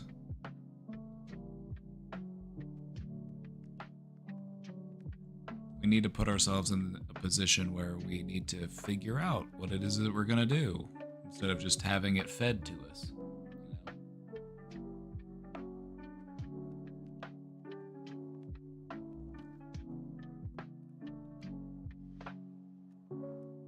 Honestly, that sounds fun. It's what people have done for hundreds and hundreds of years. So you're just returning to yourself. You're returning to being human. Smartphones have only been around for like 20 years. And look how much damage they've done in that time. Look at how brain rotted people are from all this short form content. All this just... The reason why we call it brain rot is because you're just getting these little nuggets of information, and it gives you the impression of accomplishing something or learning something, and so it gives you that little hit, you know what I mean? And then you scroll on to the next one. But in reality, we're not actually really learning anything. We're just kind of learning random facts. Or just watching some random thing be constructed or built.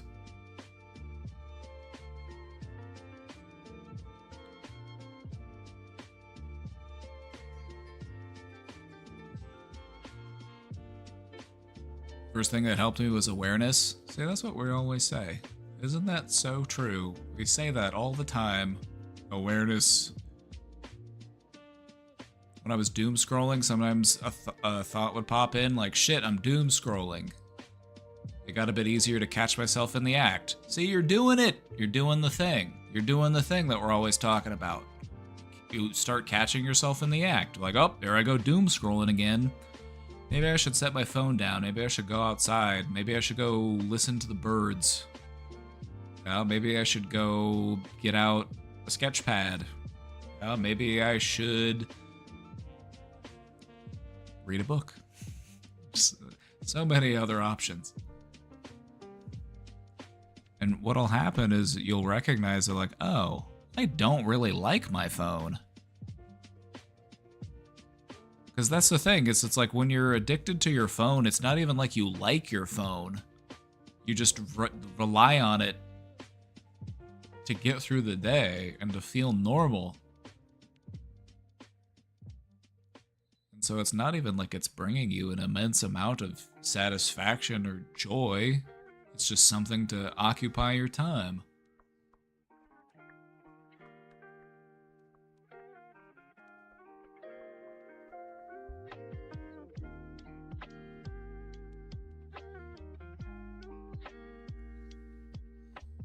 What I like to do to try to limit my phone usage is I try to do my scrolling at certain times, or if I do want to scroll, I try to limit how long I'll do it.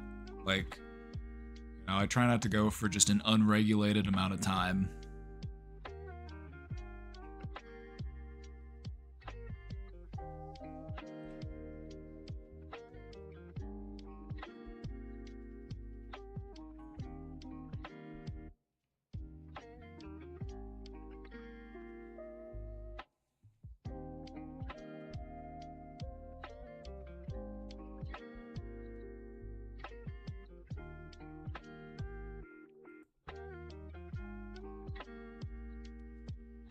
I think what helped to change my perspective on phones is recognizing that half of the apps are designed to be addictive. people who design those apps, they literally want you to be on your phone as much as possible. And that kind of pissed me off, and it made me not want to be on my phone. Like, I don't want to do that for them. They suck.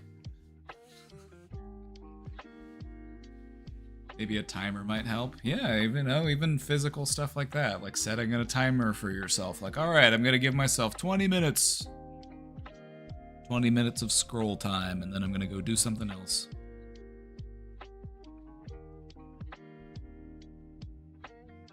But yeah, it's like the fault is not entirely on us for getting addicted to scrolling. The people who designed the social media platforms knew that it was addictive, and they designed them in such a way that you would continue to use them excessively. They want you to be sitting there with the app open as frequently as possible.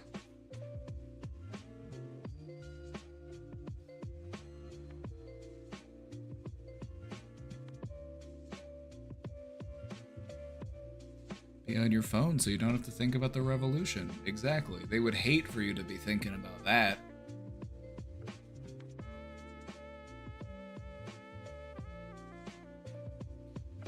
Why do I feel like therapy has to be productive? Because productivity feels good, and progress feels good. I've been going once a week for over 2 years now. I'm able to process feelings, but it's just so damn slow. Like, why does it take 2 years to talk about something that happened 10 years ago? My lens on this feels wrong.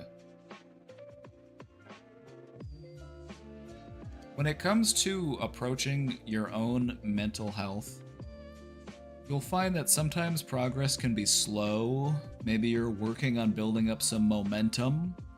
But then at other times you might find that change might happen frequently, or change might start to happen much more rapidly, as things are kind of shuffling around and moving into place, and once everything is kind of aligned where it needs to be, it feels like a lot of change might happen in a short span of time. And so things are in motion, and we want to try to keep an eye on the bigger picture. Where are things moving to? Maybe process is slow in one area, but process might be moving quicker in another area. And so if I'm frustrated with my lack of progress here, it's okay to recognize and celebrate my progress in other areas.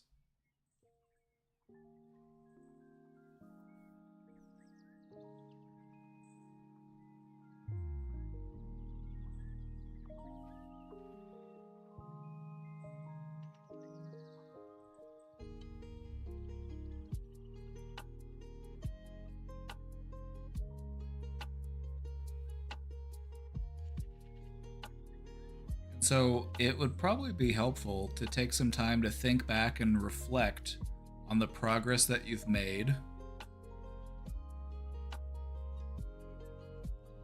It's not like you haven't made any progress over these past 2 years. There's probably been all sorts of stuff that's been worked on, and things have been in motion to get you to where you're at right now.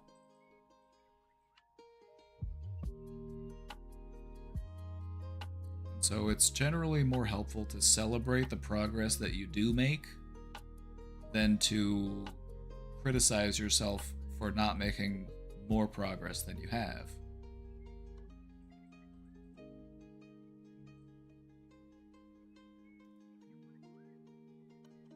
How does it feel to finally talk about those things that you've been working on talking about? It feels like a milestone moment. This should feel good.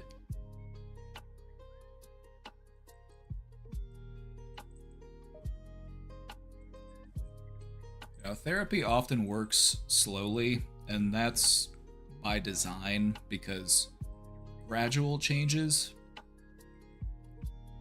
are lasting changes. We work through things at our own pace, and it takes time for our minds to form those new pathways.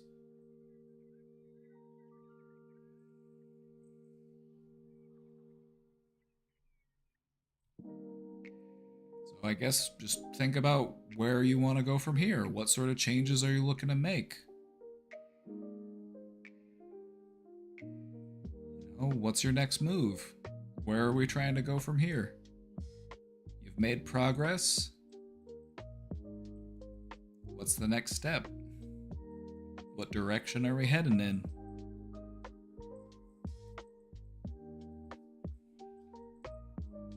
Hello. I'm in a bit of a predicament. My dad wants to start a new business and wants to employ me and said this will be within the next 6 months. But I kind of don't want any part.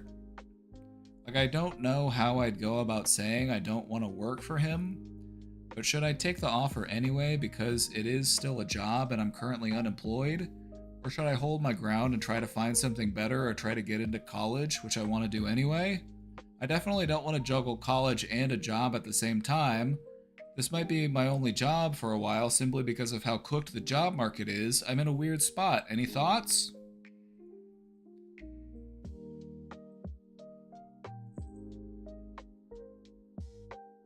This doesn't have to be a permanent...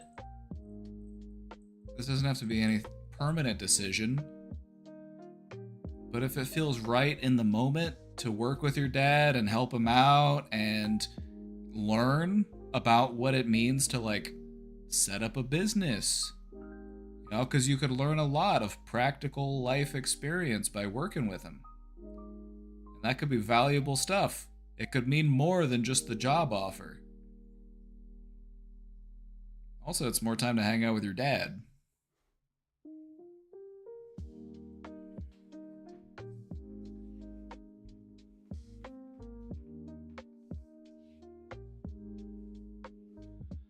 At the end of the day, it's your choice. You know, you get to decide what it is that you want to do. I would just try to weigh out the pros and cons of both of those decisions. I think that there's a lot that you could gain from taking the offer. You know, you could learn, you know, if he's setting up a business, there's things you have to do that. You know, like, where do you go? How do you get a business license? How do you take care of all of those things? How do you know, there's a lot of helpful life knowledge to be found there.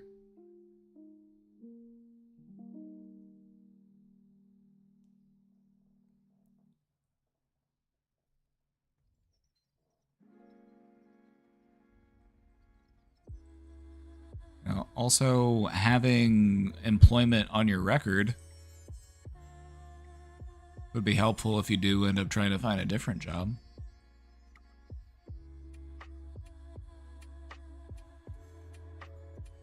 I don't know, just think about it. You know, it sounds like you're kind of on the fence. So I would just try to figure out what you want to do. You know, it sounds like a good opportunity, but maybe it's not the opportunity for you. So just think about it.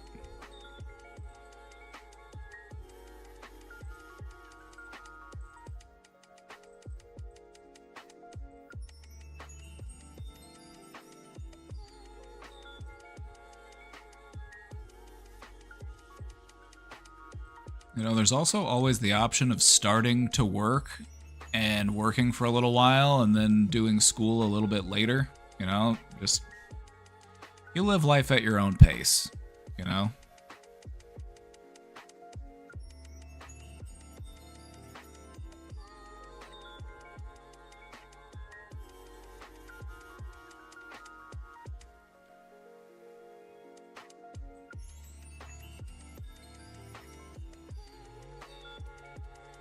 I was recently diagnosed with anxiety-induced OCD, which means I find myself impulsive cleaning or something along those lines when I'm nervous.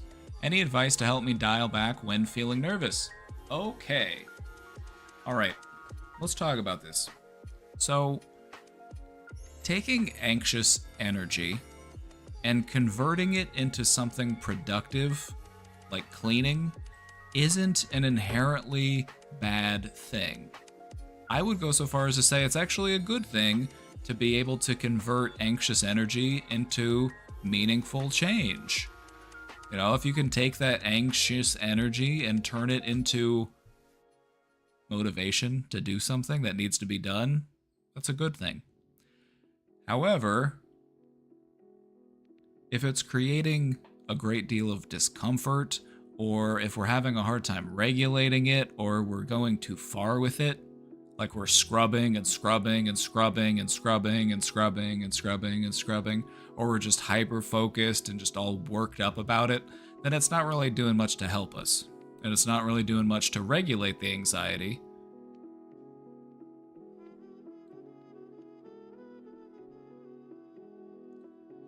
So, you asked, do I have any advice to help you dial back when feeling nervous? Focus on your body. Focus on your breath. Focus on what your body is feeling. Focus on the things that you can hear, the things that you can smell, the things that you can touch. Ground yourself in your body. It's the best way to dial back when you're feeling nervous. Is to just regulate your nervous system through grounding activities. Mindful breathing, sensory awareness.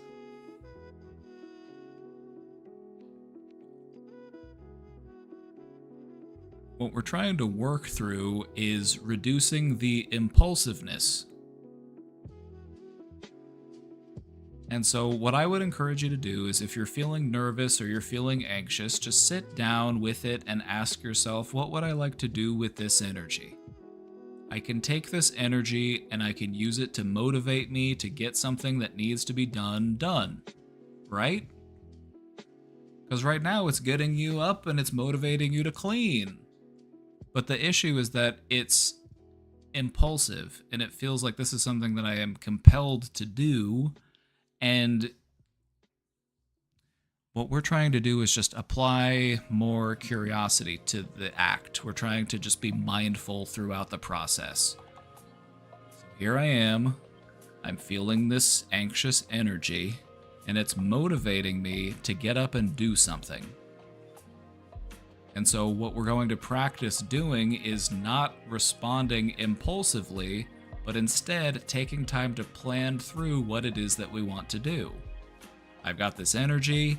Okay, what is it that needs to be done around the house? Do I need to tackle some laundry? Do I need to mow the yard? Do I need to do the dishes? What is there that needs to be done? I can turn this energy into productivity. It's not a bad thing. The problem is when it feels necessary, or when it feels impulsive, or when I feel like I have to do this in order to manage my anxiety. The only way that I can get my anxiety to go away is if I clean and clean and clean until I don't feel anxious anymore. But that's not really handling the anxiety. That's just kind of letting the anxiety take the driver's seat and letting it run you out until you're just exhausted. And so, even just opening up to a different perspective of what's going on, recognizing that I'm sitting here with this energy and it's motivating me to do something about it. What would I like to see done? What would serve me? What would make me feel better if I were to do those things? What are some things maybe I've been putting off? Maybe some things that need to get done.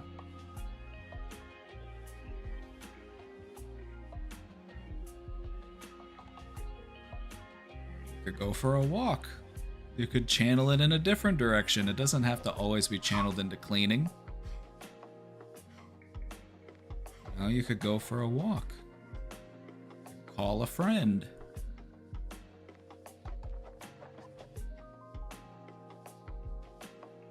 Just think about it as energy and where you're trying to direct that energy.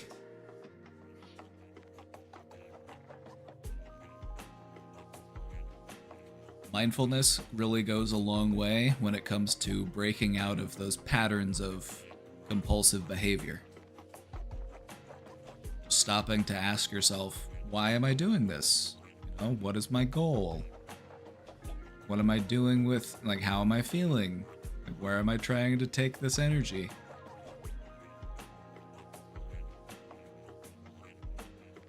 We're trying to detach ourselves from the sense of urgency that can often accompany that energy. that energy that we get, that anxious energy, it often has a very impending sense of urgency, doesn't it? It feels like I gotta get up and I gotta do this and I gotta do it right now.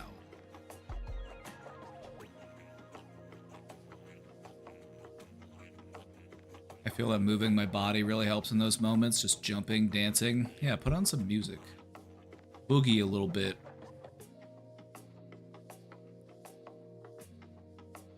Really is underrated just how good getting up and wiggling a bit is for your mental health.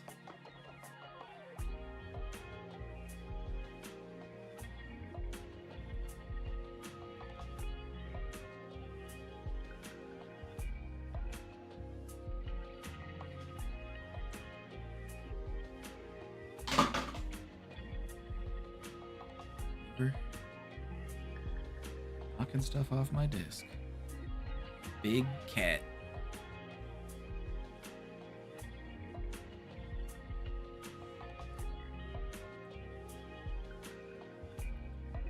Decided to stop sleeping with my ex, and we want to remain friends.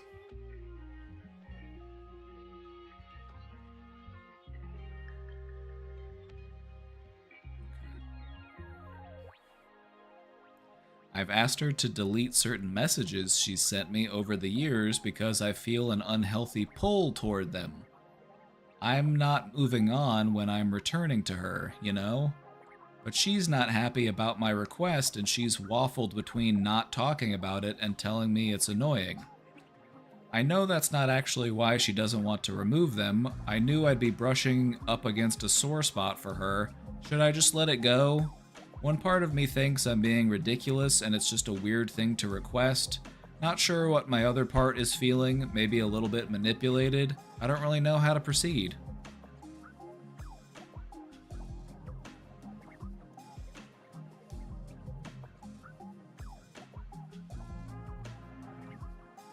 Okay. So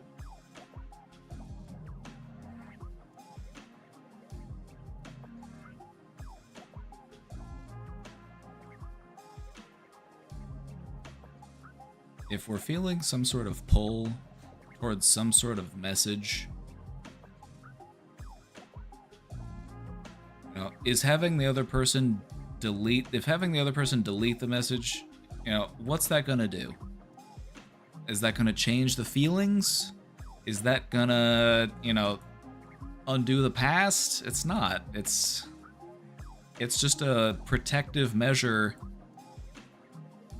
so that we don't have to revisit those messages. So that we don't have to reignite those old feelings. At the end of the day, that responsibility is on you, though. It's not up to the other person to insulate your emotions.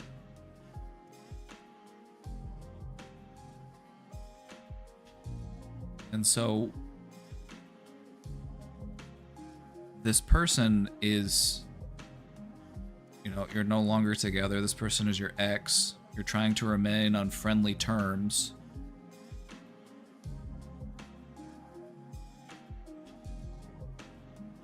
You know, do we need the message history to still have a relationship with this person?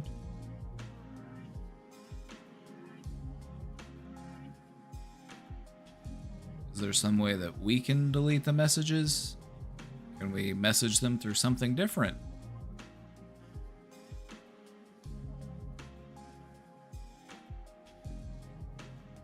Just at the end of the day, I don't think that having this other person delete the messages is going to do anything about why you feel the way you feel about those messages. Because if it's not those messages, it might just end up being something else, you know what I mean?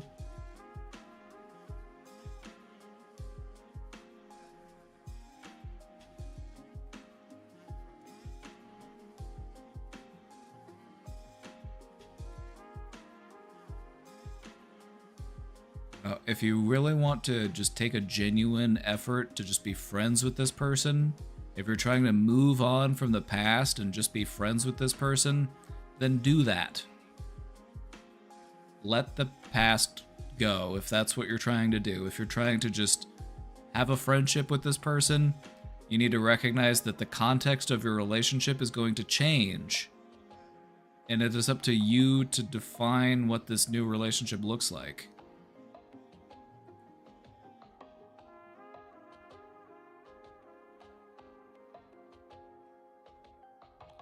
With my friends, I would advise a clean break for some time, block them for a bit, sort yourself out, tell them before maybe, but your feelings are your own responsibility. Yeah, my opinion on the matter is I don't know, I think some of you might be aware of how I tend to feel about these types of situations. I'm just like, it feels like we're keeping a wound open for some reason, and you owe it to yourself to think about why that is. Why am I keeping this wound open and not letting it heal? Is it because I just really want to be friends with this person that badly? Would I be able to continue on living if I didn't have this person as a friend? Maybe it might even be good for me to explore emotionally investing in other people instead of this place where there's just all this hurt.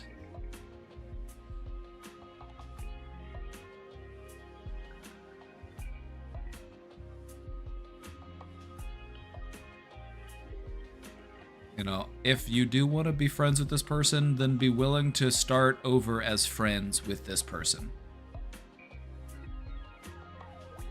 Otherwise, we're just picking at old wounds and, you know, looking for answers for old pains, just reigniting old feelings.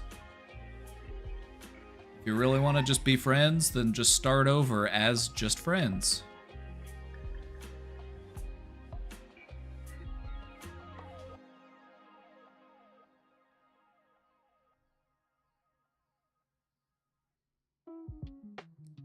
Step back, evaluate. Yeah, exactly. You need to step back and evaluate. You need to figure out, what is it that I'm looking for in this relationship? You know, why is it that I want to keep this person in my life when it's, you know, there's so much hurt wrapped into the relationship? Am I trying to prove something to myself? Am I trying to figure out just how chill I am? You know, like, oh, I'm chill. Yeah, we can break up and still be friends. That's fine. I'm a chill person. I can do that. It's like, you got nothing to prove to nobody. So just take some time to think about, why would I want to keep this person around? If we were just that good of friends, you know, would it even be a big deal that I need to? I think we're. This is me speculating, so I could be wrong. I'm just speculating. I think you're just looking for something. I think you're looking for some sort of closure or some sort of understanding to some sort of lingering pain that you felt from this person. And you may or may not get it. That's the thing. We don't always get the closure that we're hoping for.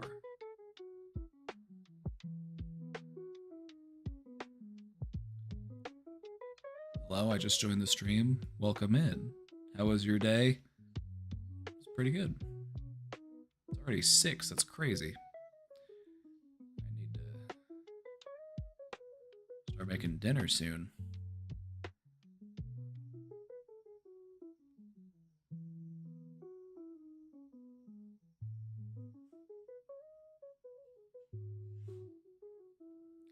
But yeah, questioner, I think just take a step back from this, take a break from this person, and just reflect, evaluate, talk to your friends, you know, talk to the people that know you, see what they would say.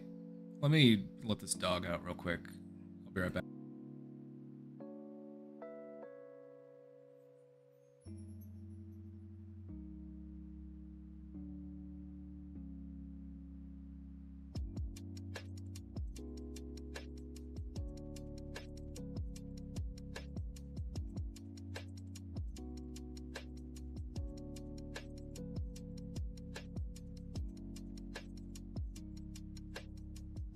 Atticus woke up from his nap and he was ready to go. I think he's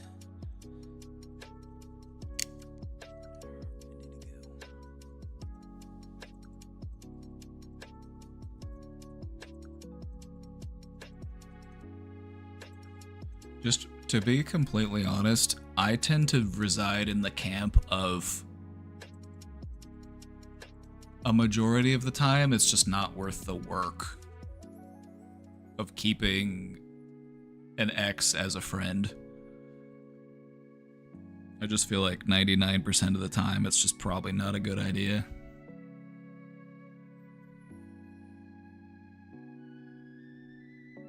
Well, that's just my opinion. If you're able to make it work, good for you. I'm happy for you.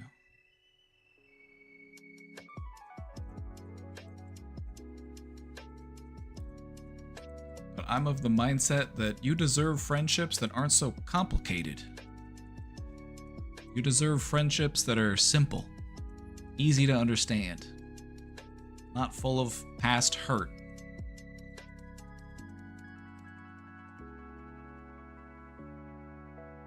I feel like oftentimes it's best to just, try to end things amicably. Like, you know what? I wish you all the best.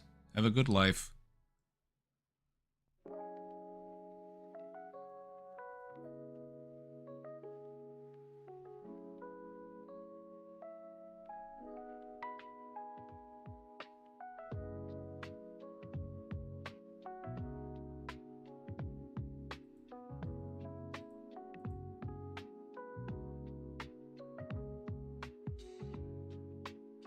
Baggage of that previous relationship weighs really heavy.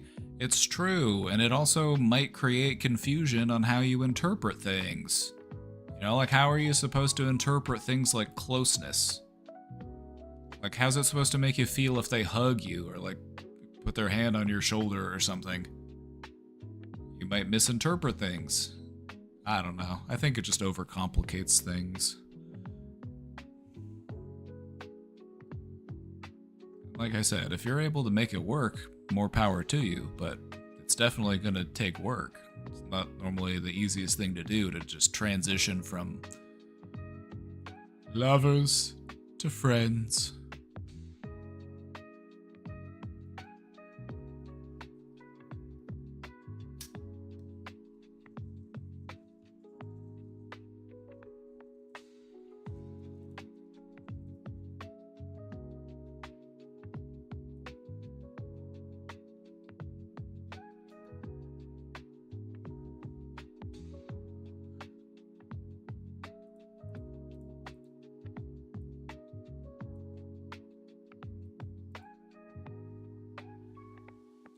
Ever since I was young, my mother and pretty much every woman in my life has said terrible things about men.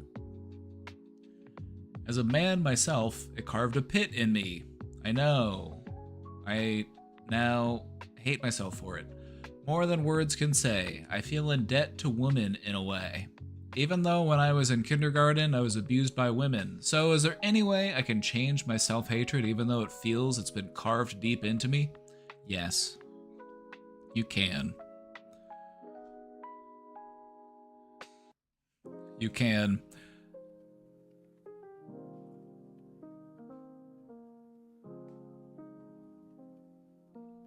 We recognize that crappy people exist. There are people out there who do shitty things. There are people out there who are hurtful. There are people out there who are abusive. All that we can do is try not to be one of those people and call out those behaviors.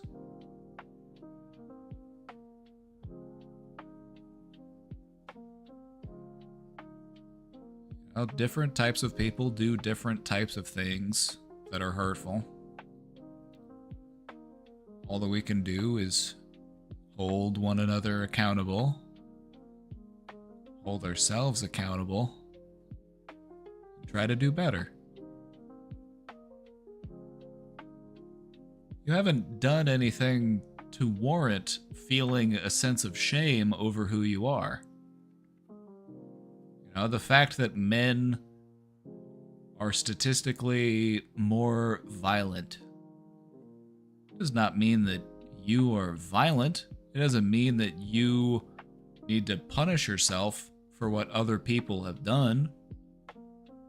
The only thing that you need to do is not do that thing.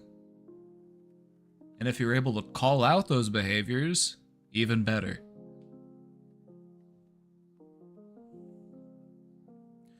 I'm of the mindset that men need to do a better job at calling out other men for their shitty behavior. There's just too much of this like bro code shit where we just overlook the shitty stuff that a man will do.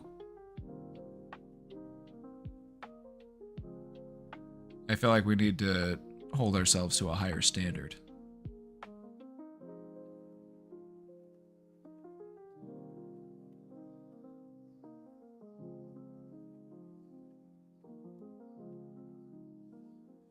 This doesn't mean that women are perfect and that women don't need to do anything, but I'm going to leave that up to women to figure out. I'm not, as a man, going to tell a woman what she needs to do to be a better woman, or to try to define what it means to be a woman. That's not up to me. The only thing that I can do is try to be the best man that I can be, and try to encourage other men to be the best man that they can be. We call out crappy behavior when we see it.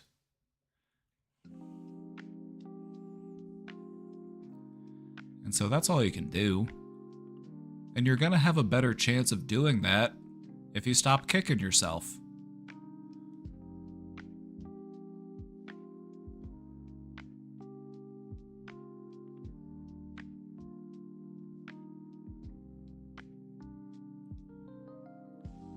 You know, you may feel like you owe a debt to women for the crappy behavior that men have done, but you also owe a debt to yourself to show yourself fairness and compassion.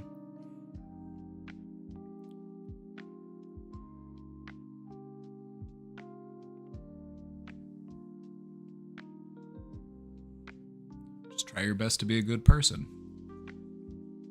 Nothing wrong with that. Doesn't mean you gotta be perfect. Doesn't mean you don't make mistakes.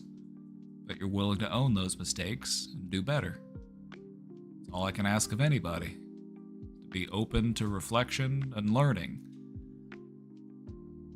And believe me, that will take you farther than a lot of people. Just having the slightest amount of self-reflection and accountability, like, wow, you would be surprised.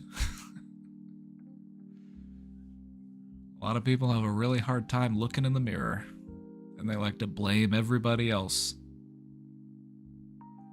for what they've got going on.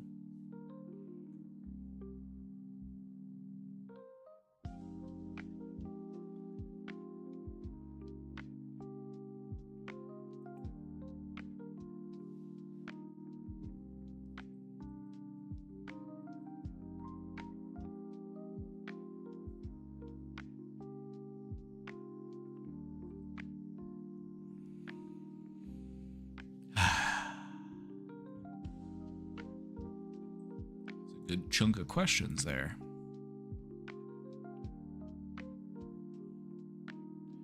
Good chunk of questions. Good to hop in and, know that I still got it. What are we thinking? How you feeling? What's on your mind?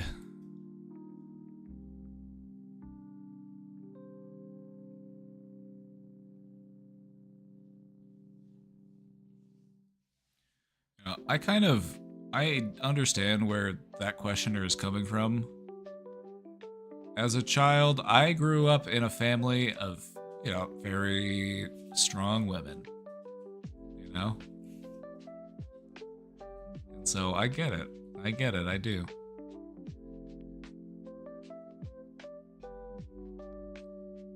And I don't blame women for feeling that way because such a large number of women are victimized by men.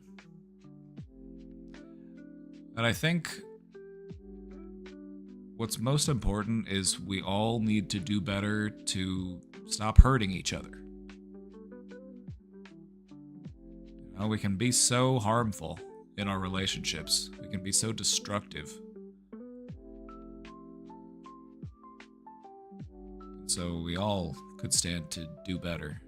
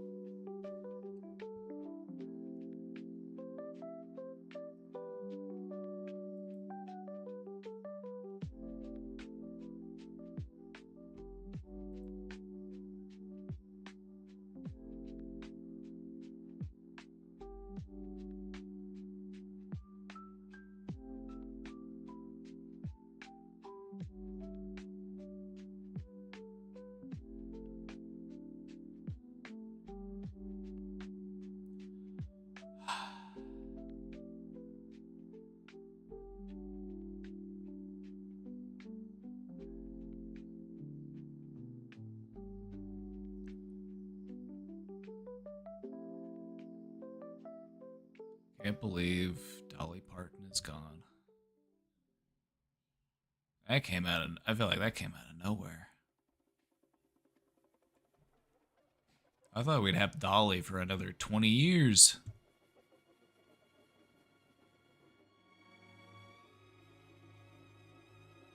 Thanks for the smoke, Skeeter Bug. Y'all are playing Project Zomboid? Might have to hop on today. I've been meaning to hop on for a while. My character's out in Irvington, and I've got a van and it's loaded up with sporting equipment. I've got all sorts of like metal bats and like hockey armor and stuff. It's awesome. But I've been wanting to... Oh, there's a server? There is. The information's in the Discord. I've had quite a few people pop on and check it out already. I'm so grateful I got to go to the Dolly World Place in Missouri when I lived there. The Dolly Parton Stampede. I have fond memories of the Dolly Parton Stampede.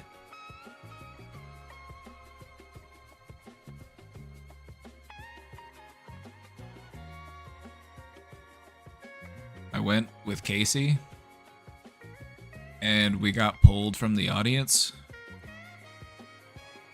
Wow, this is the tiniest picture ever. I was hoping it'd be a bit bigger.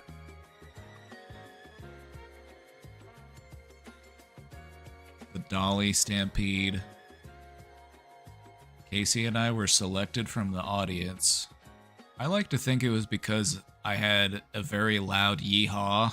I was giving some very loud yeehaws at the event, but we got selected to compete in a water bucket relay, and we won.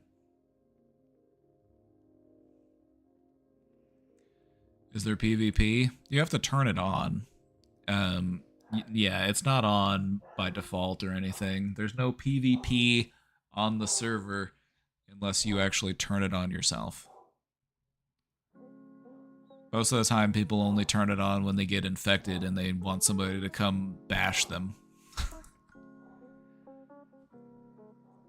Anyway, we got called down to do this event. We had to like run buckets of water to each other and then like fill up this thing at the end. So we had to like transfer it from bucket to bucket. And let me tell you, we won.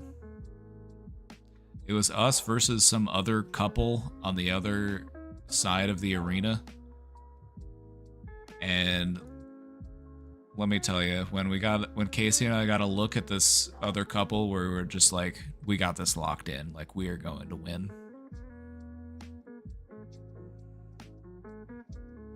I remember that my wife and I watched that live. Yeah, we were streaming at the time. And we had our camera pointed towards it, and what's really funny is the waitress came over and like stood in front of the camera for like a minute, just randomly.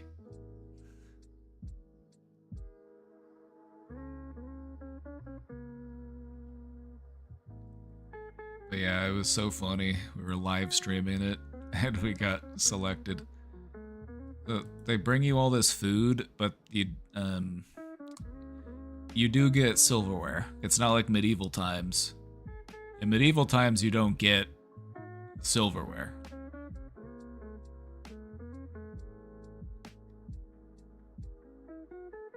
But it's kind of like medieval times, except Western. It was more like it was like a Western themed medieval times. Yeah, the food was good. Just like standard, like classic American meal. You know, a lot of food. It's a very fun time. But yeah, since we won that event, they gave us some pictures. Because they take your picture when you enter, and then they would try to like sell you the picture later. But we won as a prize since we won our event. They're like, you guys get some pictures. I was like, oh, sweet. And they gave us 2 pictures, and we kept one, and we gave the other one to Grandma. She's now got it on her wall.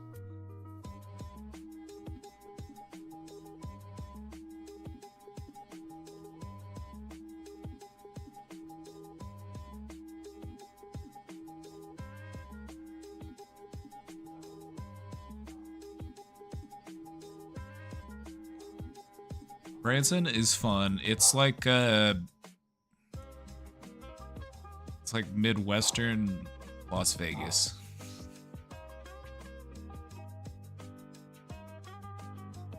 Yeah, Branson's fun. We like to go there every once in a while.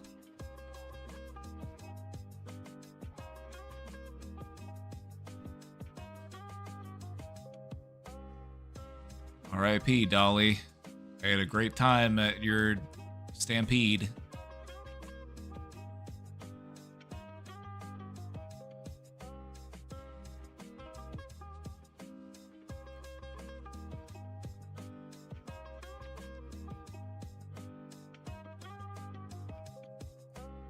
They do shows like all the time too. I think they might even do it like every day.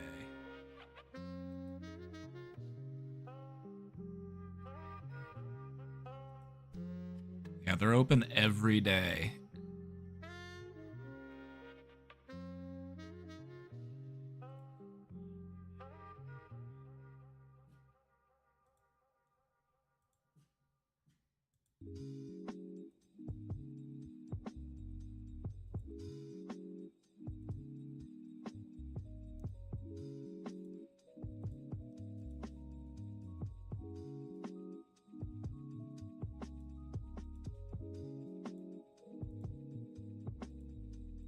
Yeah, they do a show like every day at 5:30 p.m. One show every day. And then on Saturday, they do 3 shows. And then Sunday, they do 3 shows. But they do one every single day.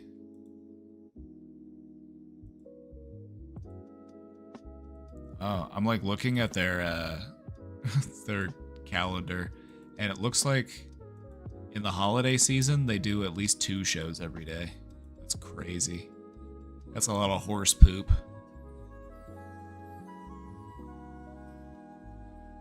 R.I.P. Dolly.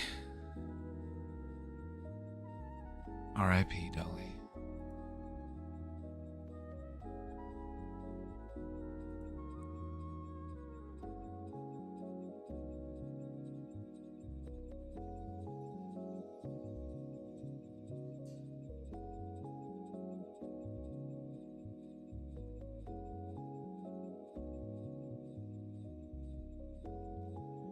That's sad. Dolly Parton was a real one.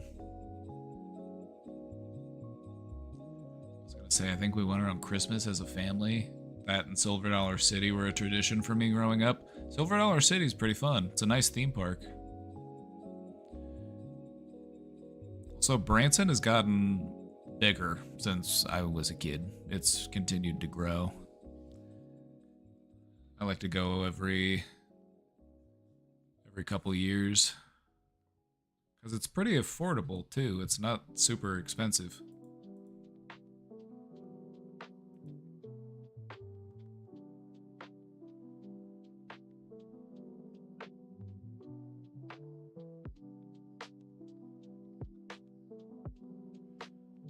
Alrighty, everybody. I'm gonna go make some dinner. So I will see you all later. Hope you all have a great night. Thanks for hanging out. I'll see you all next time. Bye-bye, everybody. Bye-bye. Also, don't forget to check out the Discord. And if you play Project Zomboid, we have a Zomboid server that you can play on. So come say hi. Come hang out. Come smash some zombies. Come on a loot run with us. We'll go on a loot run. We'll find all sorts of stuff. What sort of loot are you into? Survival gear? Canned food? Construction equipment? Tools? I love looting. Love looting.